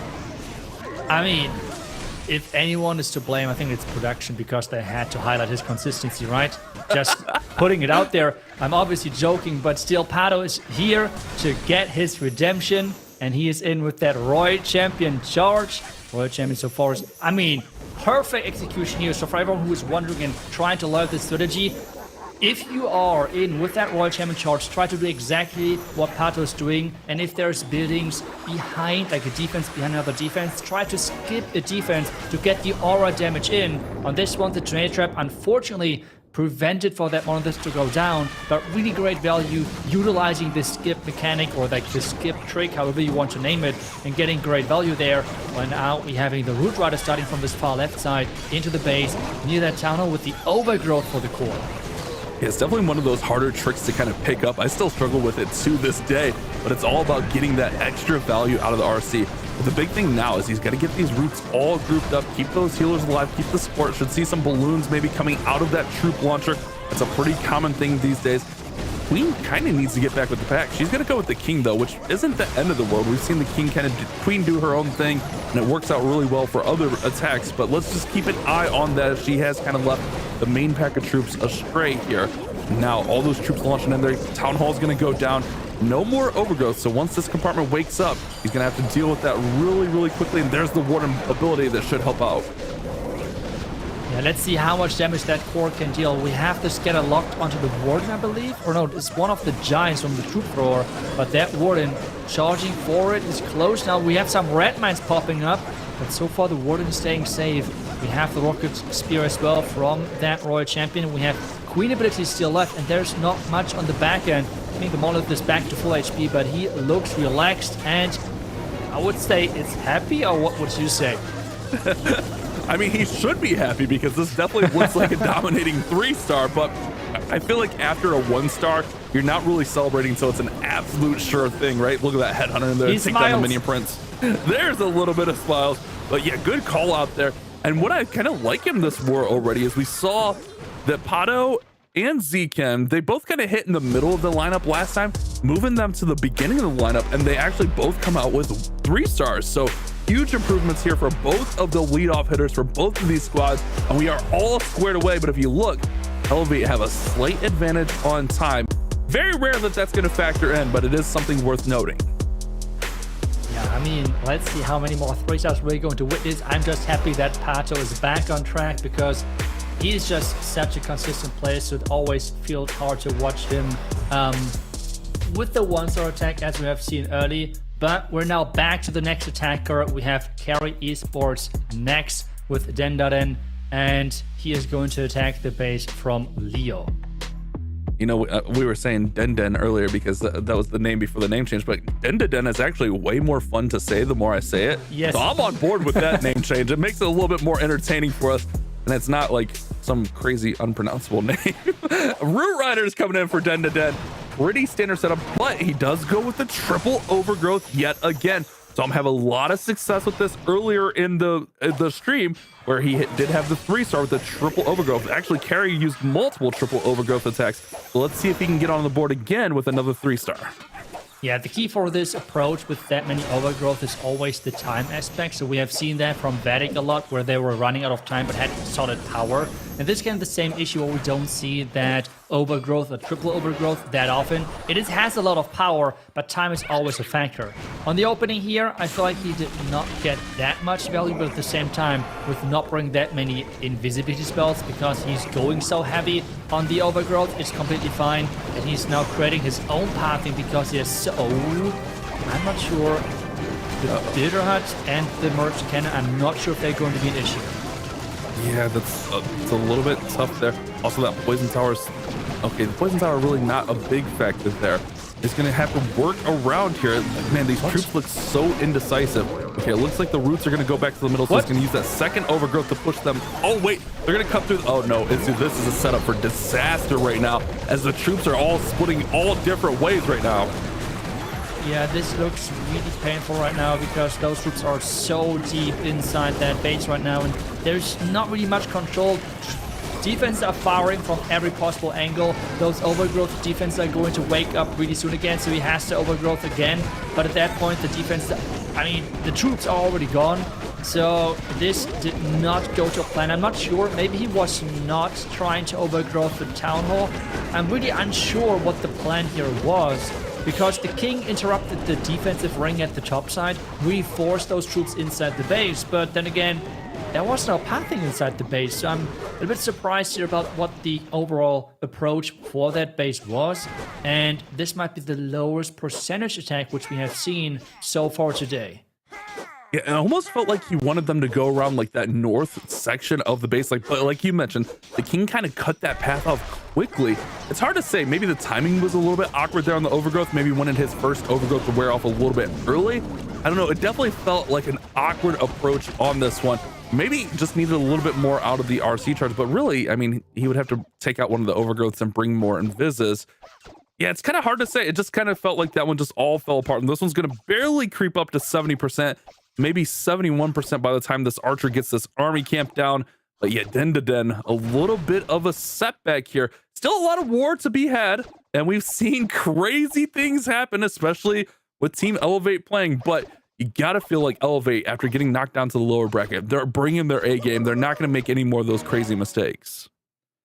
Yeah, they're going to play it as safe as possible. I mean, obviously, playing it safe is always a bit more tricky when you still need 3 stars. And yes, this is a solid defense.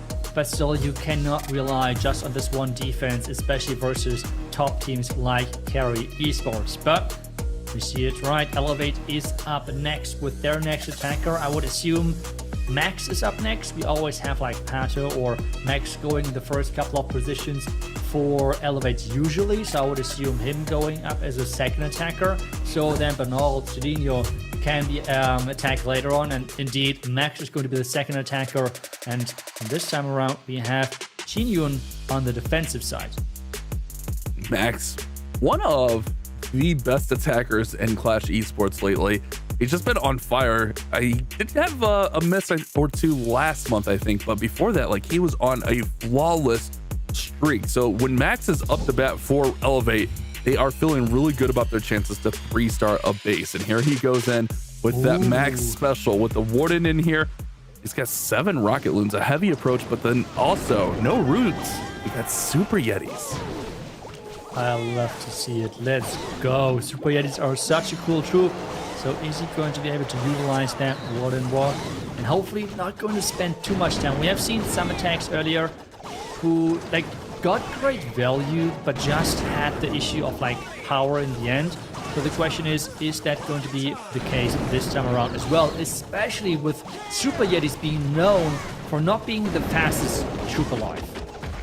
Yeah, but I kind of like the setup a lot on this base. I've actually been using Super Yetis quite a bit myself. And when you have like kind of a straight line through this base after you create the funnel, it is really, really nice for these Super Yetis just to go straight on through the middle of this base. He does have some regular wall breakers to break that exterior wall, and he does have that jump spell to go right up the middle. I love this approach here from Max.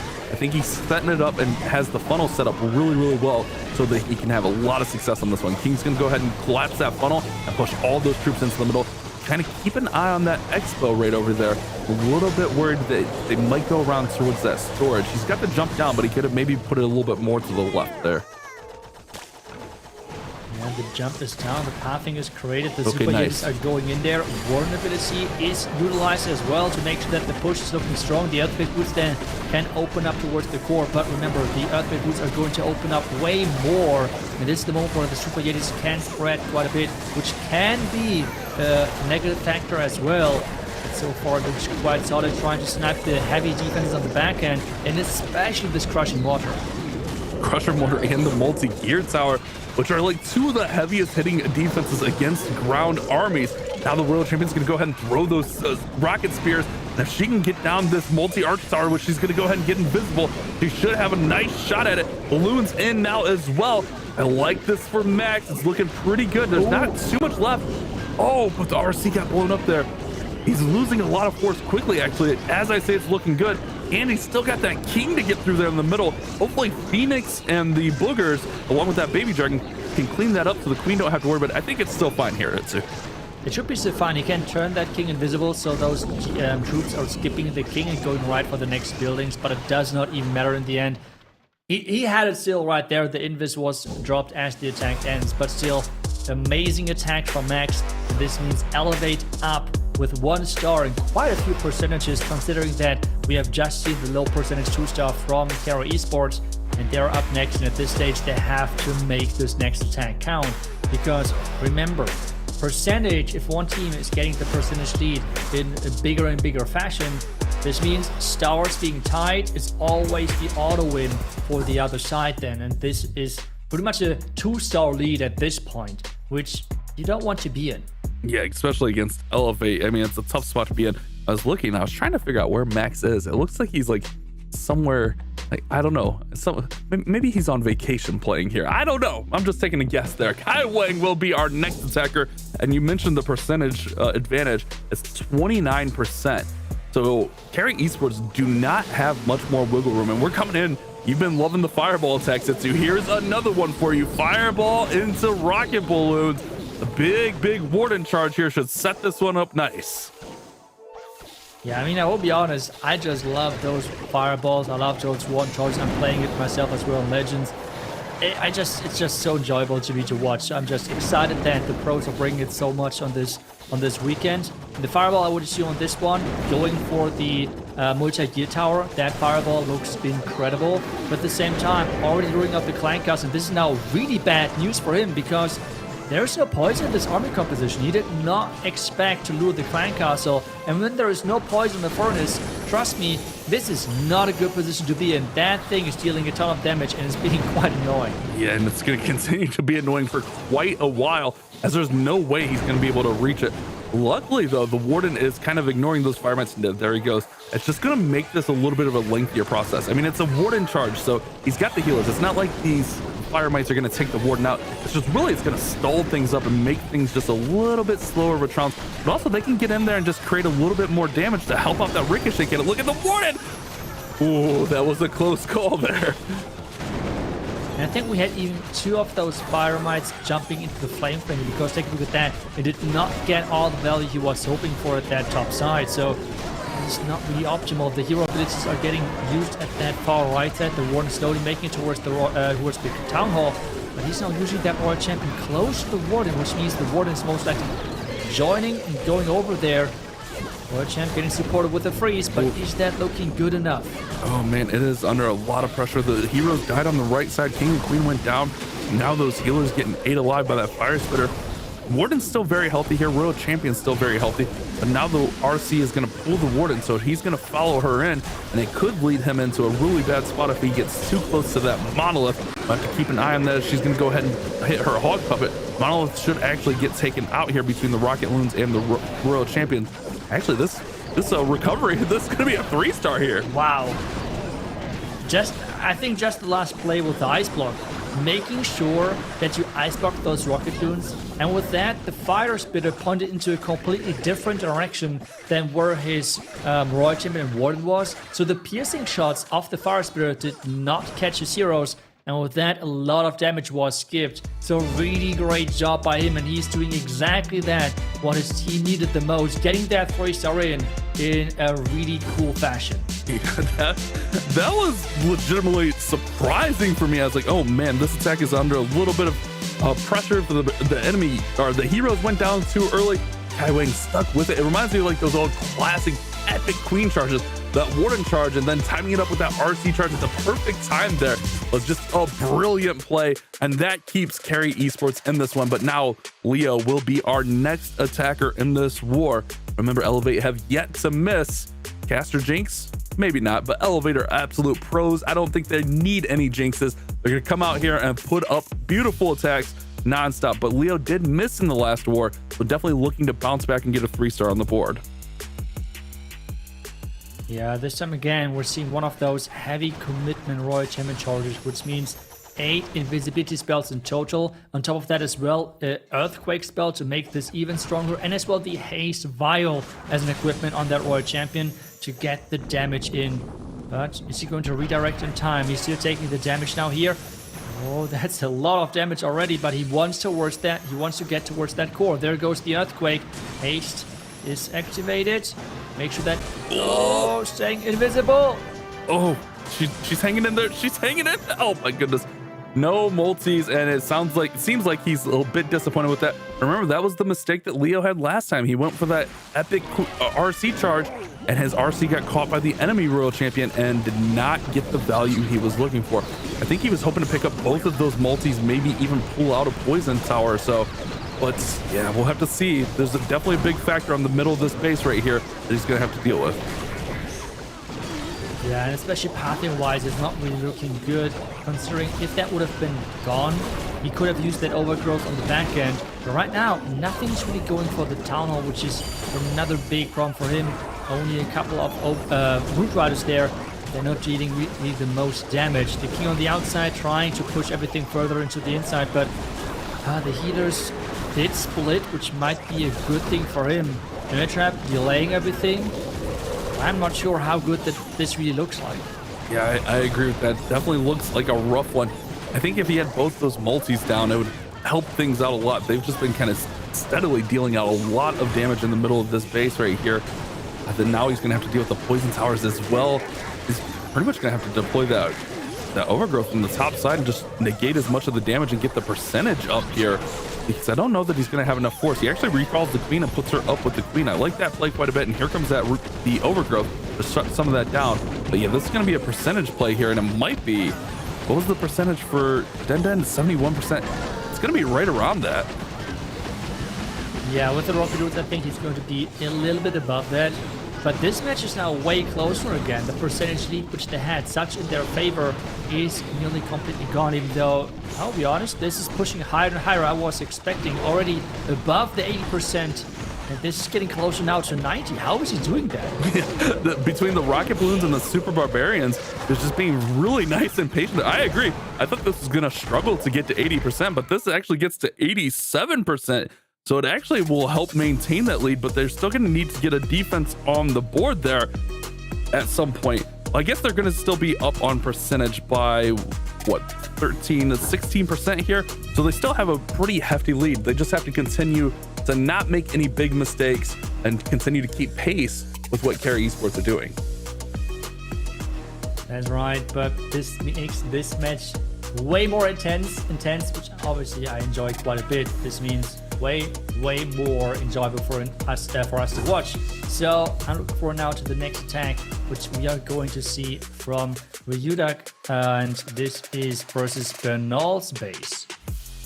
Ryudak coming in here last war was so close. It was a 3 overgrowth root rider attack, but it was 97%. Now, if Ryuda can get a 3-star on the board, that really forces a lot of pressure over to what will likely be Bernal attacking. Bernal on defense right now, but Bernal is usually in that 4th spot attacking, so we could see a nice little exchange right here, and it is going to be that triple overgrowth again. Another heavy investment on the overgrowths from Carry Esports. Let's see, does he get that? Okay, nope, that one loon was a bit too late. Another invisibility, but he's taking another shot. Currently locked onto that defending Royal Champion, which is a lot of time missed. And he wants to create that funneling there. He is having 2 more invisibility spells. And except those overgrowth, there's not much spell support to this army. He's really relying on those spells. Yeah, it's a tough spot to be in for sure. But Royal Champion's still going on. He can recall her at any point. We'll have to see if he does right there. Okay, there's the recall. He does get, it looks like a full CC pool. There's the furnaces out. He's got the rocket loons. He's got the ice golem. So the clan castle can be dealt with nice and early into this attack.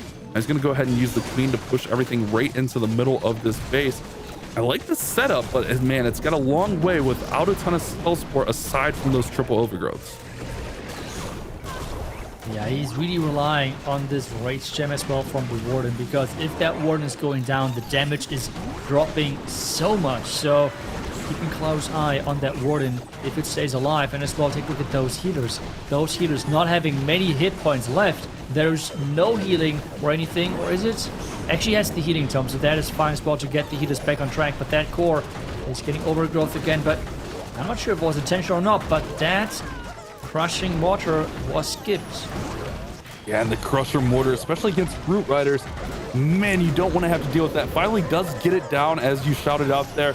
Still has plenty of hero abilities here, but the king is starting to go off onto his own right here. So that is definitely an issue. He needs to get back with the pack, but now with that monolith waking up, this could be a little bit of an issue for the king to go down, but still tons of roots on the top side of this base working through. Yeah, a ton of root riders, but they're getting picked off one by one from the multi-gear tower. The gear bomb doing its thing as well, and he has that last overgrowth active, but we have as well it running out now. King ability, where's the spiky ball going? How much impact does he have? The queen ability as well, but she's standing right now inside a poison spell, which means there's not much value. Yeah, it's slowing those triple queens down, slowing that giant down.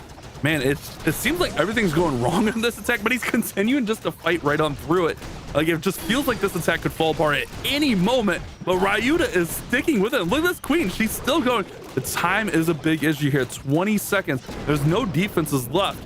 Can he get through here? Can he avoid that elusive time fail? Super Barbarian going. 10 seconds. How much left is on that storage? The storage is low. 6 seconds. 5, 4, 3, and it's gonna be a 3-star for Carry Esports, and the pressure goes back over to Elevate. I have right now a really big question mark in my face, because I feel like he was celebrating already like 20 seconds ago or something, but it came down to the last 1 second. How did he know that? I mean, I would have been like on the edge of my seat, not knowing if I'm going to take a look at that 2 minutes and 58 seconds. This came down to the last 2 seconds. It felt like more like 1 second, but okay. He can see the future, that is confirmed at this point, but getting the 3-star in is really clutch for the match itself. Dizi, what are you worried about? There was 2 whole seconds left. What are you stressing? I mean, I'm sorry. I am sorry. I was with you there. I honestly didn't think, but that wall breaker was actually super clutch, and that one super barbarian able to get through there. Bernal is going to have to respond now with that being a 3-star, and it's all squared away. Bernal has to get a 3-star here. They don't want to fall behind against Carry Esports, and it's going to be Zekin on defense. This match tightens ever closer. Yeah, I mean, this match is super intense. And again, at this point, I want to remind everyone, this is an elimination match. Whoever is going to lose this is dropping out of this last monthly qualifier and is not going to then make it for the money which is in here. But Bernal, he wants to get his revenge and he wants to get this 3-star because the last time he did not really get that great of an attack and he did 1-star.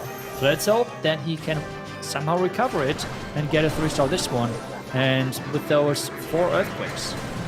Yeah, he's going to set up to go with that giant arrow. There's the giant arrow right through, and then go with that long log launcher right through the middle of this base. Remember, his 1-star was with Dragon, so he's going back to the ground here. Bernal, a really consistent attacker, so very uncharacteristic that he would have that 1-star miss, but it happens to the best of us. Look at this log launcher going to go ahead and pick off. Oh, wait, the CC partial pull there. I don't know, maybe there might have been another furnace in there, but actually the log's going to go ahead and deal with that other furnace there. King's going to cut off the path there, and now all the roots are going to go ahead and start working in. The Queen is in that one compartment by herself, while the roots are going to continue to the right side. Yeah, the Queen inside that middle, he has one more overgrowth, which he can use for that back end, which he's going to do right away. Queen and King, those heroes who are supposed to be on the outside are somehow now on the inside. It was like everything switcheroo because those Root Riders are now following the outside layers of this base, while those 2 other heroes are deep inside this base. Yeah, it's definitely an awkward juxtaposition here of what's supposed to be happening on the attack. He's trying to hold on to that King ability for the overgrowth to wear off, and the spiky ball goes to the outside. I thought he was trying to get that spiky ball to go into the monolith, but it does go to the outside of the base. He's still got the rocket spear. Here goes rocket spear from the Royal Champion. This is huge. If he can get the monolith, oh, he's celebrating it too. It looks good. He goes invisible for the Spirit Box. It's going to be a 3-star response for Bernal. Elevate continue their lead with, man, what a weird attack. What's going on in this war? This is crazy. I mean, this is so crazy. We're going now into the last attack on both sides. We are 11-11 with only a couple of percentage points in between those 2 teams. Yes, the percentage lead right now is in favor of Elevate, but still, this match is going to come down to the last 2 attacks. And if Carry Esports 3 stars, then everything is on the side of Elevate. Yeah, this is definitely, and just honestly, this whole month kind of just feels off. I mean, we have all 3 of our golden ticket teams in the lower bracket right now. These 2 are golden ticket teams playing against each other, and it all comes down to the final match. We've had so many crazy things. We had 1-stars from Elevate, which 2 1-stars is rare in any war, but let alone from Elevate, who have been on such a tear lately. And now they're looking to hang in there and take out Carry Esports, who they will see in the World's Finals in just a couple of months.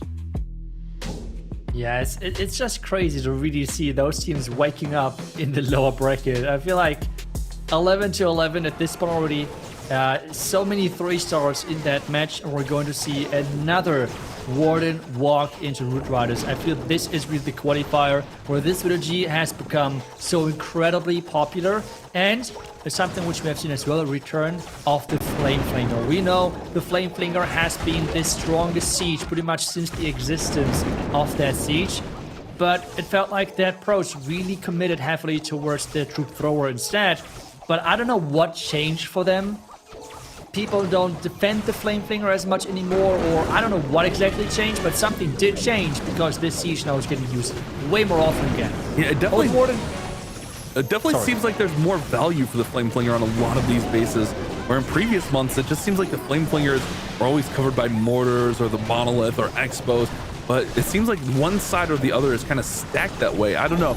I'd have to go back and watch footage from the previous qualifiers, but definitely a little bit of a meta shift into the Siege Machine change, which is, like you mentioned, the Flame Flinger, one of the strongest Siege Machines in the game, if not the strongest, when used and getting the most value that it can. But here we go with the approach to the Town Hall. He does have an overgrowth that's still to be used. There is that overgrowth in the middle, shutting down the monolith and those multis. Yeah, really making sure the pathing is set. The overgrowth waking up again, but he has another one to use.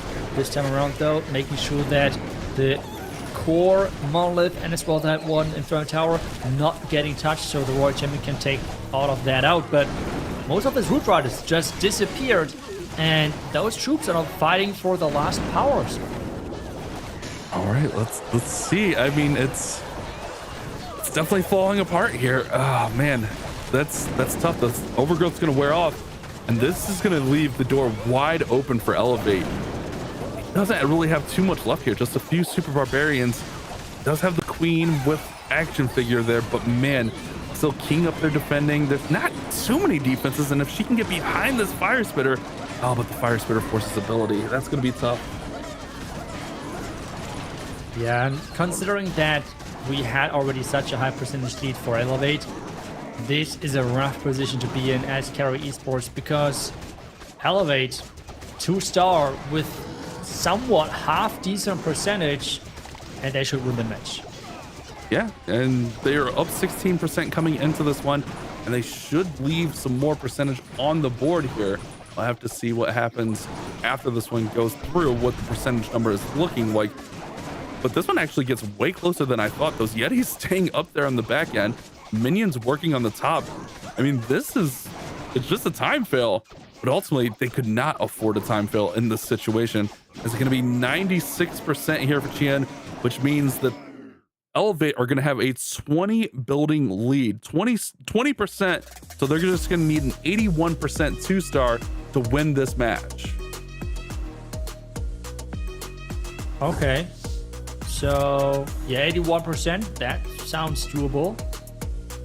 Let's see what strategy they're going to pick. So far, I mean, even though we have seen the rise of fireball attacks, of warded walks into Root Riders and such, but I feel like we're going to witness then just for the last attack another World Champion charge with the Root Riders. It just feels the universally safest approach versus most bases when it comes down to just average power, let's put it that way, for the different openings and such. So that will be the strategy which I would expect from Celinho, but maybe he's going to switch things up and he's going to feel that another approach is safer versus the specific base, or if he feels safer in general with a different strategy. But we're going to be able to tell in just a second.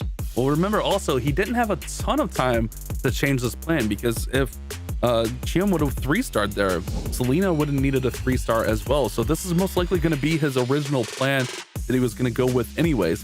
So a bunch of rocket loons to go in there, but with the Root Riders, but it's going to be that longer RC charge here into the base. We'll have to see if RC has that haste file on her. Or maybe I missed it. I don't know if you saw it there. It's if she has the haste file, but it might be a nice haste file through this town hall to get that under control and then bring the roots in after. Yeah, it should be the haste file, especially having that many invisibility spells. And then we have the earthquake as well to really soften things up. But the tunnel is the target here. Is she going to go there? Can he redirect her towards the tunnel? There goes another invis. Town hall is next on the menu. There's one more invisibility spell. He should be able to take it out, right? Yeah, hopefully. Oh, whoa. Oh, and he recalled. Oh my. Or did she get taken out there? I can't see. She might be taken out there in the middle, or is that the warden? I think that's the RC taken out there in the middle. Yeah, her electro boots are on, so she didn't get recalled. Oh no. And I mean, this is... I'm speechless at this point, because we have seen this now multiple times from Elevate that they're going for those deep Royal Champion charges. But for Leo, 2 times his Royal Champion died and he failed, and we now see the same thing again here. Yes, they only need like a little bit above like an 80% 2-star, but with the healer so low already, I am not sure if he's going to make it that far. The healer's gone. There they go. Yeah, just as you say it, the healers are gone. This is awkward, especially with the Royal Champion not getting recalled, so definitely lose out on all that extra value she brings. 81% is the number here, but Carry Esports could just actually upset here with a crazy defense. These long RC charge, it's almost like the Dragon approach where you go with that super long RC charge. It's just not working out here for Elevate. He needs 13 more buildings, 12 more buildings. Solino is a slow trounce to the finish line. He does have some super barbarians and he still has an ice golem which can provide support, but what is the queen doing? The mirrored queen's going through the other wall and leading the queen in there. She will reach the scatter. I don't know, Itsu, what do you think? It's so close. I mean, we don't see exactly. Queen! No, queen! What? Come on, there was one building. What are you one doing? Shot. Okay, sneezy, fly. One shot. Oh. Yes, no. Okay. There's another building gone. So where is he going to send those rocket rooms to? And this means 2 buildings are gone. Ice Golem and the Wizard, and as well as maybe some Super Barbarians. Yes. Okay, but is he going to make it? 80, 81. Oh my goodness. By the skin of his teeth, he gets there. It's 81% should be the right number. Let's make sure I didn't bash math it and mess it up. We'll get the confirmation in just a second here. And it seems like they're all relieved, but holy cow, that does not get much closer than that. Solino just getting it all together. Let's see this final stats screen. And there we see it right there, 93.6 to 93.4. One building into. No way. I mean, no way. You saw it in the reaction of Pato. He was like, what are we doing? kind of thing. We had that was such a good start for them, like two 3-stars back to back, and then things just went downhill. Both of the attacks with the mass invisibilities, that 81 and 87%. Please Elevate tomorrow. Do me a favor and do not do those 8 or 9 invisibility charges. Or maybe just prove me wrong, that's fine as well. But at least today it did not work in their favor. That was crazy. And now Elevate will knock out Carry Esports. Let's go ahead and take a look at our updated bracket after that intense matchup. One building is the difference. Elevate will move forward and they'll play one of the losers there from the upper bracket. That means next up we have Dizi X Stamina versus Vatic Esports. And this is a must-win war for Vatic if they want to avoid the last chance qualifier. Remember, Vatic either need to win this qualifier or they need 3rd place or higher. I guess they just need 3rd place or higher. They don't necessarily have to win in order to get that golden ticket. Yeah, but the crazy thing about this as well is if they do not achieve that, like if they cannot make the top 3, then this means that Navi would get the golden ticket from the points leaderboard. So Vatic really is the deciding factor in there in who is getting that golden ticket. And after the last match from them, I really hope that they can turn things around. They had 12 stars, which was quite solid, but they had as well some really questionable attacks where they did not consider time whatsoever in the planet. At least that's how it felt like from our standpoint, right? But I feel like we should get back to this one match one last time between Elevate and Carry Esports, because we have the MVP ready for the last match. And who is it, Bash? Oh, it's gotta be, it's Bernal. Okay, that works. That works. I was gonna say it's gotta be either Pato or Max, because they're always fan favorites, especially Max. I mean, you see Max right there, 26%. Bernal makes a lot of sense there as well with that clutch attack to basically secure the win. I mean, Solino just barely securing the win there with 81%. That war was so insane. I don't get it, man. I don't understand what's going on with all of our matches in this qualifier. That was a really intense match. I mean, coming down to the last attack, last second, last building, last everything. That was just as perfect cinema as possible. So that was really, really enjoyable. And the good news is that we have 3 more matches to go. So this means way more Clash action to come for you guys. We're going to hop into a really quick break, but don't go anywhere because we are right back. See you in a bit.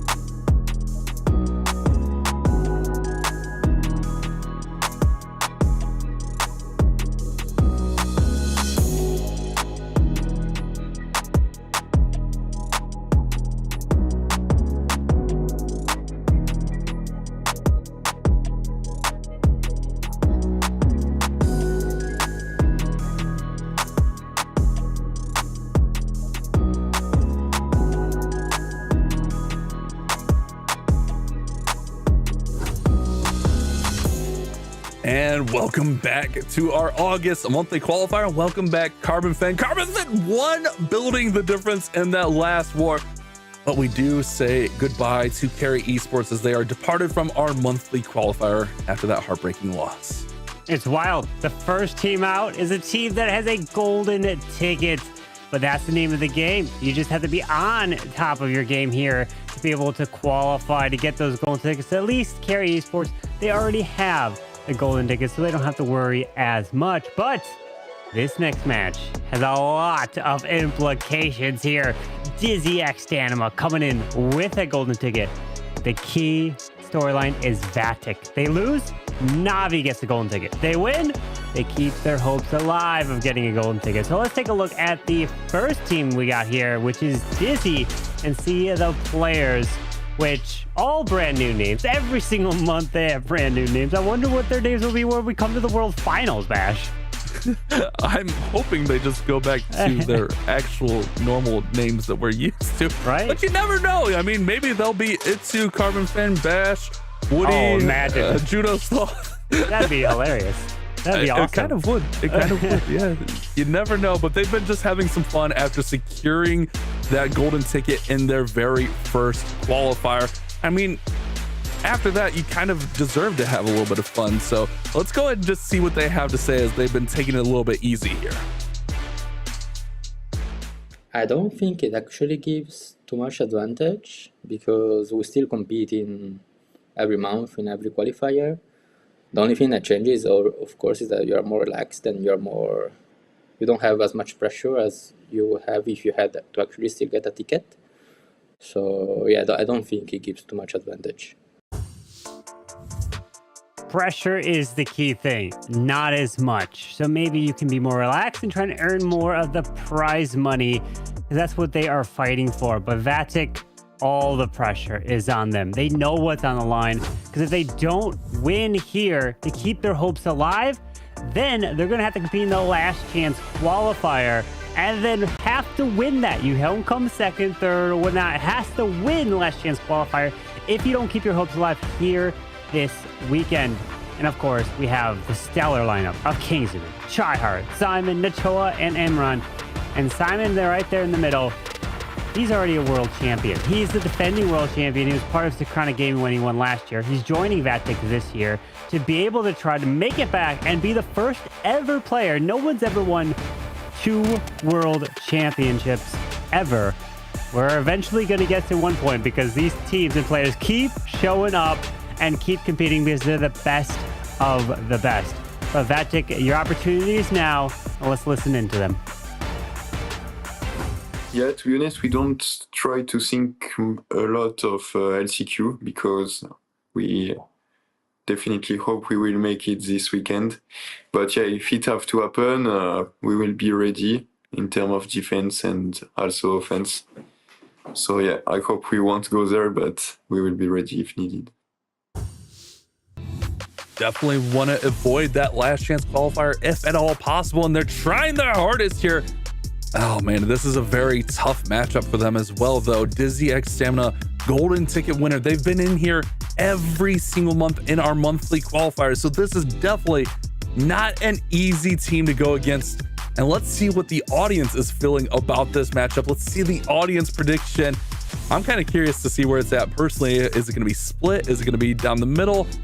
I don't know. What are we seeing here? Oh yeah, it's pretty close to down the middle. 57-43, Carbon. Yeah, that's relatively very close. So 57% of you at home are taking Dizi, but us casters are also pretty much split. Itsu and I are going with Dizi, while you and Woody Bash are going for a Vatic.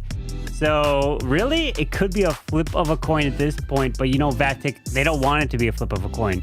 They want to win. They need to win. They really need more than want, because if they don't, then they're going to have to be competing in the LCQ. Like Kingsman said, if they have to, they'll be ready, and that will be their final opportunity. But this match has so much implications on it, and every single attack, one small mistake, and it can cost you. Yeah, not just that, but they have to string together like 3 wins in a row now. But remember, guys, that's our predictions. That's the audience prediction. If you want to be a part of that audience prediction, head over to event.supercell.com/Clash of Clans. You can make your predictions, you can watch alongside of us, and you can earn some amazing rewards to help boost up your village so you can be a max player and play in esports next season and try to take down some of these tougher teams. Remember, this is our last monthly qualifier, so I would offer it to you guys this month, but there's no more chances. All we have is the last chance qualifier, and you've had to play to get there. Simon's going to start us off in this war, and Simon did start us off the last war for Vatic with a 3-star, so definitely going to look to keep that momentum up. And if you're Vatic, you're really rooting for Simon here. Like, this is do or die for this Vatic squad. This is it. You're going to have to pull through right here and take down a team like Dizi, and it starts with Simon and his roots. Do not lose that Royal Champion. If she loses that value, the attack is over. So he's going to focus on her, making sure that she charges in towards this base as he's going to push the RC towards the geared up cannon here. Towards the ground expo, multi-arch towers all through there. But he does have the Royal Champion with the haste file. So when he pops that ability, he really plans to speed her up to get that value in the core. Yeah, that's the whole point. We've seen that being done time and time again. Ooh, she's going to take a shot from the Town Hall. As one of the kind of awkward things is like, oh no. When you make that approach to the Town Hall, you have to be aware because the Town Hall will fire. Great Invis gets her back on track. Here comes the haste vial. Going to go ahead and poison the clan castle. She takes another shot. She'll lose the Spirit Fox here. He's going to go ahead and just recall her after this. Nice. Furnace is being poisoned there. The Ice Golems take a little bit of damage as well. Not 100% the way he wanted to go, but the Town Hall is dealt with. At least the Town Hall is down, but he had a heavy spell investment for the Town Hall. And a lot of times, you'd rather get the high-hitting defenses and damage than the Town Hall itself, because then you can move on. Town Hall can be taken out. You don't have to worry about a Gigabomb explosion for the Town Hall. Granted, the Gigabomb is towards the bottom side, but look at this hook tower. It's actually doing so much work to pulling each one of these Root Riders. Oh my gosh, it grabbed 3 individual Root Riders, which means that these are going to get picked off, and he's not getting as much value, at least towards his backside. That is unlucky there. Out of all those troops that are in there in the middle, along with the troop launcher, getting the roots pulled in is so rough. But the troop launcher was kind of throwing to the outside, which allowed those roots to be exposed to that hook tower. And now pretty much all of the roots are down. There's one more on the outside. That root has to stay up and open up these walls for the rest of this attack. One root is opening these walls here. Queen's got ability. Ice Golem can be saved for the end of the attack with 2 rocket loons. But with only 1 Root Rider left, getting hit by the Ricochet Cannon, skipping through, hitting it, and it's going to be a pain to try to push this Queen with her ability of the Giant. No, the root does not open that wall. Man, that wall is like one shot. Let's see if the Queen hits it here. She's going to try to go to the outside. Oh no, that wall just barely needs anything. Queen just hit the other wall. It's right there. It's right there. She will eventually get through here, but this is definitely looking like it's going to fall short of a 3-star attack. The healers are up top as well. Oh man. And it's the Royal Champion value. He didn't get the value he wanted with the Royal Champion. Unfortunately, she passed the wrong way. He had to use an extra invisibility spell. And again, I'm not the biggest fan of just grabbing that Town Hall. You would rather get the defenses and then grab the Town Hall later. Granted, if you don't grab the Town Hall, it can lead to a 1-star. But as you see here, those defenses absolutely roasted right through his troops. But that hook tower, unfortunately, did hook 3 individual roots out of the 5. And that really stopped his push and that momentum through the base. That's just, man, that's so unlucky. Like, out of everything that was in there that could get grabbed, the hook tower just locks on dead eagle eye to 3 Root Riders in a row. Man, talk about a defending base right there. But also, I mean, those troops were on the outside with the troop launcher, didn't really provide the support that they were supposed to in there. Imran will be on defense next against Pirlo, who we saw him coming in the last war, and he had a pretty solid attack at putting up a 3-star of his own. Simon put up a 3-star in the last war, and we saw him just fall short. Will Pirlo keep up the momentum, or will he also fall short? We're going to find that out really soon. I'm going to say I'm expecting a Rocket Loons and that Fireball, and we see it right here with the Rocket Loons going in to grab the Expo with Invis to make the defense invisible so he directly target it, and you can pair in that Flame Flinger. So great plan to use an Invis to get the rocket loons to snipe it, and then the flame flanger comes through. But now he's setting it up with this Grand Warden to the far right side. With that Warden taking his time, what does he want to fireball? Does he want to hit the ricochet cannon? Because if he does, the whole core, including the CC, would be down. But I don't think so, because he's got 3 poison spells. Yeah, 3 poison spells. Okay, that's interesting. That's something. He's going to go ahead and fireball right there on the outside. He does get one of the ricochet cannons down. The Warden is continuing to walk through here. I guess the poison spells, especially in hard mode where those heroes are going to hit a little bit harder, you can use them to your advantage to slow down those defending heroes.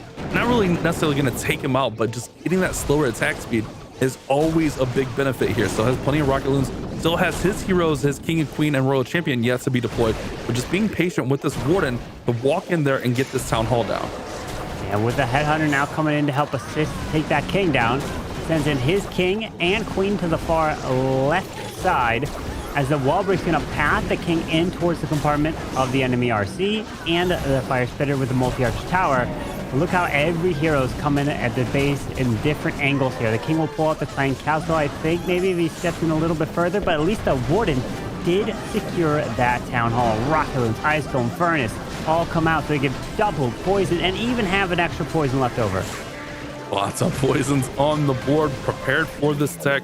The queen did go to ability, bringing out that giant. Now the clone queen's going to go in, start working on that minion prince. Headhunter will help out as well, and they do get that minion prince down. That's a big pickup. Warden is still working on the top side. Now the royal champion joining the party with her rocket spears, and everything is looking to come together. It's just that one bottom section of the base over there with the defending queen and that fire spitter, along with that scatter shot, that could really be a big issue. With an invis on the Royal Champ to the top, takes out the cannon. Warden decides now to pair in with the Royal Champion, but he does have a Phoenix, so the RC will come back to life to be able to help clear this core. The 33 seconds, poison and skelly on the enemy queen. Rocket Loon's trying to help move right on over, takes her and the defense is down. 2 Rocket Loons to snipe, maybe, okay, he's got to go into the defense, but the Royal Champion of the core is gone. Rocket Loons are trying to grab the spitter, and it does. Oh, Bash, there's only 15 seconds. He's got to come together on that final storage down south. It's looking good. It's looking good. He's got to get through the multi, and that's the last line of defense, and the multi will go down with just a few seconds left. Man, that one was intense. It really wasn't looking like it was going to get there, but everything just collapses in at the end. Those rocket balloons, that final poison and the skeleton spell was really clutch over there on the enemy queen, and it's going to be a 3-star and a big advantage for Dizi, as they will be up by 20% after one attack. Not to mention, they're up on stars.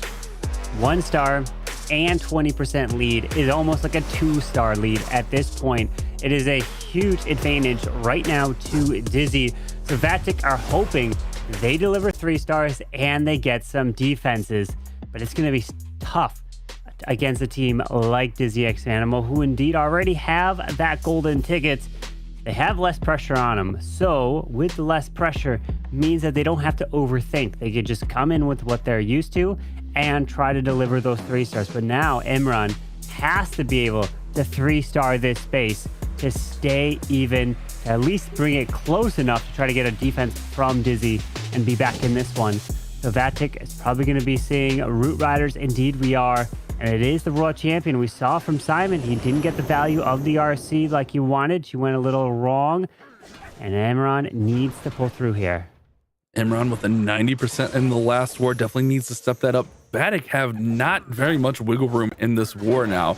After that big miss from Simon and then the 3-star response, they really have to be all hands on deck here, trying to get these 3 stars, coming up with those plans and making it happen. Not saying that they weren't trying to do that before, but the situation is getting more dire by the moment. Yeah, with this RC now pathing her way into the town hall, so it does get all the way into the core and doesn't finish it off. He didn't have any more invises, so he's just going to now continue with the roots, pathing towards the top side, but it's 2 overgrowths to pair in. Do not leave that town hall overgrowth for too long, then you'll run into the potential one, but he should be able to path back into it, as the king is off to the far left, and the Root Riders are moving their way into the middle. Yeah, I'm not really concerned about a 1-star risk here. I mean, the Town Hall wake up, he'll go right at it with the Root Rider. Just really, how's the pathing looking to the back of the base? Because I'm worried after this overgrowth wears off, everything's going to kind of split in different ways. Mostly the root riders are going to split in different ways. And that doesn't allow for the healers to stay right on the tight pack. He does use that second overgrowth to keep the pack a little bit tight here. But if they go towards that builder hut and then towards the scatter, it could split them up here. Let's keep an eye on the root riders and see what they do. It looks like they're staying pretty nice and tight together. The Royal Champion actually using Rocket Spear to help out getting that builder hut down. So that was actually a big pickup from her. Keeping those roots up and keeping them healthy is the big thing right now. Yeah, as the giant bombs pop to the bottom side, King's already burned that ability. Queen does have hers though. The Monolith needs to go down. It doesn't, so it gets a few shots off onto the troops, and a lot of the roots have disappeared, and they are all gone. And unfortunately, another defense here for Dizi, and Vatic is just tossing their hands up in the air, and it's not going to plan. And this could mean that Dizi, you eliminate a Vatic here, and Navi is going to be celebrating with a golden ticket from the points leaderboard. So Navi is really happy that these are falling short, while Vatic, they have to 3-star out really to have a chance at this point. Yeah, that's going to be just the situation. They have to get 3 stars on the board, because with that one being 76%, the percentage is going to be out of hand. But also, they're going to have to get some defenses on the board, which is possible. Dizi only put up 11 against RPG Repotted, but Repotted is also known for their defenses. Not saying that Vatic isn't, but Dizi, they can put up some stars. But if you're Vatic Esports and try hard right now on defense, you have to be hoping for a defense. You have to be hoping that your bases give Dizi some kind of issues and that you can bring this one back somehow. But a 3-star here really feels like it's out of reach, because that would be 2 triples, 2 2-stars then for Vatic, and the 2 2-stars are not like high 90%. They're 76 and an 80. Very low 2-star percentages. Let's see, as now we are going to have a Queen charging through with the Grand Warden, the Angry Jelly. So the Queen Angry Jelly charge through a corner and then recalling her with the healers to be able to get the initial value of this corner. Dropping that Skelly spell to try to distract the Ricochet Cannon. So continue this value through and then set up the Root Rider pathing. Remember, Dybala had one of the lower attacks of that Dizi loss to Repotted Gaming. So anything could happen in this situation. Does have a couple overgrowths, still has the Queen and the Warden charging in here, along with all of those roots yet to be deployed. The Angry Jelly going to go ahead and get taken down by the air defense, but that's okay. The Angry Jelly did its job. Keep an eye on that top compartment up there. There's the Mono, there's the Multi-Gear Tower, the King, the Poison Tower, the Minion Prince, the Giga Bomb. A lot of heavy stuff that he's going to be finishing on here on Tryhard's base. And with this push in from now the right side, pairs in the overgrowth, and we've got the troop launcher coming right on down. He's going to pass his way to the Town Hall, directly into it. He will have that Warden Eternal Tome to use. He's going to want to wait till later because the Town Hall doesn't explode, so you're perfectly okay to be patient. Town Hall went down with ease right through here. He's even got balloons that are out in front of these healers to pull the traps. But once he pops his Warden ability, look at these healers. He'll be able to pop the Warden ability, and the Healing Tome will heal these healers back up, hopefully. If he's got a Healing Tome. Oh, wait, no, he might. It's just the Eternal Tome and the Rage. Never mind. Then they're low. They're going to be low forever until hopefully the balloons stay out in front. Nope. Balloon going down there. Yeah, they're not going to be very healthy there, and still a long way to go on this base. If you're Vatic Esports, you're hoping that this one somehow falls short, because you need a couple of defenses strung together right now, sooner rather than later.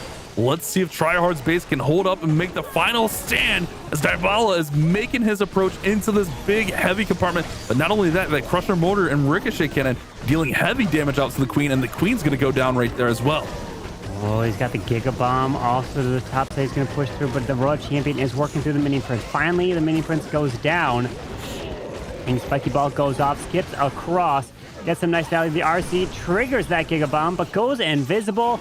And my friends, another 3-star coming in for Dizi X Danima. And what a performance here, 2 for 2, while really the defensive side is shining for them. 2 defenses for against Vatic, and now Vatic really at this point, they feel Like, they are too far away. They have to triple out and then hope that Dizi fails all the rest of their attacks. I really would love to know what their comms were hearing like right there, because Flexi seemed to be fired up about something. That's interesting. I guess we'll never know. We'll never know. But I mean, looking at the percent, man, 44% is the difference now. So if you're Vatic, you have to 3-star out, and then you have to get multiple defenses. Nachoa is going to be the next attacker. They pretty much need 3 defenses and 3 3-stars. This is such a bad situation to be in. Yeah, at that point is 100% true, because if Dizi get one more triple, then they 2-star out, they win. Because even with 3 triples, they're way down percentage. The only chance they would have would be a 1-star has to come in from Dizi, or if there was 2 stars, it would have to be like 60-70% to really bring it down. But that's looking like it's not going to happen. But we're going to see Nachoa now come in with the Root Riders as well, and it's all about the value with that RC. We've seen it twice now when the RC doesn't get that value, and it goes south as the RC continues to go invisible. Working on the ground expo, pulling out the Clan Castle, which we got archers and the furnace that is there. So he pairs in that poison to deal with it. He continues to push this RC through with 6 more invisibility spells. Oh man, I'm nervous for Vatic Esports here. This is such a tough spot to be in. We've seen this approach have a little bit of mixed results, but so far it's looking really good for Nachoa. But he is going to soak up that Giga Bomb, but that's okay. The Spirit Fox is still alive there. The RC is still alive, but a lot still to be had. Oh no, okay, good invis there to make the Ice Golem invisible. He's going to be able to continue on here and pick up that multi-inferno, which is a huge pickup, and now he can recall this Royal Champion. Or wait just a second here and then recall. There we go. There's the recall. Imagine the recall can also pull the enemy CC troops. That would be very interesting to pull them in with it, because it seemed like that's what was about to happen. But the healers are down onto the roots from the left side. Let's see. The Ice Golem is going to be delayed by the time it makes it over, but he does have a Valkyrie and a Super Barb to try to deal with it to the far edge. But here we go with the Warden and Charlton now protecting the balloons, the roots, the healers, everything through this bottom side of the compartment. With the King and Queen having the ability, the Queen's going to stay far to the bottom side, away from the push, as your Root Riders need to get healed up and stay healed up from the healers. Long way to go on this base, but I love this opener so far. The balloons out in front, this is a big thing. If you can keep those balloons out in front, that is definitely huge. Now he's got to continue on and keep everything alive. The monolith is looming up there in the top compartment, not to mention that scatter start starting to fire. This is definitely looking like the best attack for Vatic thus far, and everything just has to stay together and finish strong here. As the King and Queen continue their way through that right side, they will have their abilities, but only 45 seconds left. Time is ticking as he continues through. So he's going to rely on the spiky ball. Hopefully he's going to be able to finish off some of these buildings and defenses, but Bash, I don't know if he's got the time. 30 seconds. It's tough. 30 seconds and 15 buildings. The world champion's going to try to make her way through here. He's holding on to the King's spiky ball. He's got to get through here. Go ahead. Go RC. She's locked on. He's got to send the spiky ball. Nice. It's going to be barely a 3-star with that the Spirit Fox staying up through that long RC charge and all the way through the attack. That's a crazy play right there. I don't know how he kept that Royal Champion or the Spirit Fox on that Royal Champion the whole time. The fact that the Spirit Fox was still alive, I was worried because the Monolith was there. And if you don't have the RC still alive, then trying to take down all those storages in the end, so much HP, it takes time and it could lead to a time fail. But Nachoa gets it done for Vatic. A fantastic job. Gives them hope. They need a 3-star 2 more times, and then Dizi has to fail every remaining attack. Just one more attack for Dizi that triples, and decent enough percentages, 2 stars for the rest of their attacks, will seal it up for them and advance and eliminate Vatic from the opportunity here this month. And then they'll have to try to compete in the last chance qualifier for their last opportunity to get the very last golden ticket for this year. Golden ticket number 8. We are now seeing another route with the super barbs, and again RC starting off with that invis to send that RC straight on into the ricochet cannon. Alrighty, this is a big attack. If this is a 3-star, Vatic may be done for. This is going to be a big swing in this war. If they can somehow get the defense, slow down Dizi X stamina, they will be back on track. But they have to make it happen first. They have to get this defense first. Berbatov coming in with that RC charge, going to go ahead and yank her out of there after setting up a nice little path for these Root Riders to go right through the middle of this base. Does have the couple of overgrowth, so he can shut down some of those defenses, especially that Fire Spitter and the Town Hall. Carbon, it's just starting out, but man, this feels like the pinnacle moment of this war. Yeah, with an overgrowth onto the Town Hall now. Ice Golem, ground skeletons popping. Valkyries need to clear as the Ice Golem freezes up that cannon. And out comes the Furnace. Pairs in that poison. Ice Golems coming on the defensive side. More ground skellies all in this area, but luckily he does pull a Seeking Air Mine with the balloon. Needs to protect these healers as he continues through it even more. He's really pulling almost all the traps here. That's a big pull for all those troops there in the middle. But man, I'm just seeing, can he get through the back end of this base? If you're Vatic, you're hoping that the defenses can hold on, but he's still got the overgrowth where he can shut down the monoliths, shut down those multis. He does just that. He misses the one multi, but he can pick it up on his way through here. Everything working towards the top side of the base. He's got all the heroes now in the middle of the base, but now here come the roots. The roots will come in and help all these heroes get access to the rest of the base. And those roots are kind of cutting across the middle of the base here. That RC ability really helped take out that defensive minion prince. But the monolith still remains. He's making his push through. Gonna rely on these hero abilities. So the freeze, though, is used onto the crushed mortar there to try to help protect the RC. But the monolith takes her down, and the one Root Rider opens up the wall in the backside and triggers the tornado trap early enough so that on his approach backwards, he won't have to deal with it. So he's trying to stay onto this one super wall breaker for as late as possible, but the Queen needs to reach over the walls, grab this value. The Root Rider actually does the job there. And now the King's Spiky Ball goes off. Can he finish off in the core here? That monolith is a big issue. He looks frustrated. And I think that monolith is going to be the big factor shutting down. Not to mention that multi-inferno will shut things down. And there we go. That's step number one for Vatic Esports. Kingsman gets the big defense, but they still have a lot of work to do. This one is definitely not over yet. This was just step one. They are still down huge on percent, and they're going to have to get 2 more 3-stars at the rate that this is going, especially with this being a 97. This really doesn't close the gap at all. It's still a 41% lead for Dizi, not to mention all of the stars advantage that they have as well. The final 2 attackers for Dizi. I mean, I could say their names, but most people will remember them, so I'll refer to them as their old names, which we have Mask and Cynthia, as they obviously change their name every single month, but they still have attacks to come in for Dizi. And any one of them triples pretty much wins and locks up this board. They would both have to fail, which is plausible. It can happen, but the likelihood of both of them failing, it's tough, right? You have to hope for some really strong defenses. This percentage is nowhere going to be on Vatic's side. So we are going to have to see the next attacker, which is Kingsman, for Vatic Esports, the captain of their team, having to deliver and then continue to cross your fingers to hope for a defense. They are all in person for Vatic, which gives them... Does it give them a little bit of advantage? I don't really know, because they did get sent down to the lower bracket right away. And now they're at the verge of elimination if they do not continue to 3-star here at this point. As the Warden, I was going to say Warden, that is the Queen, because I saw the Sneezy, and I'm like, oh, that's the Warden. Of course, the Sneezy is usually always on the Warden. No, it's on the Queen with the Owl on the Warden. Okay, interesting play here, but that's all good. It's all about what goes on throughout this attack.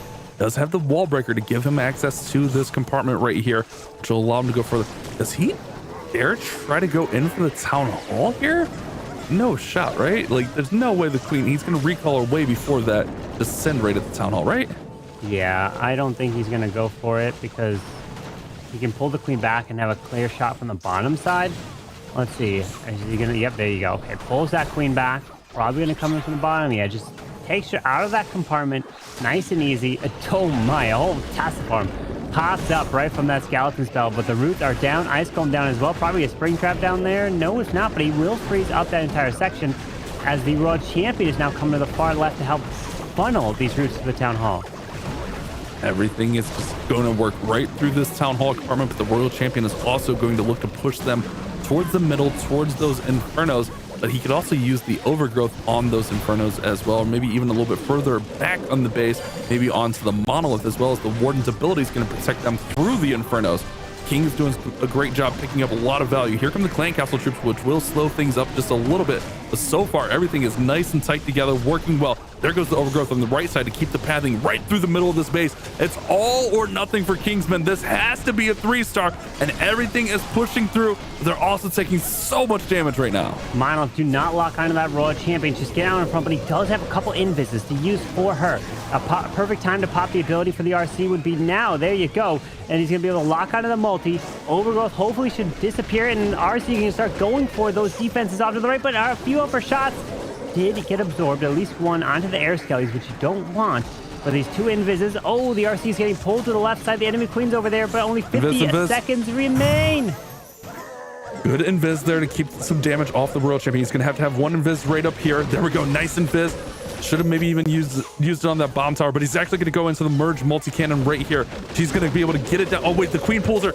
Oh, the merge multi-cannon stays up. Carbon, this is so intense. All those roots went down so early in the middle of this base. Now the Giant's tanking on the outside. He's got to get through this base, but there's still so many defenses, including that big scatter shot down on the bottom. The queen needs those healers that the Giant is just hanging on to. A couple switch over. This is a big swap. But Bash, time is not on his side, unfortunately, with these walls that are closed off in these compartments, not going to be able to get to it. And Kingsman knows he's not going to be able to 3-star this one. And the hopes and dreams of Vatic of trying to win a golden ticket this month is all but over. It's not 100% over yet, because there's still final 2 attacks left. It would have to mean that Dizi falls short and pulls off a 1-star and isn't able to do it at this point.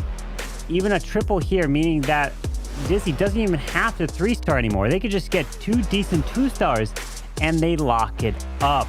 Unfortunately, now everything is in the hands of Dizi, and Navi are celebrating at this point. They know they are this close from getting a golden ticket. You were wondering, why are you talking about Navi and how are they're not even competing this month? How can they get a golden ticket? Remember, golden tickets are for each monthly final winners, and depending on how you place in each monthly finals, you get points for the points leaderboard. Whoever's in first place, or whoever is the team that's highest ranked under the golden ticket teams in the points leaderboard, gets a golden ticket themselves. And in this case, right now, Navi is the highest team without a golden ticket in the points leaderboard. And Vatic, they would be the highest if they were to finish in 3rd or higher. And at this point, they're not in 3rd. So if they lose, Navi takes that golden ticket. So here we go. Can Dizi get a 3-star and all but lock it up for this match? Look at the difference in percent here. It's about a 41% split. Pending the results of this attack, it could even be increased more, or maybe Vatic gain a little bit back here. We'll see. As Azu coming in with that RC charge, and they're going to go ahead and set up for that flame flinger on the right side. Early fireball right onto the town hall, and then rocket balloons after freezing the town hall to finish that town hall off. The crash damage should finish it off right there. Actually, that balloon doesn't even crash. The warden's just going to go ahead and assist and finish that town hall down. Now the warden. That warden. Is that a druid? Is that an air? Wait, it's an air warden on the druid. Okay, the druid will heal the air warden. Okay, this is different. Yeah, you know, healers won't work on air wardens, but druids will. And we got a mini prince with the warden together moving into the space. Yeah, this is an interesting attack to say the least here, Carbon. But things are definitely falling a little bit here. He still has Queen and Royal Champions to be deployed, so I'm assuming there's some certain objectives he's trying to get out with the Minion Prince and the Warden. This Minion Prince is going to get ate alive by the Fire Spitters, but the Flame Flinger is doing a great job. Now it looks like he's starting in from the top with the Giant, and he's got the Queen up there as well. But man, there's still a long way to go on this one. Yeah, with that Ice Golem freezing up to the top side, taking that down. Rockaloons pick off a Tesla. Flame Flinger is just going to take its time to the far right side.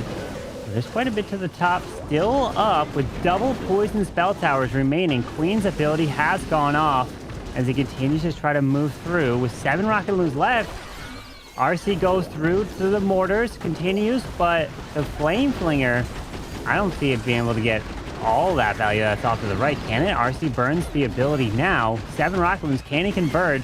I mean, those Ricochet cannons, they can't target the Rockaloons, so he's just picking things off one by one here. Yeah, it's kind of working here. I guess that was the objectives of the Warden and the Minion Prince, was to get some of those air targeting defenses. The RC is going to go down here.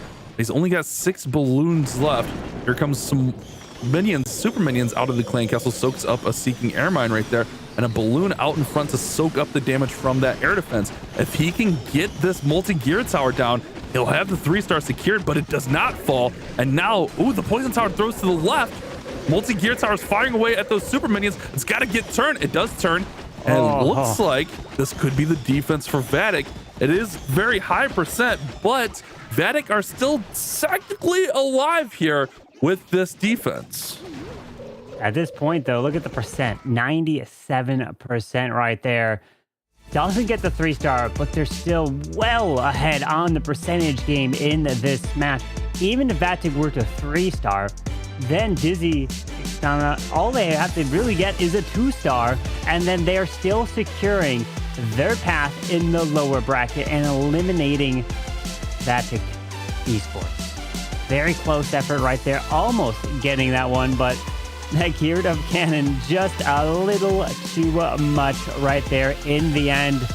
We have the final remaining attacks, and this could be the final try, the final push that's going to come in from Try Hard of Vatic, and it just hasn't been their day, and they aren't able to string together enough 3-stars to be able to win it.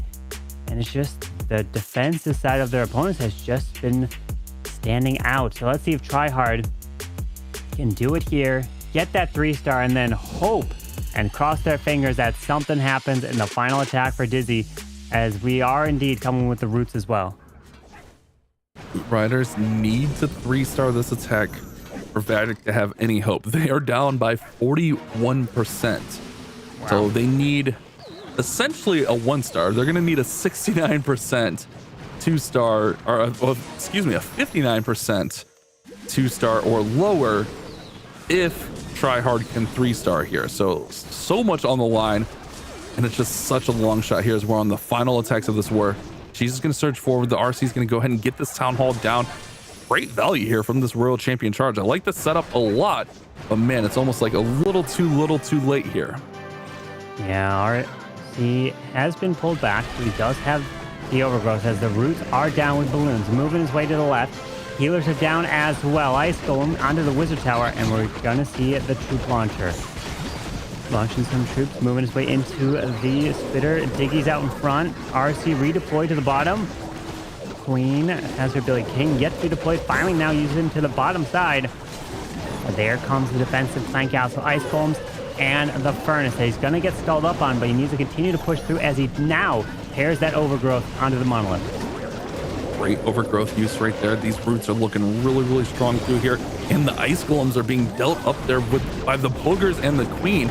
The Queen's actually going to stay safe for just a second, but she might go into the middle, and it looks like she's going to go up towards that storage. So the Queen going to kind of do her own thing. But we've seen this kind of work out in the past, especially if she can pop her ability. She can shred through the monolith right there, and that multi-archer tower could definitely be a positive thing. And not to mention the World Champions there helping out as well. Yeah, the monolith does finally go down as he continues towards the multi on the backside. Does have that King ability with a couple super barbs left. Needs to move through. Does have about a minute remaining in this attack. Giant leading out in front. Does get hit by the fire spitter as the ricochet cannon is hitting some of these troops, but it does have a handful of the roots alive, mainly because the healers are still there healing them up. And the King Spiky Ball is going to be able to skip through the remaining portion of the space. Tryhard does indeed get this one here. Roots will plenty be enough. So a 3-star here will put Vatic to 12 stars overall. And Dizi, all they have to do, because their 2 fails were at 97, both of their fails were 97% 2-star. All we have to see from Dizi, their final attack is a 60% 2-star, and they are victorious in eliminating Vatic. But if it's a 59, then it's an exact draw, and then we go down to time. And if it's a 58, then Vatic wins. Ooh. I mean, what's the odds of a 58, though? I don't think we've seen any 58% 2-stars happening. It's more likely that we see a 90% 1-star than a 58% 2-star. Let's be honest with ourselves here. But anything could happen. Try hard. It just kind of feels like this was a war of way too little, way too late. As the last 3 attacks for Vatic were impressive. 3-star, 97, 3-star.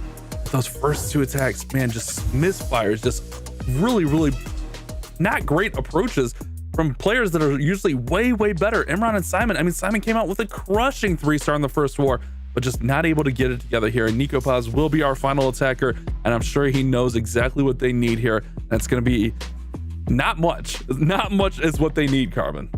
Yeah, 60%, that's it. And they will be victorious in this match.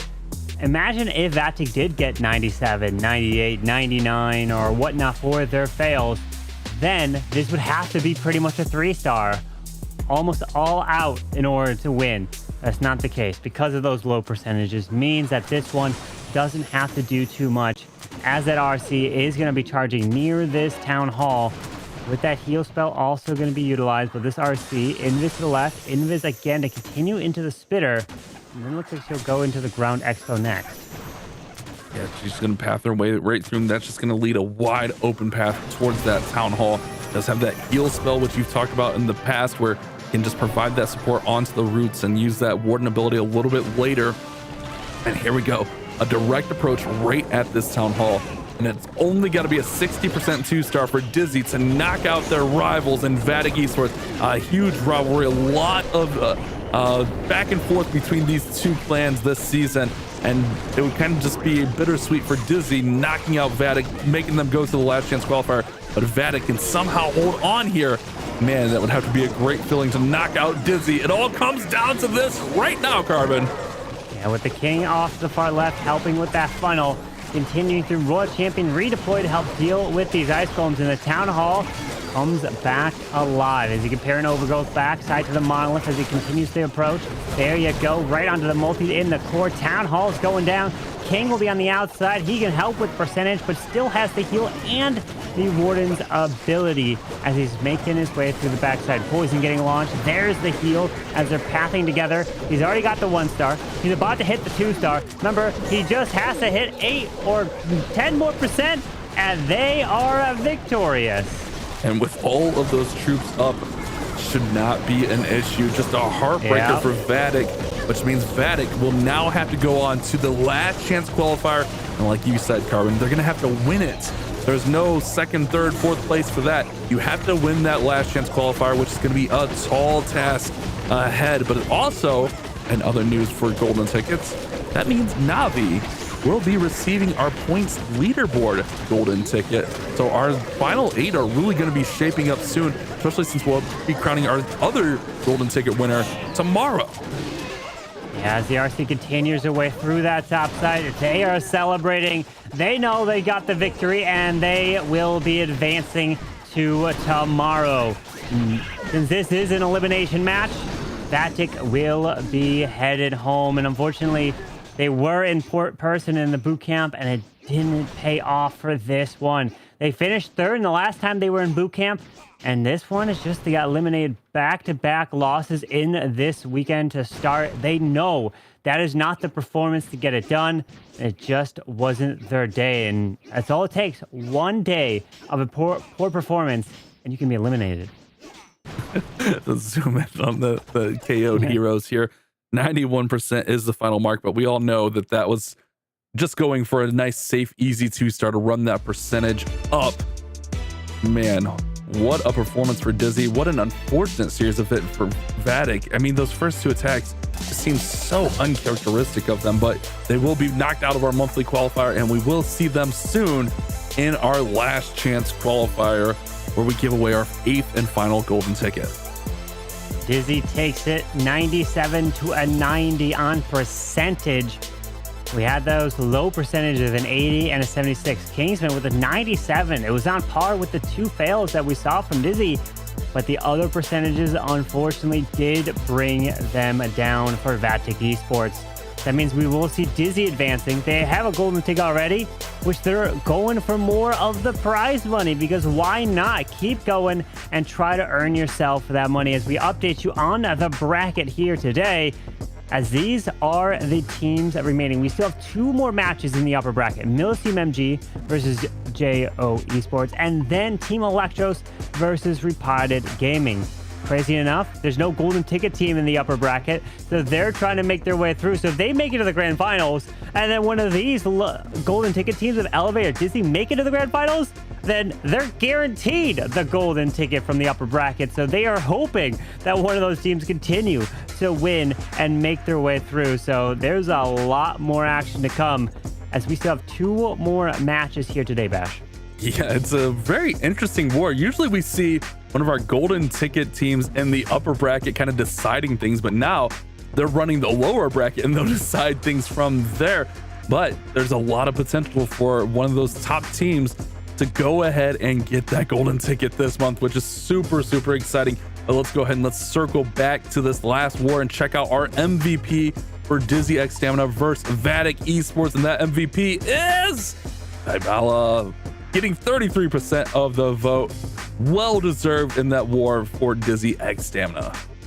And getting the MVP votes, meaning that your team usually wins, because the team who loses usually doesn't get voted the MVP.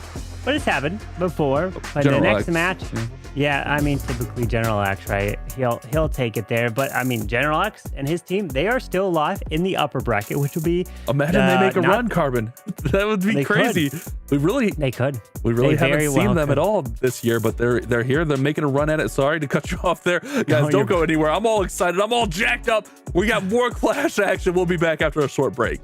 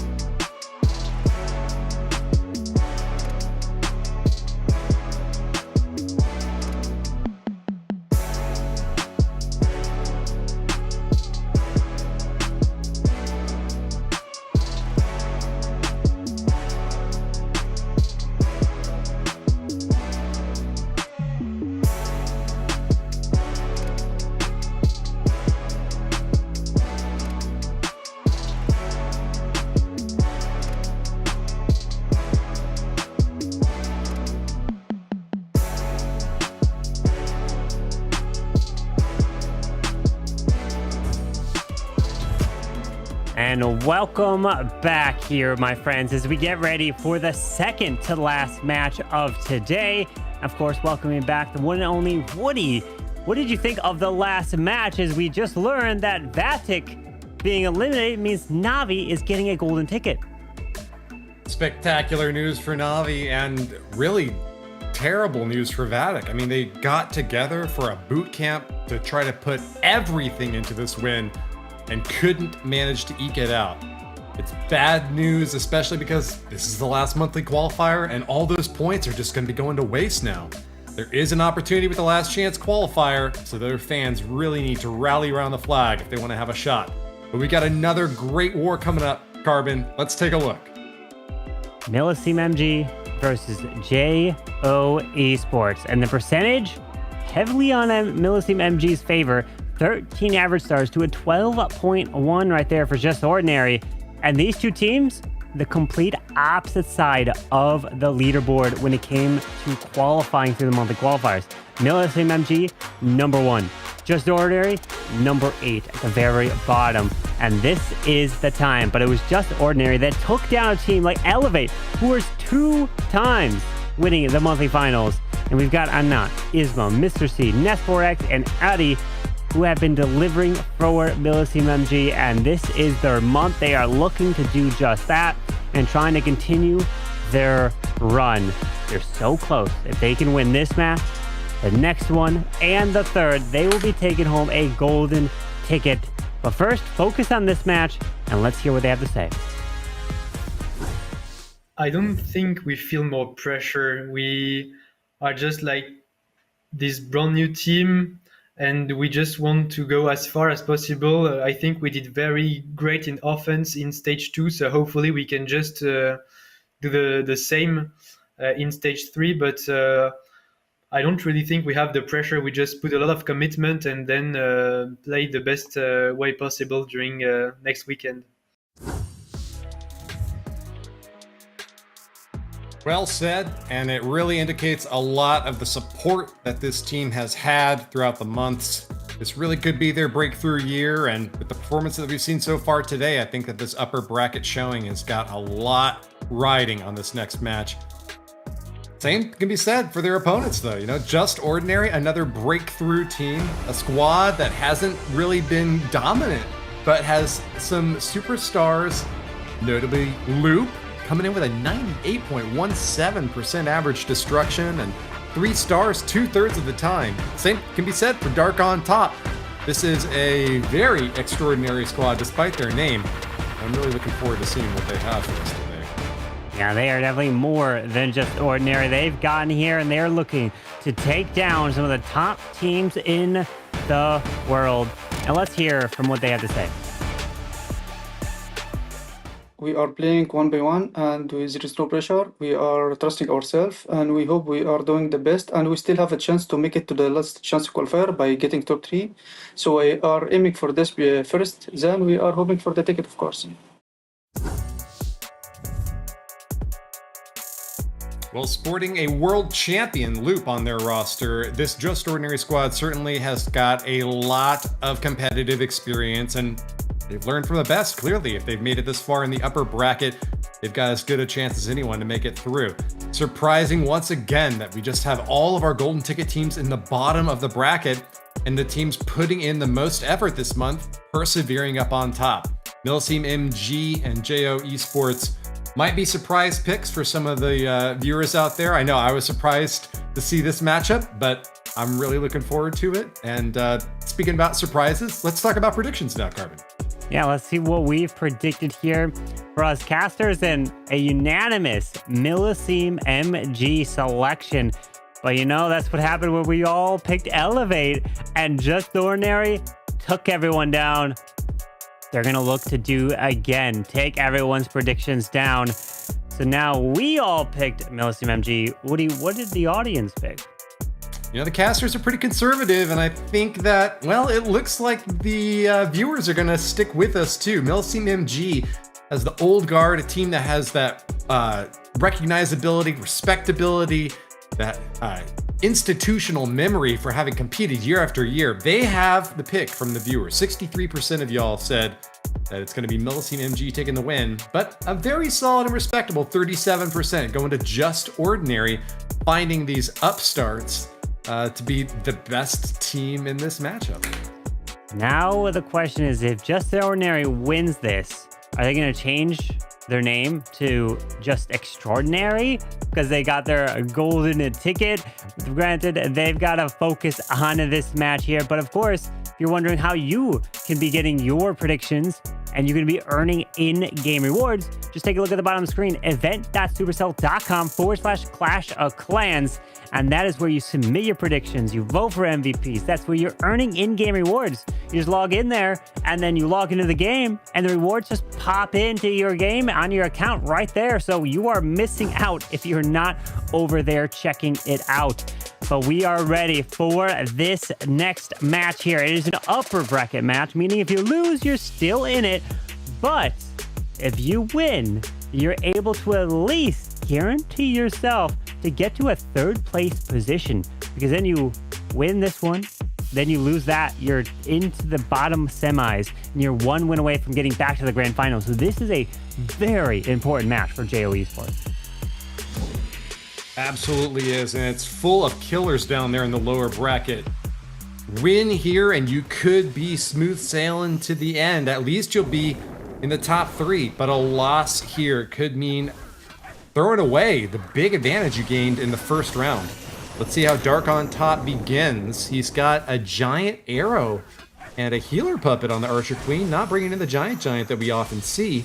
But the early stab here from the Royal Champion as Dark on top just relaxes back. We'll see her pulled out right before the things heat up too badly. Recalls her out and drops the log launcher for the Town Hall. Yeah, log launcher's coming in and pairs in the Queen Zero. And there goes the Earthquakes. He does barely just clip the Town Hall, so he's going to worry and hope that the logs finish it off as the roofs are coming down. Queen looks like she's going to pass to the bottom side and eventually straight into the core. You don't want the healers onto the Queen there. You want them to transfer the Root Riders and heal those troops up. The Town Hall finally goes down with a Super Yeti and a Super Bell coming out of the log launcher. Okay. Interesting selection there, and Dark on top just does keep one healer on his Archer Queen, and that's not bad news. Oh, except when she goes down to that big black bomb. Still, the rest of the healers pivoting off onto the Root Riders are trying to stay healthy despite a big amount of splash damage coming on in. They are soaking a massive amount from that scatter shot. Just fire spitting away, but healed back up. It looks like, oh, without bombs, they could still hold on. Overgrowth on the backside is trying to get a little bit of cover, but the Archer Queen is eliminated in the core, and Dark on top has taken a big loss in the mid of this fray. Well, look at this. The Sneezy's going to be able to remove the multi in the core. Yes, the Sneezy being on that Queen was actually clutch to grab the multi, pulls the Sigara Mine, and he still has the Warden Eternal Tome. So at this point, what are you going to use it for? Because a lot of these roots are dead, so you have to use it making your approach into the last scatter. As he finds a tornado, Giant Bombs pops the ability, and he still has a handful of these healers remaining. Uh-oh, he doesn't look too happy about something. Yeah. Still can drop that RC ability whenever he thinks most appropriate, holding on to the King ability as well. But he looks a little bit flustered. Is he going to pull it back together? Is this the triple? Yep. He's looking pretty good, although I gotta say on his cam, it looks like he's like worried about something. He's just maybe thinking, oh, I could have done that so much with so many more style points. I didn't get to swag. I didn't get to swag the way I wanted to. But look at that CC, a Super Valk and a Super Yeti. You don't see that all too often, but I liked it. The rage from the Super Valk sped up the Super Yeti a little bit, and the Sneezy onto the Queen was actually very helpful, as the Sneezy finished off that multi-target Inferno in the core and helped get that value. So 3-star to start for Just Ordinary, and they're just tripling here today, getting it done. Now Millesime MG coming in as the #1 team from the qualifiers, from the stats of stage 2. And here we go. Isma is looking to take down Loop's base. Can he deliver and get a 3? We'll find out very soon. That's what they'll need in order to keep pace against a JO Esports team that has shown a lot of offensive potential, upsetting in the match against Elevate. Isma going to be diving in with the Royal Champion charge early on, popping in a couple of rocket loons to keep the funneling proper. Invisibility down as well, and catches another defense off the bottom corner there to keep that RC just targeted perfectly. You know, a lot of players will use invisibility spells offensively to deny enemy defenses the ability to distract this RC. Even better, I think, if you're able to use little pokes and prods to just destroy those defenses. Takes down the Town Hall and will get the Fire Spitter too covered. Yeah, with the Town Hall being down, Multi as well can pull the RC back after this value, and he just is able to grab that Spirit Fox. Fantastic. So maybe drop a Valk to the left, and he does exactly that to go for the storage, so that the troops don't go off to the left way too far and go away from this main push of this army. As we do have a King to the bottom side as he continues to try to push through the enemy Queen and then around into the core of the base. He's got a massive force in the bottom corner and will be able to get past these walls without any problem thanks to those Root Riders. Overgrowth from the core will shut down many defenses while he deals with the Furnace that popped out the CC. But looking very, very healthy and still holding on to that Grand Warden's Eternal Tome, ready to pop it whenever the damage starts to stack up. He still does have quite a long way to wrap around toward the top side there, and seeing those scatter shots, you know that he is going to do his best to keep those troops safe and healthy, taking out those big heavy splash damage defenses like the multi-inferno and the crusher mortar as quickly as possible. But right there, pop in the Eternal Tome with good timing, but unfortunately didn't get some of those Root Riders on the top right side. That will be a little bit of a letdown, but Yzma still powering through and hoping to find the triple. Yeah, with the Giant getting through the core of the space of the multi, we'll have to move to the enemy Royal Champion, but does he have enough troops still alive? The Roots did open some of the walls so the Queen can pass back over there, but an Ice Golem is solo to the outside. Not really going to do much over there. The Ward needs to stay alive with these healers. The Queen's taking a lot of damage, and the Queen barely surviving as the RC helped finish off that multi-archer tower. We got a Sneezy, some snakes off to the far right. The Giant gets through that wall. The Queen decides to go follow the Giant. Or does the Queen go to the bottom side? She does actually go down there because the Warden was targeting it. But now he's switching targets, and 30 seconds remaining. Time is of the essence for Yzma to finish this base off. We've seen plenty of really close attacks coming down to the wire as the troops do their best to wrap around the outside. The Queen's a bit stuck on these walls and is trying her best to get over to help out. Air defense is going to slow things down a little bit, but getting to that gold storage is going to be the big task for these troops, and they are not getting the target. Defending RC will distract a little bit longer, and that is going to be all she wrote. A 2-star 99% is so hard for Yzma to see. A beautiful attack, just out of time in the end. Time failing is back. We've seen it a handful of times now. Not able to pull through for this one. The 99% just needed an extra 10 seconds or so. And he had enough troops, he had enough power to get through it, but just not able to loop back around and get that value, those final buildings. So now it is Loop's turn, who's been the strongest attacker for JO Esports. Can he deliver here to get a 3-star and keep their streak going of 3 stars? As Dark on top did lead it off for JO Esports, and Loop has turned his hit rate around from previous months, which it was struggling, but now this month alone he's one of the top attackers, the #1 attacker on their team for this month through the qualifiers. So this is the moment that Loop needs to take advantage of. Gonna be moving in with just 4 Root Riders this time around, instead bringing a few more support troops. Get these buildings properly funneled. We see standard equipment allocation so far for the healers that we're taking a look at.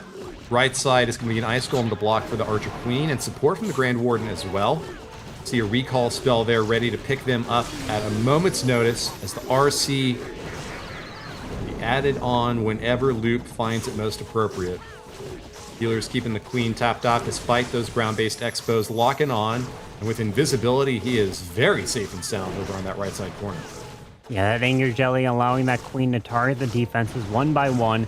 Continues in towards this ground expo even, but he has to use another invis, taking a lot of damage as the healers were onto the Warden. And is he going to be able to grab? No, okay, not going to go for the multi-arch tower. Can redeploy to the bottom side or up to the top. Let's the Ice Golem, and there you go, out of the compartment and back up into the town hall he goes with a couple balloons as well. Royal Champion coming to the top to help funnel the power, try to push through to the town hall as the troop launcher is also launching some troops now as he is opening the walls to power through. Troop launcher will pretty soon be helping him to take down that town hall, and with that massive complement of troops right behind, they're going to be wrapping counterclockwise around this base, tearing down walls and keeping the fire concentrated as best they can with overgrowth now to deny that monolith and the multi-infernos in the core. CC pops out and there's rocket loons in there. That requires a quick response from Loop if he wants to take him down without taking a lot of damage. You get a couple drops, but they do go down pretty efficiently, and the poison as well will finish off the rest of those troops in the core. Archer Queen sniping a few of them, making sure that they don't get any slowdown on the main stage of this army. Yeah, with the poison that was deployed on the defending CC, that is gone, so he doesn't have to worry about it. Continues to the bottom side. You have a skeleton spell trying to provide distraction. Freeze spell onto the monolith, as the Queen does have an opening to the top side, so she can move back up to the top, go into the top side multi, as he still has ability, so the Giant can lead the front. And then the King, he's got his ability, but there's 45 seconds left in the hit. I'm liking this, but he does freeze up this section. The defensive mini print is a little bit of a problem. Losing some issue now. The hero's still looking very healthy, but the rest of the raid has just really withered away. Loop focusing up with only 3 buildings left. He just has to get past a few more. That minion print is going down, and it looks like the king is healthy enough, undistracted by the troops in the sky. He stabs down that Crusher Mortar and earns a triple, as JO Esports are perfect so far with 6 stars to their name. Nice job to Loop, delivering yet again another 3-star for Just or Esports. Dark on top and Loop both tripling for their team, while Isma 99% time fail for Millesime MG. So now you have to 3-star to bring your team back in it. But the fail is a 99, the best possible fail that your team could have if you don't get that 3-star, meaning that if JO Esports don't get a 3-star and they get less than that, percentage game can easily shift to Millesime MG's favor if they're able to get the 3 stars and answer as well. So now Mr. C, he did fantastic. He was perfect in the qualifiers, and can he continue to bring another 3-star here for their team? Probably going to be the Roots, as we've seen so many of them here this weekend, because it's one of the strongest, actually it is the strongest attack here when it comes to hard mode. Because remember, if you're new to the Clash Esports scene, look at the bottom right above the time. It says hard mode. You can play in hard mode. Just take on the hard mode in friendly challenge or a friendly war, and everything is a lot harder. The defensive heroes 20% stronger. Your attacking heroes are weaker. The hero levels are capped at level 15 for regular ability. Epic abilities only capped at level 21 and not level 27. So that is why when you see their abilities, it doesn't look like it's maxed out, because it's more difficult at the esports level. So let's see now as Mr. C pairs in that arrow to fly across this base, and we're going to move a log launcher in line with that monolith. Log Launcher is able to roll through walls just like those Root Riders, a very effective support for heroes that have high damage but don't like dealing with walls. That includes the Archer Queen, and with CC popping out and finding a lot of Ice Golems, it's going to be a big slowdown factor here. No Poison Spell brought by Mr. C. Instead, going to be relying on the damage from those heroes, and look at that, he's even got Sneezy out on a little multi-target Inferno. That bottom side of the base has been really effectively dealt with, and the main stage of this army is pushing toward the top, ready to pop that Eternal Tome. Those have the Roots passing their way up to the top side, but they do now come towards the Town Hall. The Ice Golem did freeze them up, but he should be okay. Continuing through Skeleton Spell towards the top side to distract the Ricochet Cannon.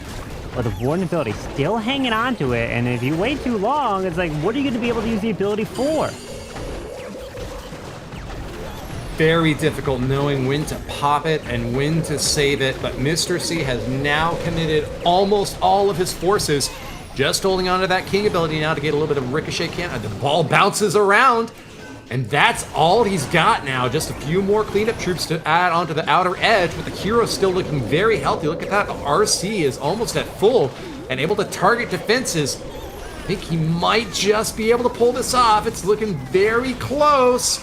I don't see any buildings on the far outer edges, so time shouldn't be a factor. Is he able to take down the Scatter and Expo in time? He's pumping his fist. I think he's got it, Carbon. Yeah, he's happy there. He's continuing to move through the final defenses, taking it down, and he delivers for Millesime MG. They needed a 3-star, and he gets the 3-star here, and they're only down here, Woody, by a building.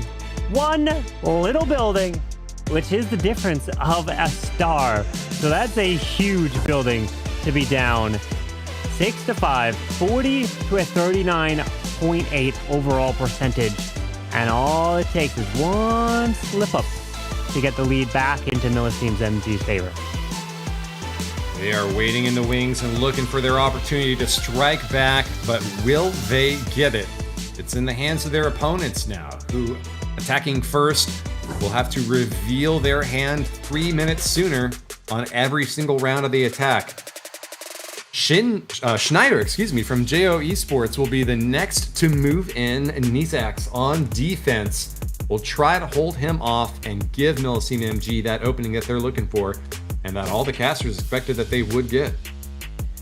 Yeah, Schneider with the roots here, and we see a Yeti, I think that he deployed right away, hitting a spring trap, which could have been nice in terms of first tanking the Raw champion after that first wave of the invis from the Fox, but nonetheless, Yeti went down, making the RC invisible, again invisible, to route that RC to the Air Expo to the top side. But I think that Spear Fox is going to eventually get hit unless he makes it invisible. He does. Remember, if you can keep the RC alive with the Spear Fox when you pull them back, that is going to be so much value for later in the attack. Got to be very careful with the timing there. Does get the recall out, not saving the Spirit Fox, but Schneider does. Oh my gosh. Call it, Carbon. What are you picking up on? It was a million red air bombs. He luckily had a few balloons to be able to protect those healers, but he was so close from losing them all that if he didn't have the balloons, this attack could have been completely different and would have definitely just been a 2-star. Very, very tight. He takes a second to rub his nose, making sure there's nothing that's going to itch at these troops and prevent them from getting that value in the core. Holding on to one more overgrowth spell for the interior. I would expect him to deploy it soon. Maybe he's trying to take down this monolith first before he drops it. Oh, he's taking a beating. Pops the Grand Warden Eternal Tome to protect from a big clump on the bottom, but by this point, most of the big splash damage structures are already dealt with. He sends in the overgrowth immediately afterwards, and I gotta feel like he didn't get maximum value from popping the Eternal Tome right before that overgrowth.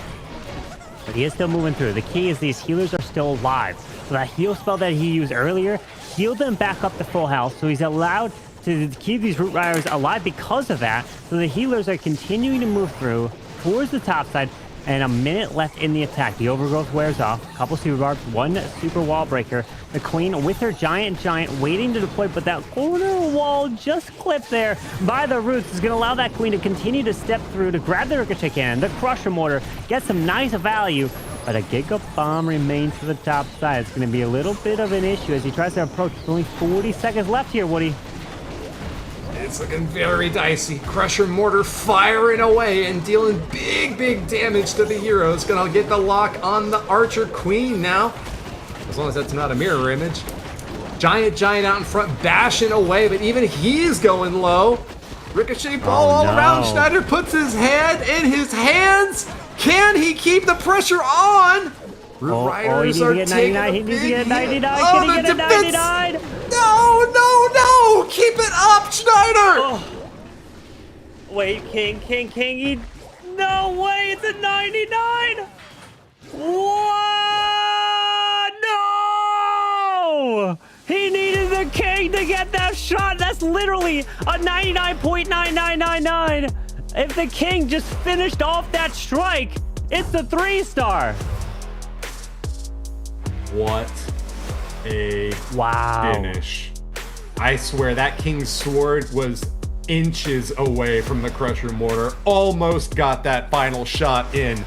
And milliseconds separate Schneider from a 2-star 99% to the 3-star that he needed in that moment. The door is open for Millesime MG. And not you get a 3-star and you tie this match up. But hold on, it was Anat who got the 1-star in the last match.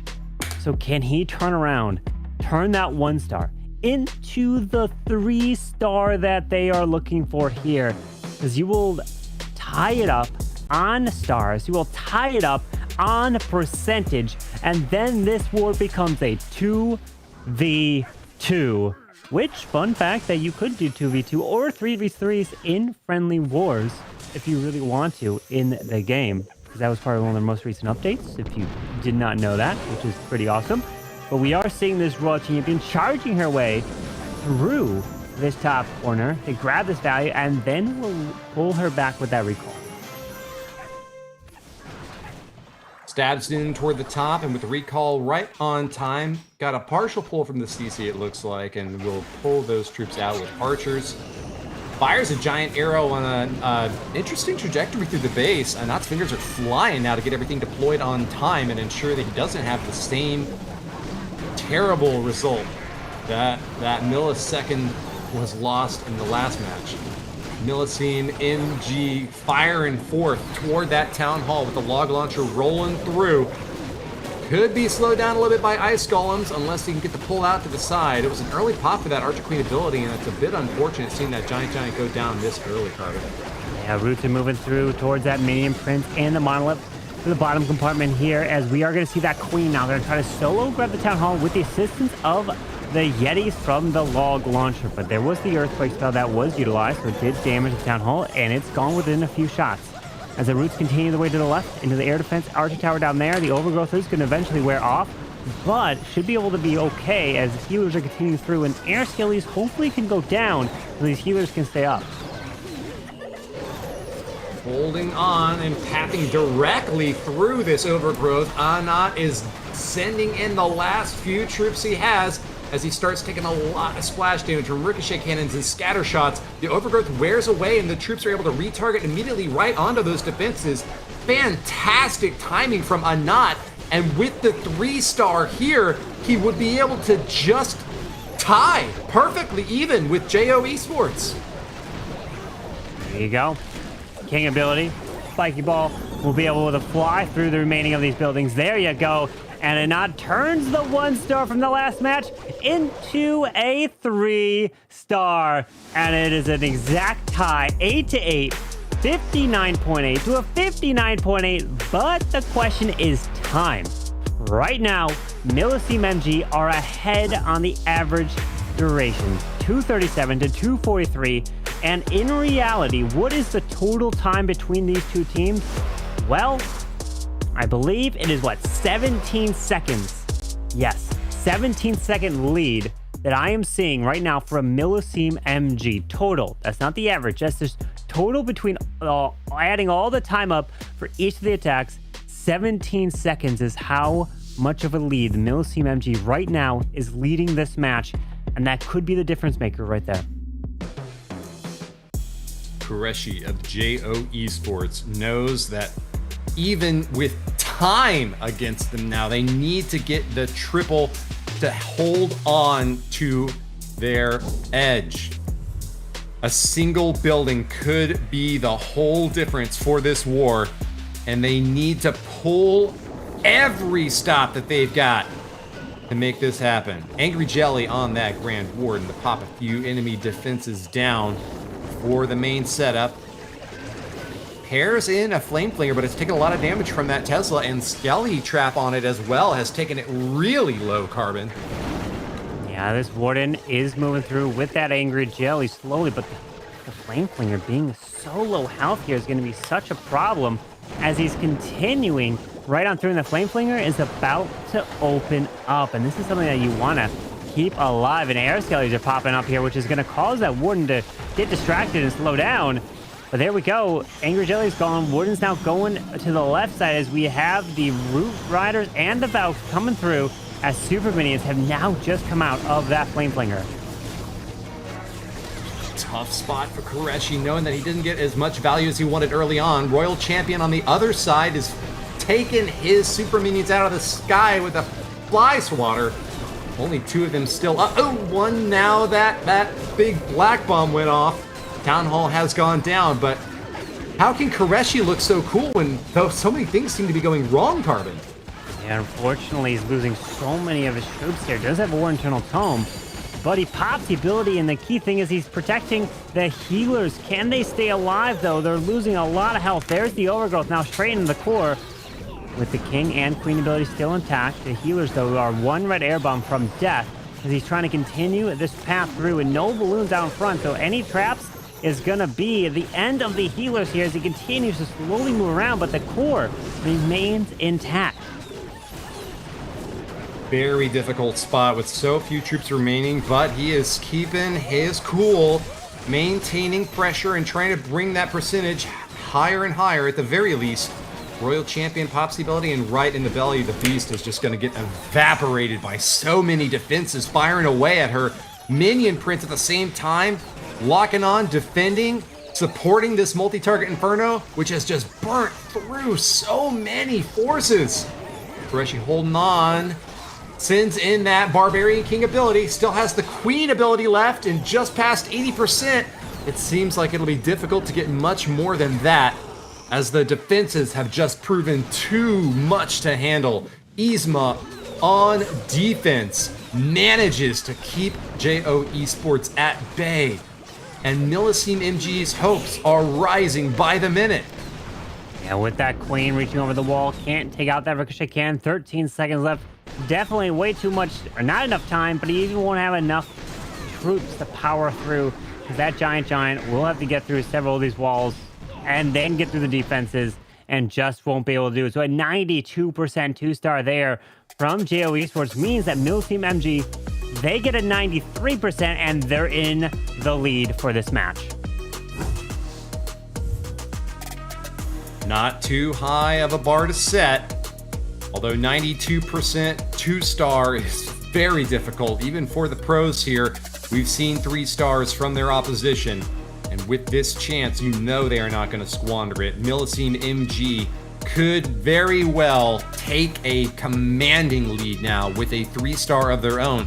But as you mentioned, even with just a 93%, it would put a lot of pressure back onto Just Ordinary attacking first in each round to have going forward. The next attacker, Adi, will be going up against Dark on top, and we'll get a chance to see shortly what army composition he's bringing to bear. It was Dark on top that led off this match for JO Esports, who got the 3-star.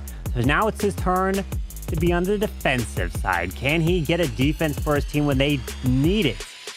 Millesime MG with a 3-star will take the lead by a star, and then things will get very interesting if that indeed is the case. If it's a 2, then we stay tied and depends on the percentage, and then Just Ordinary could triple to win. So there's a lot on the line here that's determined from this one attack. Let's see, as we have 5 invises to use and a handful of giants to provide the tanking for this Queen, and she's going to target defense to defense with the assistance of that ward in the balloon, trying to pull any traps to protect these healers. Big assault in the bottom left corner now with an Angry Jelly out there as well to keep that Archer Queen on target, finding a lot of defenses, and especially that Fire Spitter turned around, gets a good early strike in against Dark on Top's base, but takes a walloping strike from that Monolith and forces out a quick recall. Still has a couple of little snot bubbles from Sneezy out there working on the outer edges, and the cleanup is now going to be well positioned as this funnel should keep these troops going clockwise around the base from that 10 o'clock area. Barbarian King on the outside gets even more support from the Royal Champion and some witches. This attack, I can definitely say, I expect to go the distance. The question is whether or not he's got enough time to be able to wrap around, and I think he's doing pretty well so far. Only a minute in, and he's already taken out over a third of the base. That is an above average performance at this stage for Adi. But the problem is this Ice Golem is going to freeze him up, and the Town Hall is there. He needs a target onto it. The enemy Queen is going to pick off these Root Riders super quick, as he does pair in that Warden ability. 1, 2 Root Riders are now already picked off by the enemy Queen. Can he continue to try to take that Town Hall down? The Witches will go down so fast for the Town Hall. Unfortunately, he can't take that down. He does overgo the backside. Finally, the Royal Champion is going to help assist to remove that Town Hall, but the Queen ability has been popped. The King is dead. There's quite a bit left on the backside with only 4 invises left. They have to be invested probably on the Royal Champion, which she does have her ability. So it's more like a back-end Royal Champion charge at this point, Woody. Unusual to see the reverse move like this, but Adi must have that plan firmly in mind. RC is meeting relatively little resistance. Rocket Spears are able to get long-range shots against these big, heavy defenses. Just can he keep these healers safe behind so that she can go the distance and finish this base off? Lots of spell support. He lost the Spear Fox in one of the final shots from the Ricochet Cannon, but he has a couple more invises. Okay. He's going to the Ground Expo. Come on, get to the other Ground Expo. The defensive Minion Prince and the defensive King are going to be a huge issue. This Bomb Tower, I think, is low health. He's Let's got see. a Headhunter. But can she backtrack? Multi goes down. Remember, you don't have to take out the heroes. You just have to take out the buildings. Bomb tower goes down. The RC is going to get taken out by the heroes. Oh, he held the headhunter for cleanup, but that's not going to work. No, he can't. It's going to go She's going to target the heroes. What? Oh my gosh. A 90. Oh, come on. 9%. Another one. Well, we are tied, my friends. 10-10. And Millesime MG Isma is have the cracking lead. up. That was really funny. Well, Millesime are in the lead, but just with percentage in the last round of attack still left to go. Addy doesn't look totally heartbroken, but of course that was not what he wanted to see. A triple now from Just Ordinary and a 2-star follow-up would still give Just Ordinary the win, Carbon Fin. So yeah, wide open game. Anyone can take this one here. Just Ordinary, you triple? Millesime MG must triple to answer. If you get a 99%, they have to pretty much almost also get a 99%. Granted, it wouldn't have to be exactly it, because Millesime do have a little bit of an advantage when it comes to the percentage game, because right now, if you guys don't remember, obviously you remember that 199. We have a total of 399% 2-stars in this match. 2 from Millesime MG, 1 from JO Esports, and that is how close this one is.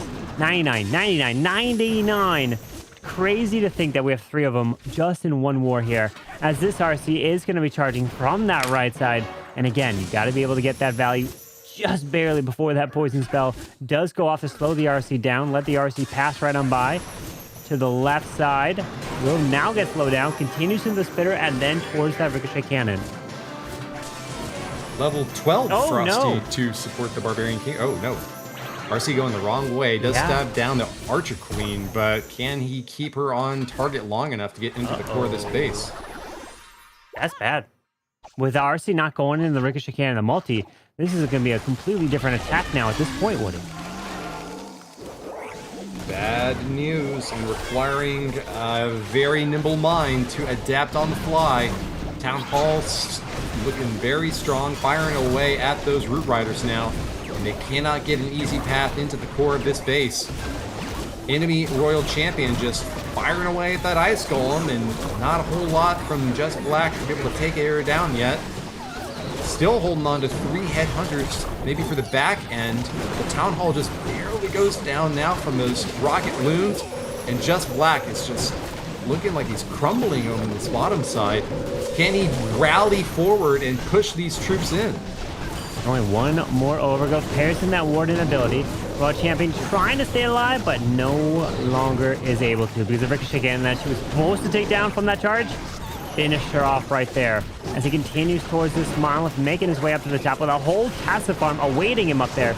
Finally, the Queen comes back around to join into the core. Air Skelly's popping. The defensive mini prince is there. Crusher Mortar launching shots as the King's ability's been forced. The Roots need to go through, but they find Giant Bomb after Giant Bomb, and the Giga Bomb goes off. No. Oh, no. JO Esports left in a lurch now at 2 stars and 75%, trying to push this percentage higher. Finding a Tesla farm on the backside, and Black is just running his hands through his hair. This did not go according to plan, and that is not what you need on the final round of an attack when you've got the most time of anyone on your team to try to map out your strategy. An 82% 2-star leaves Millesime wide open to finish this one off with a commanding shutdown. Unfortunately, only the 82%, maybe an 83, which means Millesime MG do not have to get the triple. They're just going to have to get a percentage. So right now, 94.8 is where JO Esports are sitting, while Millesime MG are at a 79.6. That means the percentage game, if I'm doing the right math, is only a 77 is what they need because of that 83% right there. Wow, they don't need too much. Nest4X, he's been delivering 3 stars. Obviously, that's what he's going for. But a lower percentage, 77% too, is all he needs to advance and be 1 match away from the grand finals. Well, it is a grim position now for Just Ordinary, facing relegation to the lower bracket. If Nestforax can finish this off without any mistake. He doesn't even have to get the triple, though, as you mentioned. He has a little bit of wiggle room, but do not let this one slip up and miss that 2-star. This is a tricky base to ensure the 2-star on with the Town Hall right there in the core. He does still have to take this one very seriously. Not going to get an easy snipe off of Just Black. Yeah, the Raw Champ pushing her way right onto the enemy RC, continuing to go invisible. We'll have the 5 heals to deploy a little bit later, but let's see the RC go through. He pulls the Clan Castle off to the far left side to get him out of the way of the Raw Champion. Very nice. You don't accidentally get the RC to go the wrong way. Does go into the spitter. Double invis to get her into the Town Hall. Okay, finishes off the furnace. Town Hall goes down with the ability, backtracks, and goes off to the left. Okay, and continues towards the other spitter and the scatter over there. Invis to protect the RC dive. That's the last one. Is it going to recall out? Oh, just barely in time. Took quite a beating there, but Nizax does get the Town Hall down, and that is a big sigh of relief, as now he just needs that percentage to win. They get it. Continuing through with that Town Hall being down, you don't have to worry about the Town Hall shots, which is typically what they may use the overgrowth for. But he continues through, and can he make his way towards the bottom side into the monolith? It just has to be patient. A little bit further left to go. Heroes on the bottom side are going to be pushing down that pathway. Monolith does get a little bit of a lock, but not able to take down the Barbarian King. It'll retarget onto some balloons out in front. Oh, kick up bomb does some big damage. Wish that Nizax could have gotten that Eternal Tome off in time, but still looking very confident as he marches forth, finds the 2nd star, and just needs a few more percentage. Yeah, with the push through with these Root Riders to the bottom side, pushing in towards the enemy Queen. You have the King's Spiky Ball. Queen's ability as well. That Crusher Mortar to the top side is launching some shots, and the Boogers unfortunately do go down. But we do have that Mini Prince on the defensive side up there. He's trying to send some rocket balloons into the Arch Tower, snipes it.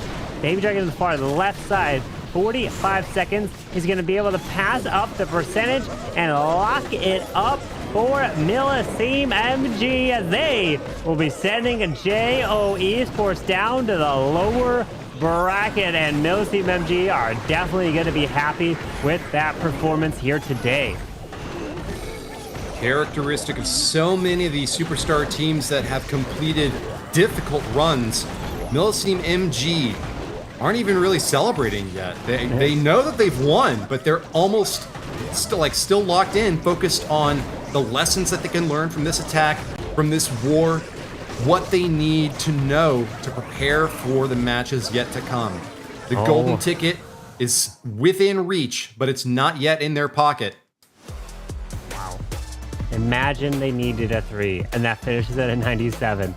Millesime MG, 99, 99, 97 in 3 of their fails, while JO Esports, 99, 92, and the 83. So Millesime MG continuing their run in the upper bracket. Fantastic job there to them. And now can they continue it going into tomorrow, trying to get a golden ticket? There's a lot of pressure that's going to be going on the line for tomorrow as well. They continue to earn more prize money as well. The overall percentage at 99 average is absolutely insane. That they also finished at 12 stars. That is an amazing performance from them. Today is done for them. There is still one more match here today, which you're not going to want to miss, where we're going to be watching the defending world champs from last year, which is Repotted Gaming. They were known as Synchronic Gaming from last year. They did change the name, which would be Team Electros versus Repotted coming up next. And if you take a look at the lower brackets, we have 2 golden ticket teams waiting down there. Superb showings all around, and excitement for Na'Vi, knowing that they've earned their golden ticket with the elimination of Vatic Esports. There are still a lot of teams fighting to earn one of the last 2 golden tickets. One of them will be awarded tomorrow. The last chance qualifier will be the final opportunity to claim another one. We've got one more match today between Team Electros and Repotted Gaming in the upper bracket. The lower bracket tomorrow will continue with Dizi X Stamina versus JO Esports and Elevate waiting in the wings to see who their opponent was. But let's take a look at the MVP from the last game. Millesime MG pushing forward, and it's a knot with over half the vote. A confident choice among the viewers. And that is what I'm talking about. Turns the pressure around from a 1-star in the previous match and delivers the 3-star in this one. And that is a great performance from Anat and deserves the MVP voting. And Millesime MG are one match away from the grand finals. And if they make it to the grand finals, and then a golden ticket team like Elevate or Dizi make it to the grand finals to meet them, they're guaranteed the golden ticket anyway. So that's why there's going to be so much pressure on their next match as well. But the next match to come, Team Electros taking on Repotted Gaming. It's going to be a brilliant one. You do not want to miss it. We're going to take a short break. I'll be right back.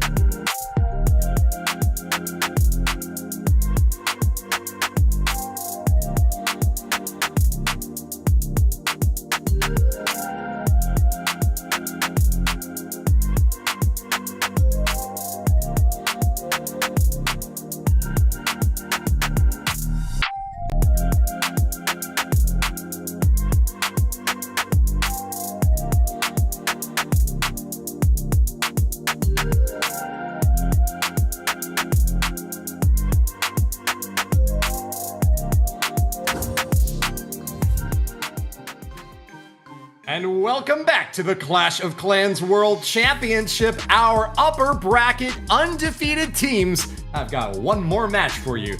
My name's Woody, and I'm so pleased to bring back Itsu once again for another match. How you doing, Itsu?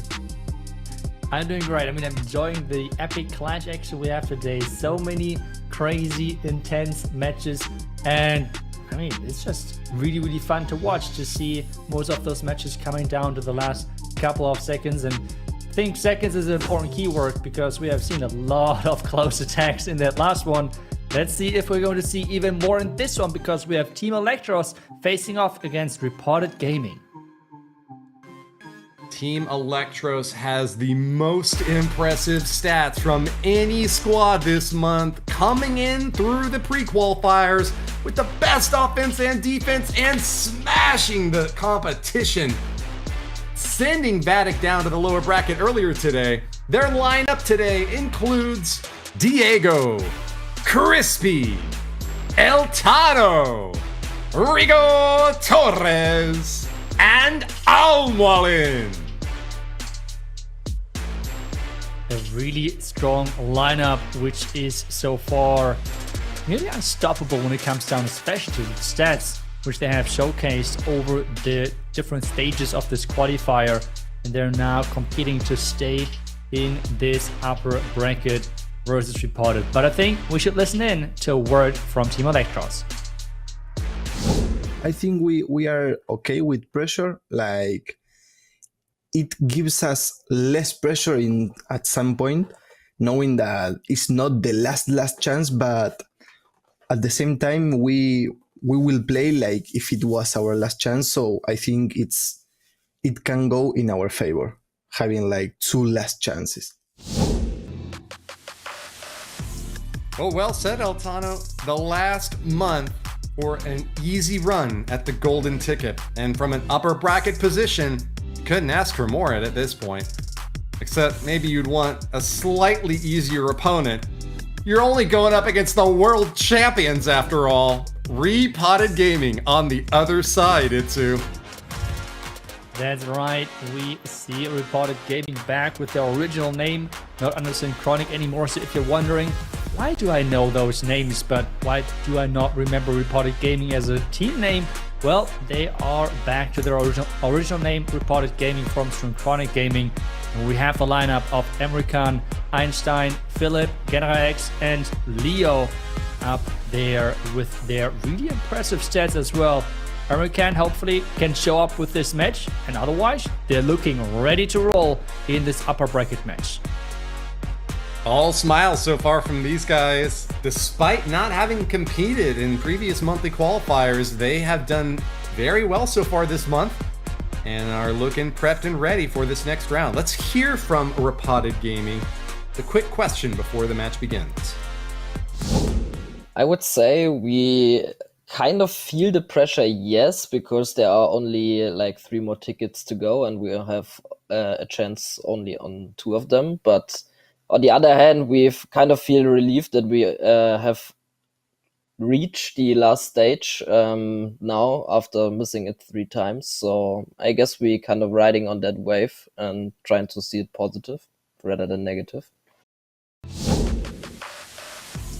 It really feels like it would be not the World Championship if they are not there. The World Champions trying to defend their title. This is the story we're looking for. But for that to happen, they would need to beat Team Electros first. And so far, this seems to be not an easy task for any of the other teams who have tried so far, because Team Electros is really on a streak. But as well, something which we have seen from Repotted Gaming is their incredible defense. But I think let's take a look at the predictions from, I think, us casters first. And, well, it seems to be I'm the only one who thinks that the numbers are too much in favor of Team Electros to really go with Repotted. But I think you can explain more why you and the other guys went with Repotted on this one.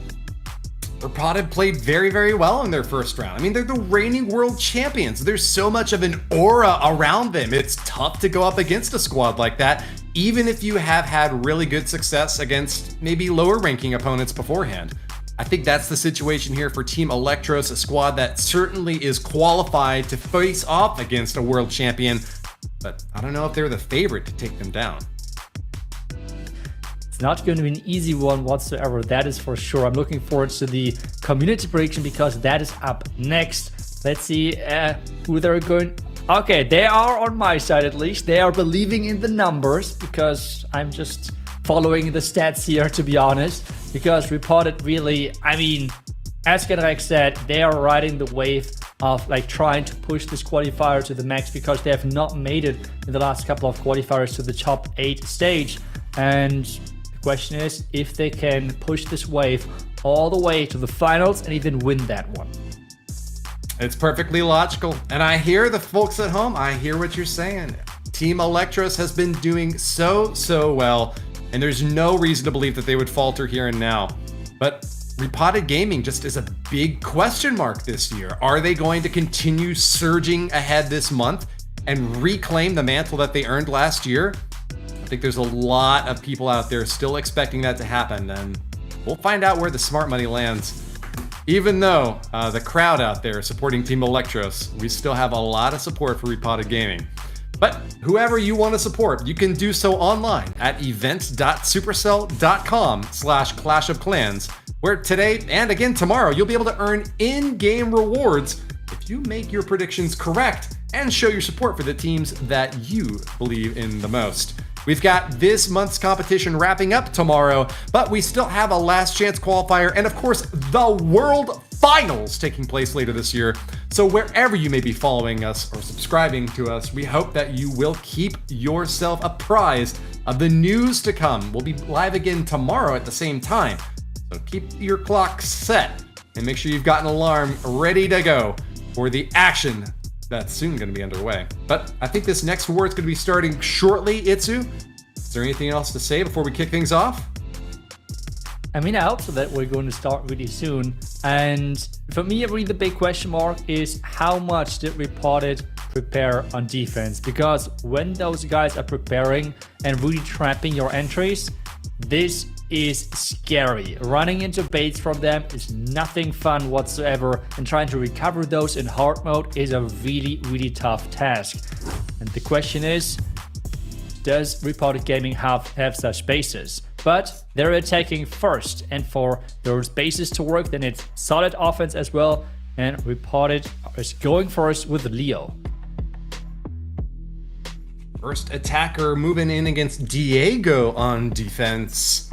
Team Electros seek to hold the line and keep that title of best defense in the league.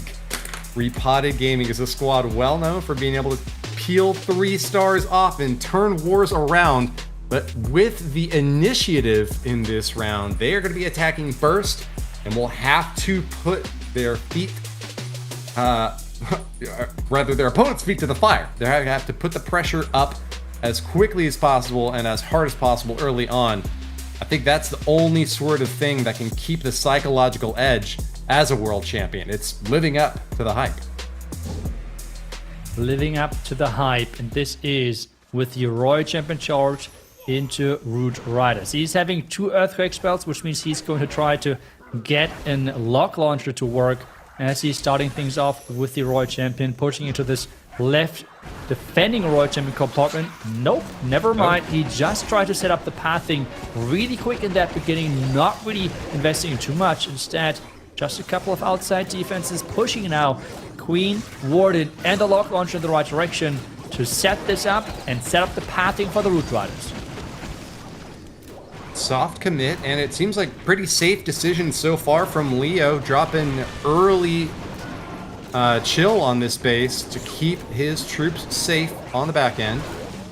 We see Hog Riders doing a little bit of a split up action here, but that's just going to help to ensure that splash damage doesn't cause too much of an issue early on. Does catch some damage from a big bomb going off as those poor Yetis are getting pummeled. Rocket Loons coming out now at the CC, and then Ice Golem as well are trying to slow things down. Poison down onto the Furnace is going to deny that enemy CC as the Eternal Tome is popped, protecting these troops on the back end. Fire Spitter firing away the whole time. Still not engaged by Leo. But up on the top side, Archer Queen with a giant out in front to block is getting a lot of good work done into the core of the base. Time is ticking though, and that overgrowth is going to wear away onto the core. As it does, the Town Hall is now vulnerable, but it finishes off the Queen, Itsu. The Queen is gone, but the Royal Champion is on that Town Hall. While the other troops are pushing around the bottom side, the Royal Champion can take down all of those defenses which are out of reach for his outside troops. The last healer, though, is going down, and that is his biggest problem right now. The Royal Champion can be used with her ability, but she's just in too much danger and is going down without even shooting a single rocket spear, and this is a big problem for him. He's trying to pick up percentages, but at this stage, there's no chance of a comeback, right? I think you're right about that. Still seeing a healthy Royal Champion on defense. Leo now recognizes that this is a game of inches. Applying a little bit more pressure, he'll find that percentage in the mid-80s, but just cannot keep the attack going. Tears down an Elixir Collector, and the last troops will be eliminated at 2 stars and 85%. Leo scratches his forehead, wondering where things went wrong there. Yeah, the issue was the risk in the beginning with setting up that pathing and the Hog Riders then pushing too far to the outside. It did not work out the value with the lock launcher, but it was a good try. We're now going to go to the other side with Team Electros.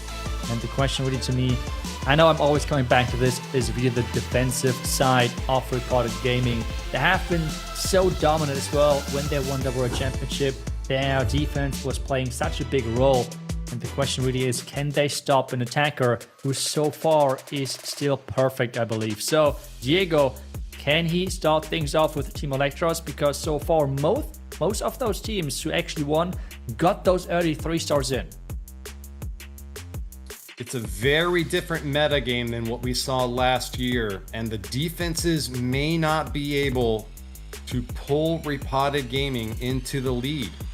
Team Electros are sending in a superstar striker in Diego first, and this attack is really going to set the tone for the rest of the war. Can they come in strong and deny Repotted Gaming the lead out of the first round? Royal Champion stab into the top corner. Catches a few traps early on, and oh, the Spirit Fox just barely survives the exchange. Might get a little bit more value here, keeping that RC invisible. Oh, it's going down. It is gone indeed. Four giant bombs are enough to take down a Fox, and he's now trying to still make the best out of it with getting the crushing water and as well. Nope, not the Tesla. The Tesla was a bit too much, but still solid value considering those giant bombs. The question now is if the push is strong enough to get the value, because we're seeing yet another lock launcher dive. That queen is kind of stuck on a couple of skeletons first. Big commit with the Root Riders ready to come on in off the right corner now. Log Launcher with that Freezy Pop is able to keep on the pressure. Man, that's a lot of archers streaming out of the CC. Poison goes down, but it's not able to capture the archers, and that's a big distraction for the Archer Queen now, having to pop them down one by one. And now, Rocket Loons coming out are going to start to annihilate these poor Yetis, unable to shoot up into the sky. Looks like they managed to emerge without too much damage. But Diego is in dire straits now with a big spread on his troops, catching a tornado right on top of the town hall. This is not going according to plan. Oh, those healers, they're so close and they're going down. Everything on those ground attacks is relying on those healers. If they're going down, it is not going to go the distance in most cases because they are keeping your troops alive. The Warden is up next, going down as well, and it seems like that the defense I was talking about for Repotted is another game changer. Those Root Riders are going down. The King Spiky Ball is going to give him some more percentage points, but the question is how far can he push this limit? Trying to get that King walking into the compartments to get maybe some inside buildings as well, because the outside buildings are going to go down maybe with that Baby Dragon at the top and as well with those two remaining Super Barbarians. This is going to be as well not the highest percentage, and I think he's not going to be happy with this attack. Not at all. He definitely wanted, at the very least, to come in with more percentage than RPG did in that last round, but it is not looking likely. 2-star and 85% from Repotted Gaming will hold the line against Team Electros, and the defenses for RPG will indeed prove effective. Diego kept down at a 2-star, 83%. One of the lowest strikes from Team Electros so far this season. And this is shaping up to be a very interesting war.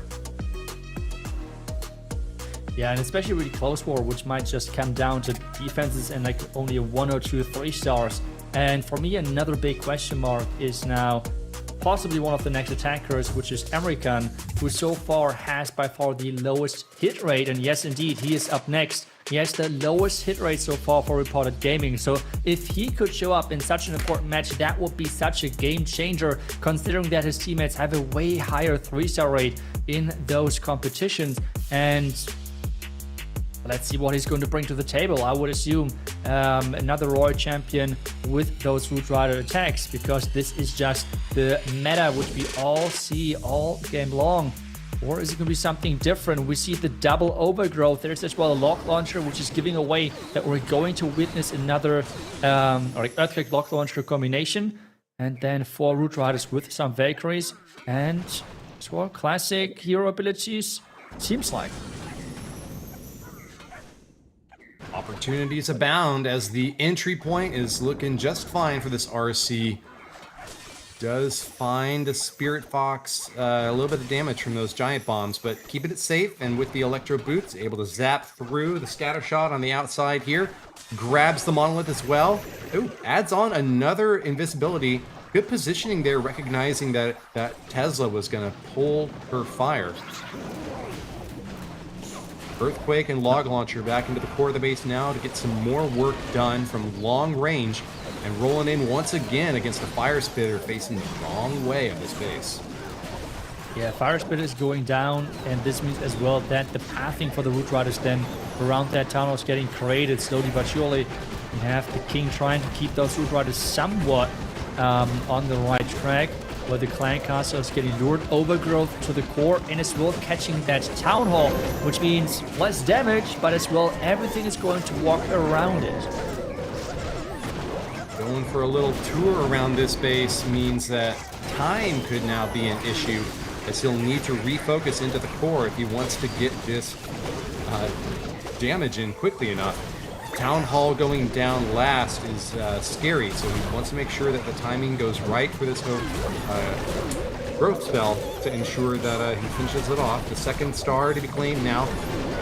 Fortunately, these Root Riders taking quite a bit of damage, and the overgrowth on the back end not going to grab too much, just the Crusher Mortar and that Multi-Inferno, but might be able to dodge that Giga Bomb if timing goes in his favor. Oh, he did also grab a Tesla on the far side out there with that overgrowth. And Mircon finding with 1 minute left, he has got to rely on these heroes to get the job done. Yeah, Royal Champion caught in the Tornado Trap, being rotated into the last couple of defenses. The Queen ability is still there, so maybe there's still the hope of 3-starring. But as the Royal Champion is going down and as the defending King is approaching him now, that Multi-Inferno Tower is out of reach. There's only 2 more Rocket Duels which he can utilize to support the Queen, support the rest of the push. But his Queen can just not get through that compartment. The Multi-Inferno Tower is just beaming away on those troops. Even the healer is in range. Very unfortunate. Those walls are just so frustrating to deal with, and even this Archer Queen popping over the wall to shoot the Minion Prince is not going to be able to crack into that compartment. Still, even without the 3-star, Mircon does get a very high percentage here. Might even snag 98 if he's careful. Oh, no, Springtrap is possibly going to deny that Tesla from going down. And a 2-star 97 is where things finish off. But if this might be an overall low-scoring match when it comes down to 3 stars, then having a 97% is not the worst whatsoever, especially considering the percentage which we have seen from Team Electros in their first attack. So having the percentage lead is always a solid star. Yes, 3 stars, I mean, that is quite obvious, but that would be the greatest possible result. But getting a high percentage when your opponents are not 3-starring either, that's still quite acceptable. Yeah, almost as good, and yet that 3rd star would have just been so nice to give them a little bit more of an edge. Still, things are getting very toasty as Crispy, the next to move in for Team Electros, will be going up against Mircon's base. Repotted Gaming on defense now, hoping that once again they can keep this unshakable force at bay. So let's take a look at what Crispy brings to the table and how he's going to approach this base. We see the Royal Champion charged with the double overgrowth and as well with the no eternal tome, while we see the Angry Jelly on the Archer Queen, which means we're going to see a Queen Warden charge again in one of those compartments, and that's exactly the case into that scatter compartment. So how is that going to turn out? We have the Archer Queen keep moving forward, supported by the Rage Gem and as well the healers with the Warden. Big force moving in on a narrow passageway in the bottom right side of this base. Able to snipe that enemy Fire Spitter down, yeah. Enemy Archer Queen just does not get the range to lock on and distract the troops, and Crispy's got to be happy with this first start. Root Riders still looking very safe, even though they've got some competition against this Archer Queen. They're going to be able to stab her down, and holding on to 4 headhunters, you got to figure that Crispy is not afraid at all about enemy heroes. Yeah, quite a few headhunters to support. We have the red match again triggered on the outside. That is well the Giga Bomb triggered and hitting that Royal Champion. You want to keep her safe. But with having so many hero abilities still left, he's good to go to push now into the Fire Spitter. As the Town Hall, though, is waking up, so he has to be careful with a lot of archers in the clan guards as well. There is a lot of troops he has to handle. Big clump of troops supported with an Eternal Tome are all going to be protected for a very nice period of time, as all splash damage is going to be negated, and the healers are going to top those troops back up.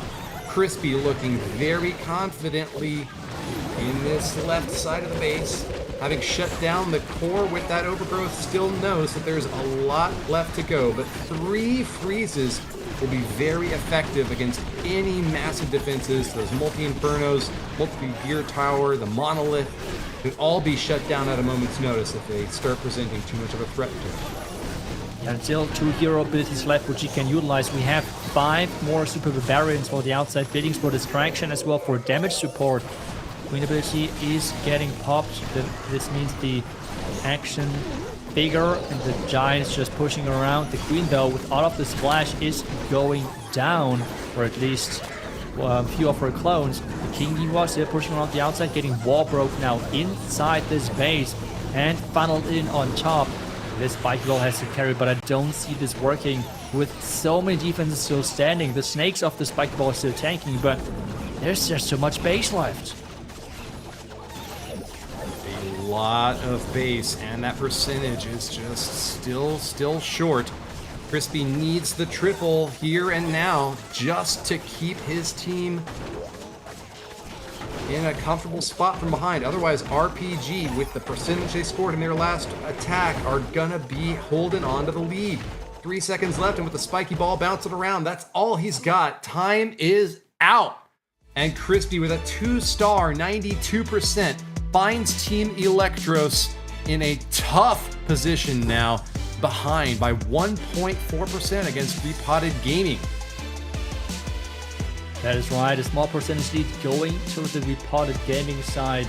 But so far both teams not with a huge advantage, as we still have 6 total attacks left. I think Einstein is up next, which means probably, maybe, hopefully a Warden charge with a fireball, as he is really good at that strategy. Or maybe he's going to bring something different to the table, which is something more safer, or something which they assume is more safer, like the Royal Champion charge or different opening with the Hog Riders.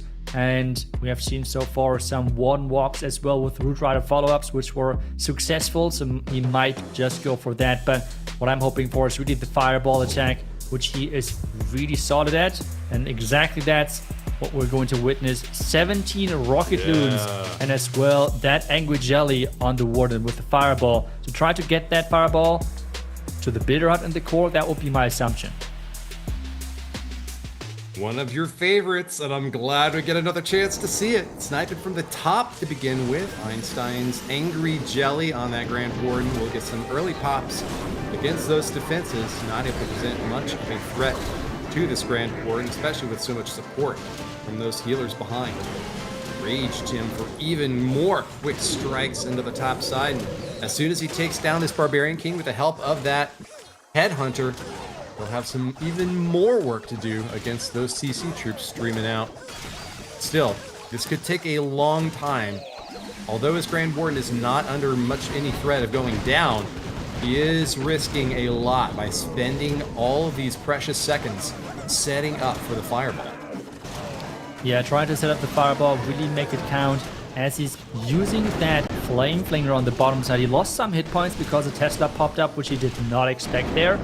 But getting that deep fireball is not going to be an easy task whatsoever. But there we go. Investing quite a few invis spells. There goes the fireball and connecting to the core. Not taking care of the clan castle, but he has lured already quite a bit of that. So that is not the biggest game breaker anymore. But now he has to let the Warden decide left side, right side, and then react with his other heroes.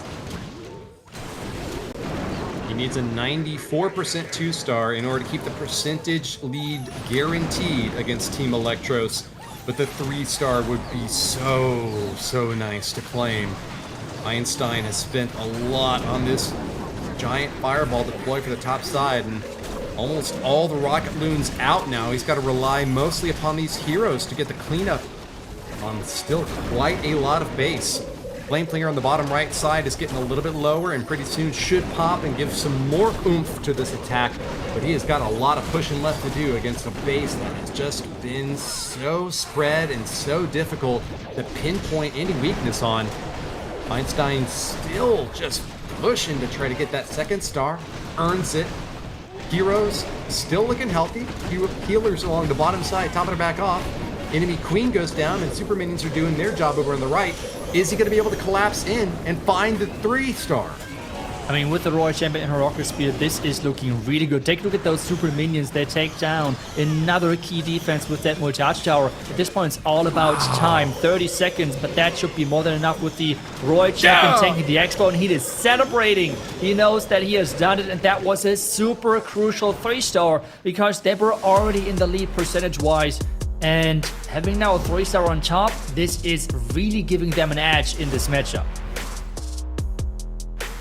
Well-deserved celebration from Einstein after a terrifying 3 minutes.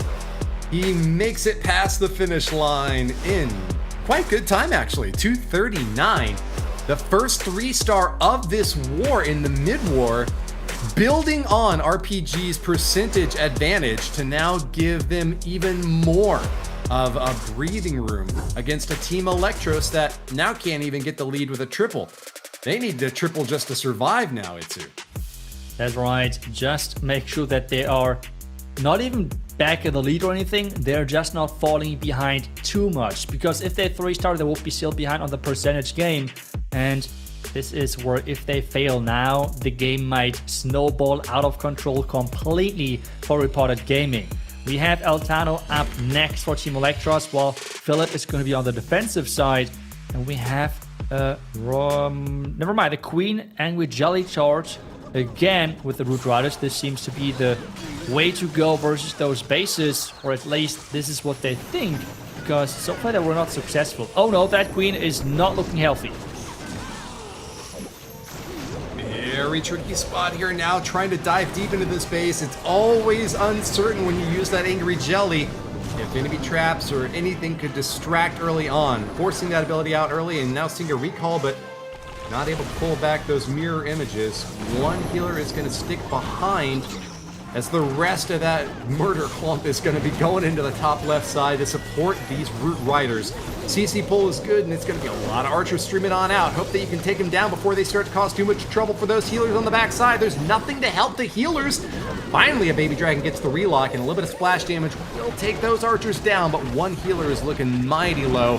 Eltano has sent in an overgrowth into the core, but it now wears off, and that's going to be a lot of splash damage, forcing out the Eternal Tome, giving him a clean entry into the core where that Town Hall is starting to fire away to.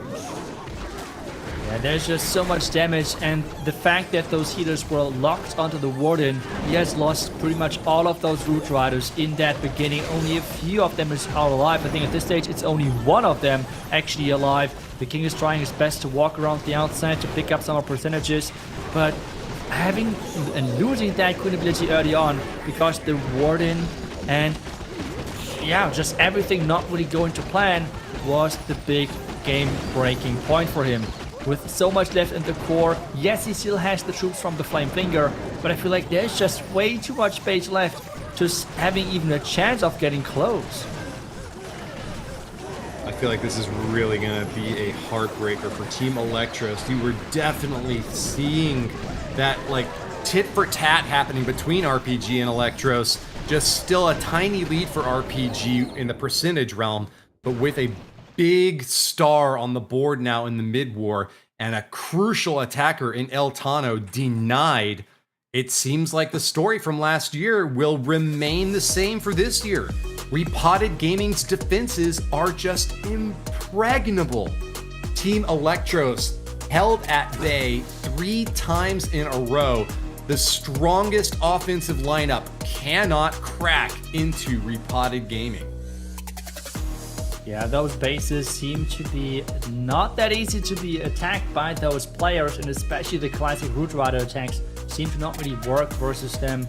But at the same time, there were some execution mistakes with losing that Queen ability obviously so early, so it's hard to tell if maybe the original or the overall plan could have maybe worked. But we're now back to another attack from Repotted Gaming. General X is up next for them, and we can be excited to see what he is bringing to the table, because if he is going to 3-star, he has a really high chance of becoming the MVP again for his team. Let's see if that's going to be the case. And we are seeing a mass... Wait a second, it's mass Rockadoons, but with dragons. Okay, that's different. Well, we are going to be changing things up for General X. Sending in mass dragons is not completely out of the meta. We do see it every once in a while, but very much so not a standard line of attack. But this Repotted gaming squad, as the reigning world champions, can certainly play off the wall and bring something out of the bag. And it seems like that's what they're doing this time around. RC is diving pretty deep, though. That's a very standard line for the early hit. And taking down that fire spitter and the town hall has gotten a lot of value into. Yeah, a lot of value indeed. Already claimed.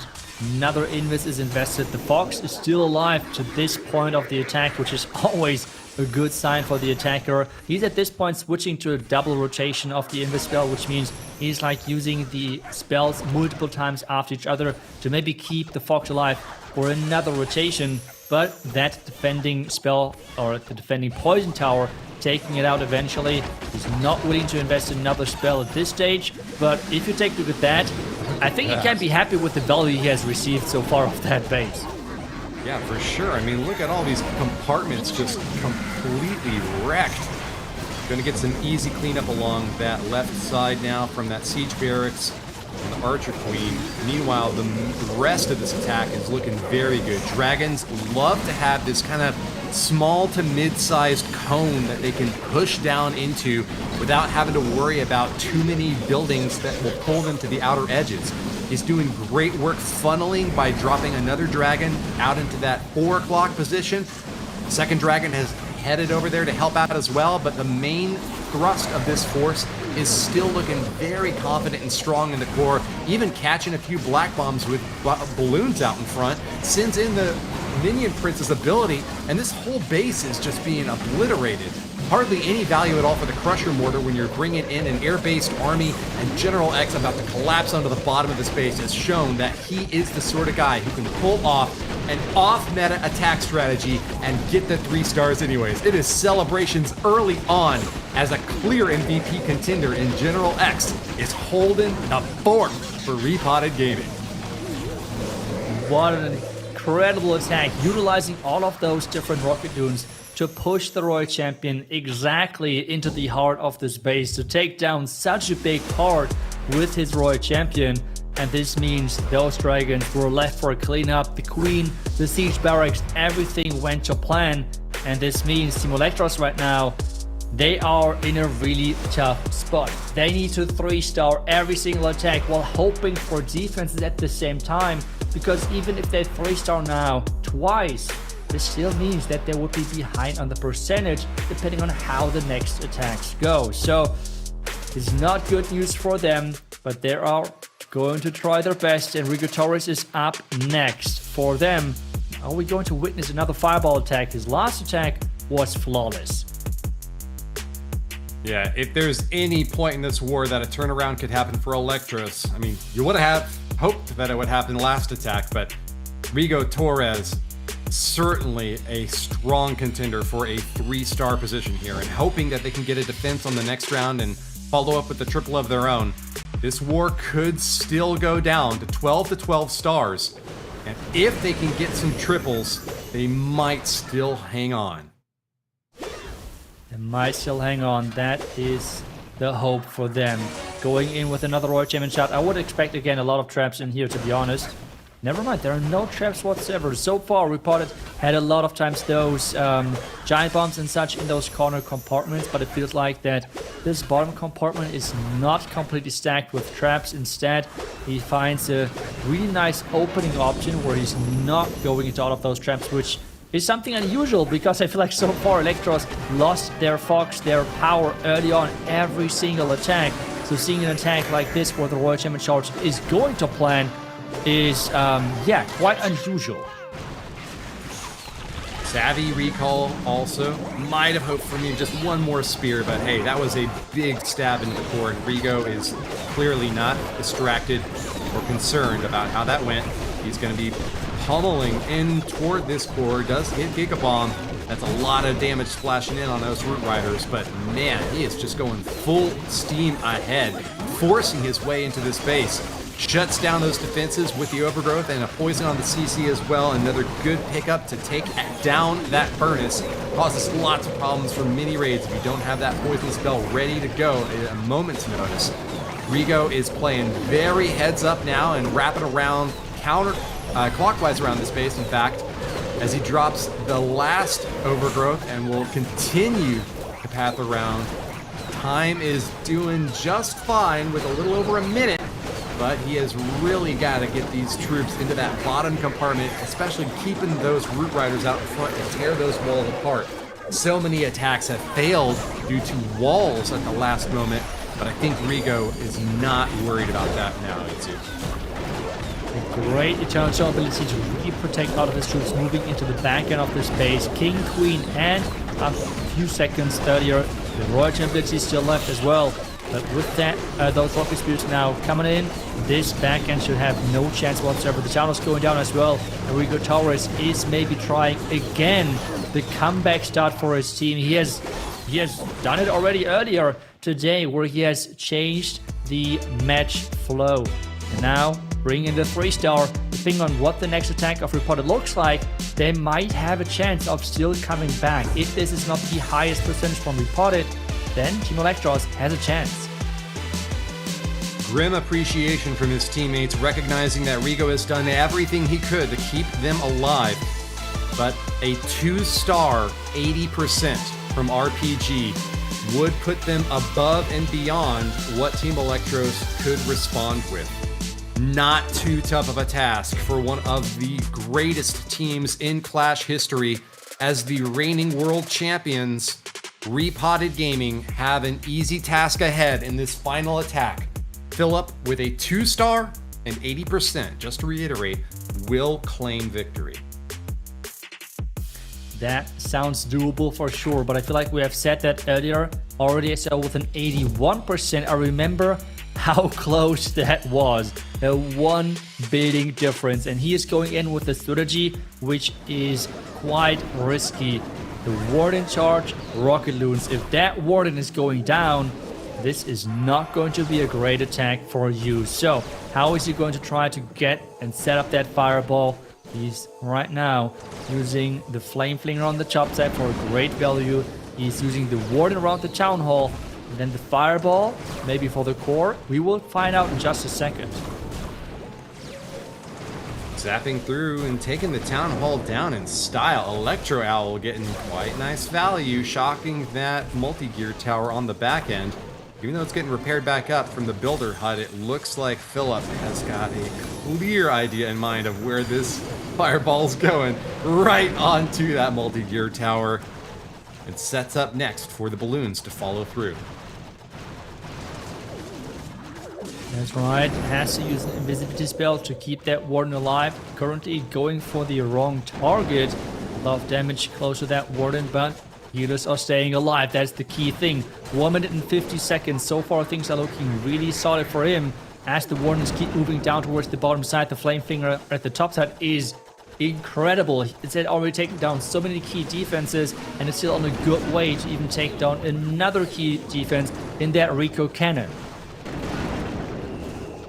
Mortar popping off is not going to be too much for Philip to worry about. His Grand Warden's still very safe on the back end, but time is getting a little bit dicey now. It's time to send in the main force of this army and get past that 79% threshold. 80% for the win, and with the Flame Flinger fired away at the last Ricochet cannon on the top side, Philip knows that he is just about 1 minute away from guaranteeing victory in Repotted Gaming's favor as they seek to move on in this upper bracket and secure a golden ticket on their 1 month run.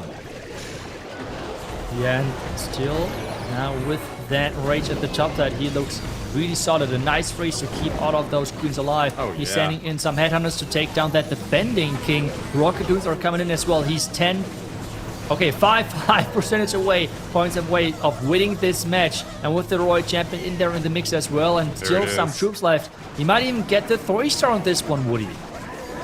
Going out in style, a triple here would put them up to 13. And he pumps his fists. Philip has done it. Get this man a glass of water. He has earned a sweet break at the end of a hard, rough day, but he still has another big day ahead of him. He has got one more big round of Clash competition before he can earn another golden ticket. Even as the reigning world champions, they have got to earn their keep year after year if they want to keep that title. Team Electros now are unable to catch up and will be sent to the lower bracket where they'll have another chance to compete tomorrow. But congratulations to Philip, victorious over the base built by Crispy there and showing with a 2 minute and 47 second 3-star strike, Itsu. That's right, they're one step closer to defending their title. But we still have one more attack left in this matchup, and that's going to be Almiolin versus the base from Canada X. So let's see what he's going to bring to the table. Is it going to be another Angry Jelly Queen charge, which we have seen now so many times from them? So far, it wasn't really the most successful opening for them, but maybe they can make it work now. Almiolin must feel a little bit dispirited knowing that even with the triple, he's not able to get the win for Electros, but practice does make perfect, and another opportunity to go in against a superstar squad that has had some extremely difficult bases cannot be squandered. Almiolin sends in the RC on the left corner and finds some early defenses to target onto. Holding 7 invisibility spells, she could go pretty deep in this base, and it looks like that's Almiolin's intention. Sends in a battle blimp, meanwhile, against that town hall, and we'll get a little bit more distraction and ensure the Spirit Fox can stay happy and healthy, helping out.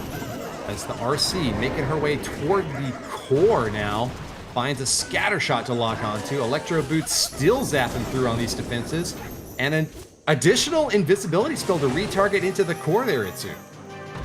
Yeah, really trying to take down all of those key defense, and I think one of the main core defense to take down was this Inferno Tower because it allows even better pathing. And this is now where he's recording that Royal Champion. I think he's quite happy with this opening. And it's now all about the follow-up. I would assume he's going from the top side to avoid that fire spitter, and that's exactly what he does because he was able to take down this bottom side fire spitter. And this one now points into nothing. So those Root Riders are setting up the pathing with opening the walls, opening the compartments, while the Warden is following, the Royal Champ is in the mix as well, Queen is on the outside and pushing everything into the right direction. And as an opening, this looks promising, but we have seen many times how all of those troops really struggle on the back end of those bases of Repotted. Rocket Loons can so often be a big problem coming out of the CC, but not with all the support these Root Riders have got in the core of the base. Traps causing no damage, Crusher Mortar causing no damage thanks to the Eternal Tome protection. And they are still looking mighty fine into the core. Defensive heroes are going to start to engage though, and not seeing very much Headhunter support from Almiolin to take them down very quickly. Still, they're getting slowed, they're getting sniped, and Almiolin still has a minute left to try to find the triple. It looks like he just might be able to do it, Itsu. Do we have healers on snakes? I think I have never seen that before. that looks so strange. But the Warden keep going, providing the Rage Gem towards the bottom side troops. But with the Queen, clones, and as well the action figure, this looks like to be the second 3-star for Team Electros. And this means it's going to be a crazy result because 12 to 13 is quite a few 3-stars if the time is going to be enough, which it actually should, even though we have the Grenade Trap on the back end. The Goat Storage should go down easily. We have only one building left with that, and this means 12 stars in total. The opening, the beginning for them was just not there in this matchup, and this has really cost them on the back end. They ran into too many baits, and Repotted just predicted them on too many attacks. A pretty comfortable percentage lead for Repotted Gaming, even if it had come down to a star race. And you can see that it was not because of any one attack from any one player on either lineup, but the overall performance that gave Repotted Gaming a comfortable lead when all is said and done. They will advance in through the upper bracket and just need 2 more wins in order to get a golden ticket. Meanwhile, Team Electros down in the lower bracket tomorrow will be fighting without any more chances. They have got to go perfect from here on out if they want to score a ticket of their own. That is right, no second chances anymore. And this is where we take a look at the bracket. We have Elevate versus Team Electros in the lower bracket, Dizi X Stamina versus JO Esports. And as well then in the upper bracket, we have the Millesime MG versus Repotted Gaming. So a lot of crazy matches still left. You see as well, quite a few high scoring matches with 12 to 13 stars being quite common. Only one 13-star performance from Carry Esports resulted in defeat. Every other time a team got 13 stars, they were able to move on. And that just shows you the difficulty in fighting at this level. In hard mode, these bases are very difficult to crack into, and just hoping to get 50% hit rate, that could be enough in many cases to find the edge that you need. In fact, we even see some 12-star victories here. Tomorrow, when the pressure is on, it'll be all about maintaining consistency and delivering as many triples as you can. Let's take a look at this past match, though, where we'll see the MVP. Announce it, Itsu.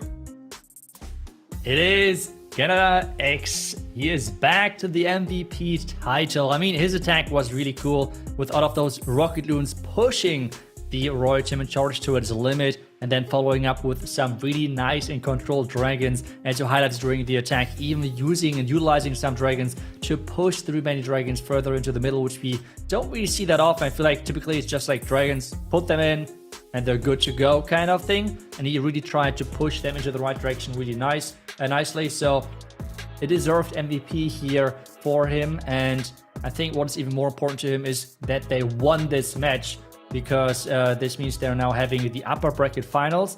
And this means as well that they have to use less bases if as like they would have went through the lower bracket. But I've heard that we have NX now ready for an interview, so we can ask some of those questions we had during the match ourselves now. Welcome Hello, in, guys. General X. Congratulations on your victory. How are you feeling right now? Yeah, great, obviously. But yeah, we're also thinking about the next one. Until it's done, we can't really celebrate. So we have talked about quite a bit about the defensive side for you guys during the match as well. Are you so far happy with how the bases have defended, or would you say there is room for improvement? Obviously, if you look at the other matches, we are pretty happy with what we got right now. But yeah, in the end, there are still a couple of hits that got a bit closer or went a bit better than we thought. So yeah, definitely there's also always time and place to improve. Well, as you well know, the distinguishing factor from a great team and a world championship team is knowing your opponents and being able to take advantage of their weaknesses. We saw a very interesting off-meta approach with Mass Dragons coming in today, and I wonder if you can tell us a little bit about what you think of the current metagame and how you strategize and plan to earn victory every time. Yeah, the current metagame, I would say it's pretty one-sided overall, because there's like it's pretty much centered around the Royal Champion charge. That's basically it. That's the best equipment and the best way to attack bases. So you set up your bases to defend that, and then there comes like development after that. So what can you do to avoid traps from the best strategy? And that's kind of how it's working right now. Overall, I would say in the beginning it was quite fun, but right now the meta feels kind of solved because we have it like for such a long time. So yeah, it would be nice to have a bigger shake up in the near future, but I'm fine either way. We have seen over the qualifier, like over the last qualifiers, it's slowly ramped up, but in this qualifier I feel like we see it even more, that now more Warden charges are coming in, not just with Fireball and Rocket Loons, but as well to set up the Root Riders. But you still feel like that the Royal Champion charge is like really trying to push bases into certain directions or base builders into certain directions. Do you think that the Angry Jelly Queen Charge, for example, is a opening which has the potential to replace the Royal Champion Charge, or it's just like only working versus really specific bases? I would say it's not working only on specific bases. It's kind of similar if you look to a Royal Champion Charge. The biggest difference is obviously you are limited to walls and you can't really push deep into a base. And with a Royal Champion Charge, you can kind of do anything you want if you funnel it right. So I would say that's the biggest difference and why the Royal Champion Charge is so overpowered and hard to defend, because you can come in on pretty much every angle and do it how you want if you know what you're doing. And yeah, that's why I would say if you're pushing for kind of the same value, then the Queen Charge with Warden is probably better because it's safer and cannot be that easily trapped. But overall, the Royal Champion Charge just has much more diversity. So yeah, I would go always with that. Well, General X, we hear that there's just time for one more question. I want you to speak to the viewers right now, because you did not receive the viewers' prediction to get the win in that last match, and you managed to get it anyway. So you're changing minds and you're finding more supporters out there. What would you say to the people who are watching right now who are questioning whether you might be a team that can earn another World Championship title? I mean, it's fair to doubt us, but the only thing I can say is watch what we do, and yeah, let's keep impressing you. Those are really nice words. I mean, we're going to watch for sure tomorrow and what you can bring then in that upper bracket finals. Best of luck for that, and obviously congrats on those wins today, and thank you for joining us. Thank you. Well, fantastic. That was quite a bit of nice insight, Woody. Sorry. No trouble, man. We finished up the day, and we're, I think, gonna get a chance to bring our other casters back on shortly. But yeah, let's go ahead and bring them back on. I think they're ready to close things out. Carbon, Bash, what did you two make of that last round of combat? It was quite the match, huh? It was quite the match indeed, and like you said, people were doubting General X and his team. Well, they want to prove you wrong yet again. They proved people wrong about not believing them last year. They are coming in as also favorites this year, but they've had a little bit of a rough road, and they are trying their absolute best to get the last monthly final golden ticket without having to compete in the last chance qualifier. So can't wait to see what they're gonna do tomorrow, and it's gonna be a lot of fun, Bash. Yeah, I mean, all the teams remaining, especially those golden ticket teams, should definitely be afraid of Repotted. But there's a bigger picture here today. We actually are giving away a golden ticket today, because with the elimination of Vatic Esports, that means that Navi will be our points leaderboard golden ticket winner. So they didn't even have to compete this weekend, but still walk away with a golden ticket. Congratulations to them. Excellent work all season long to Navi. I think the only other squad out there that has done just as well has got to be Dizi X Stamina, having qualified every single month. But nonetheless, as a former World Championship team that didn't manage to get a victory in any particular month, they nonetheless have scored such consistent success that points leaderboard, now showing in their favor, is secured. A golden ticket for Navi, and they will be returning to the World Championship Finals later this year. I believe we'll be hearing from someone on Team Navi now who can celebrate that win. Is that right? ありがとうございます。今はとにかく嬉しいです。チームとして2019年から、毎年世界大会ファイナルに来ていたので、今年も予選を勝つことができてひとまず安心しています。シーズンを通して安定したリーダーボードポイントを稼げたのは良かったんですけども、予選の結果にはあまり満足していません。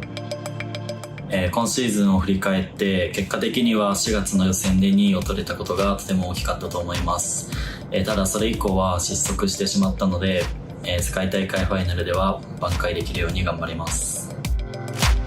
正直他のチームの結果次第だったので、この1週間は祈るしかできなかったんですけども、結果的にゴールデンチケットを取れて本当に運が良かったと思ってます。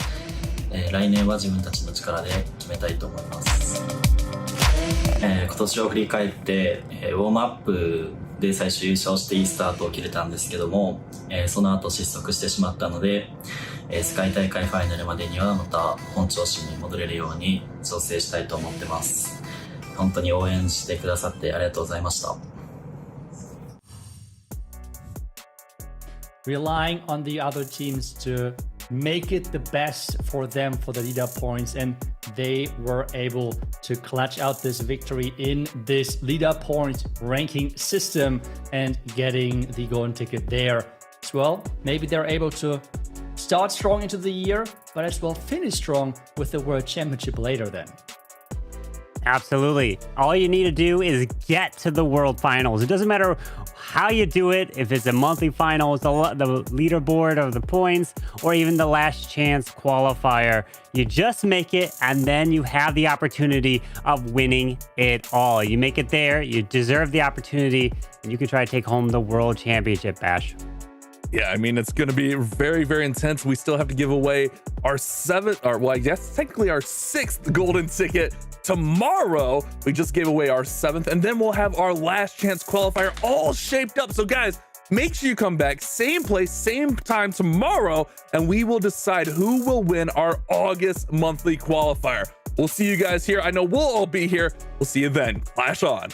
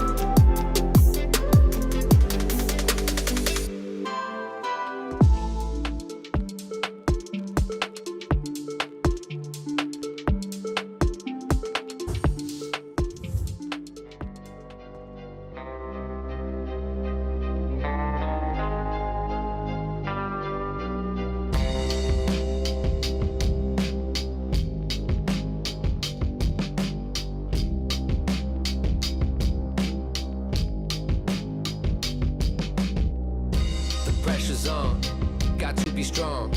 Maintain your A game till the pressure's gone. Rise up like the sun at the break of dawn. The pressure's on, the pressure's on.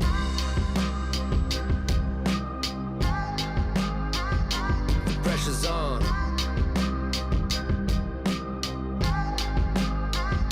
The pressure's on.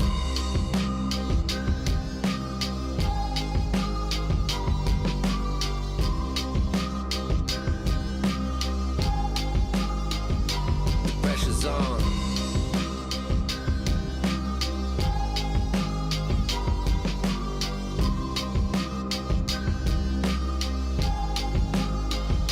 The pressure's on.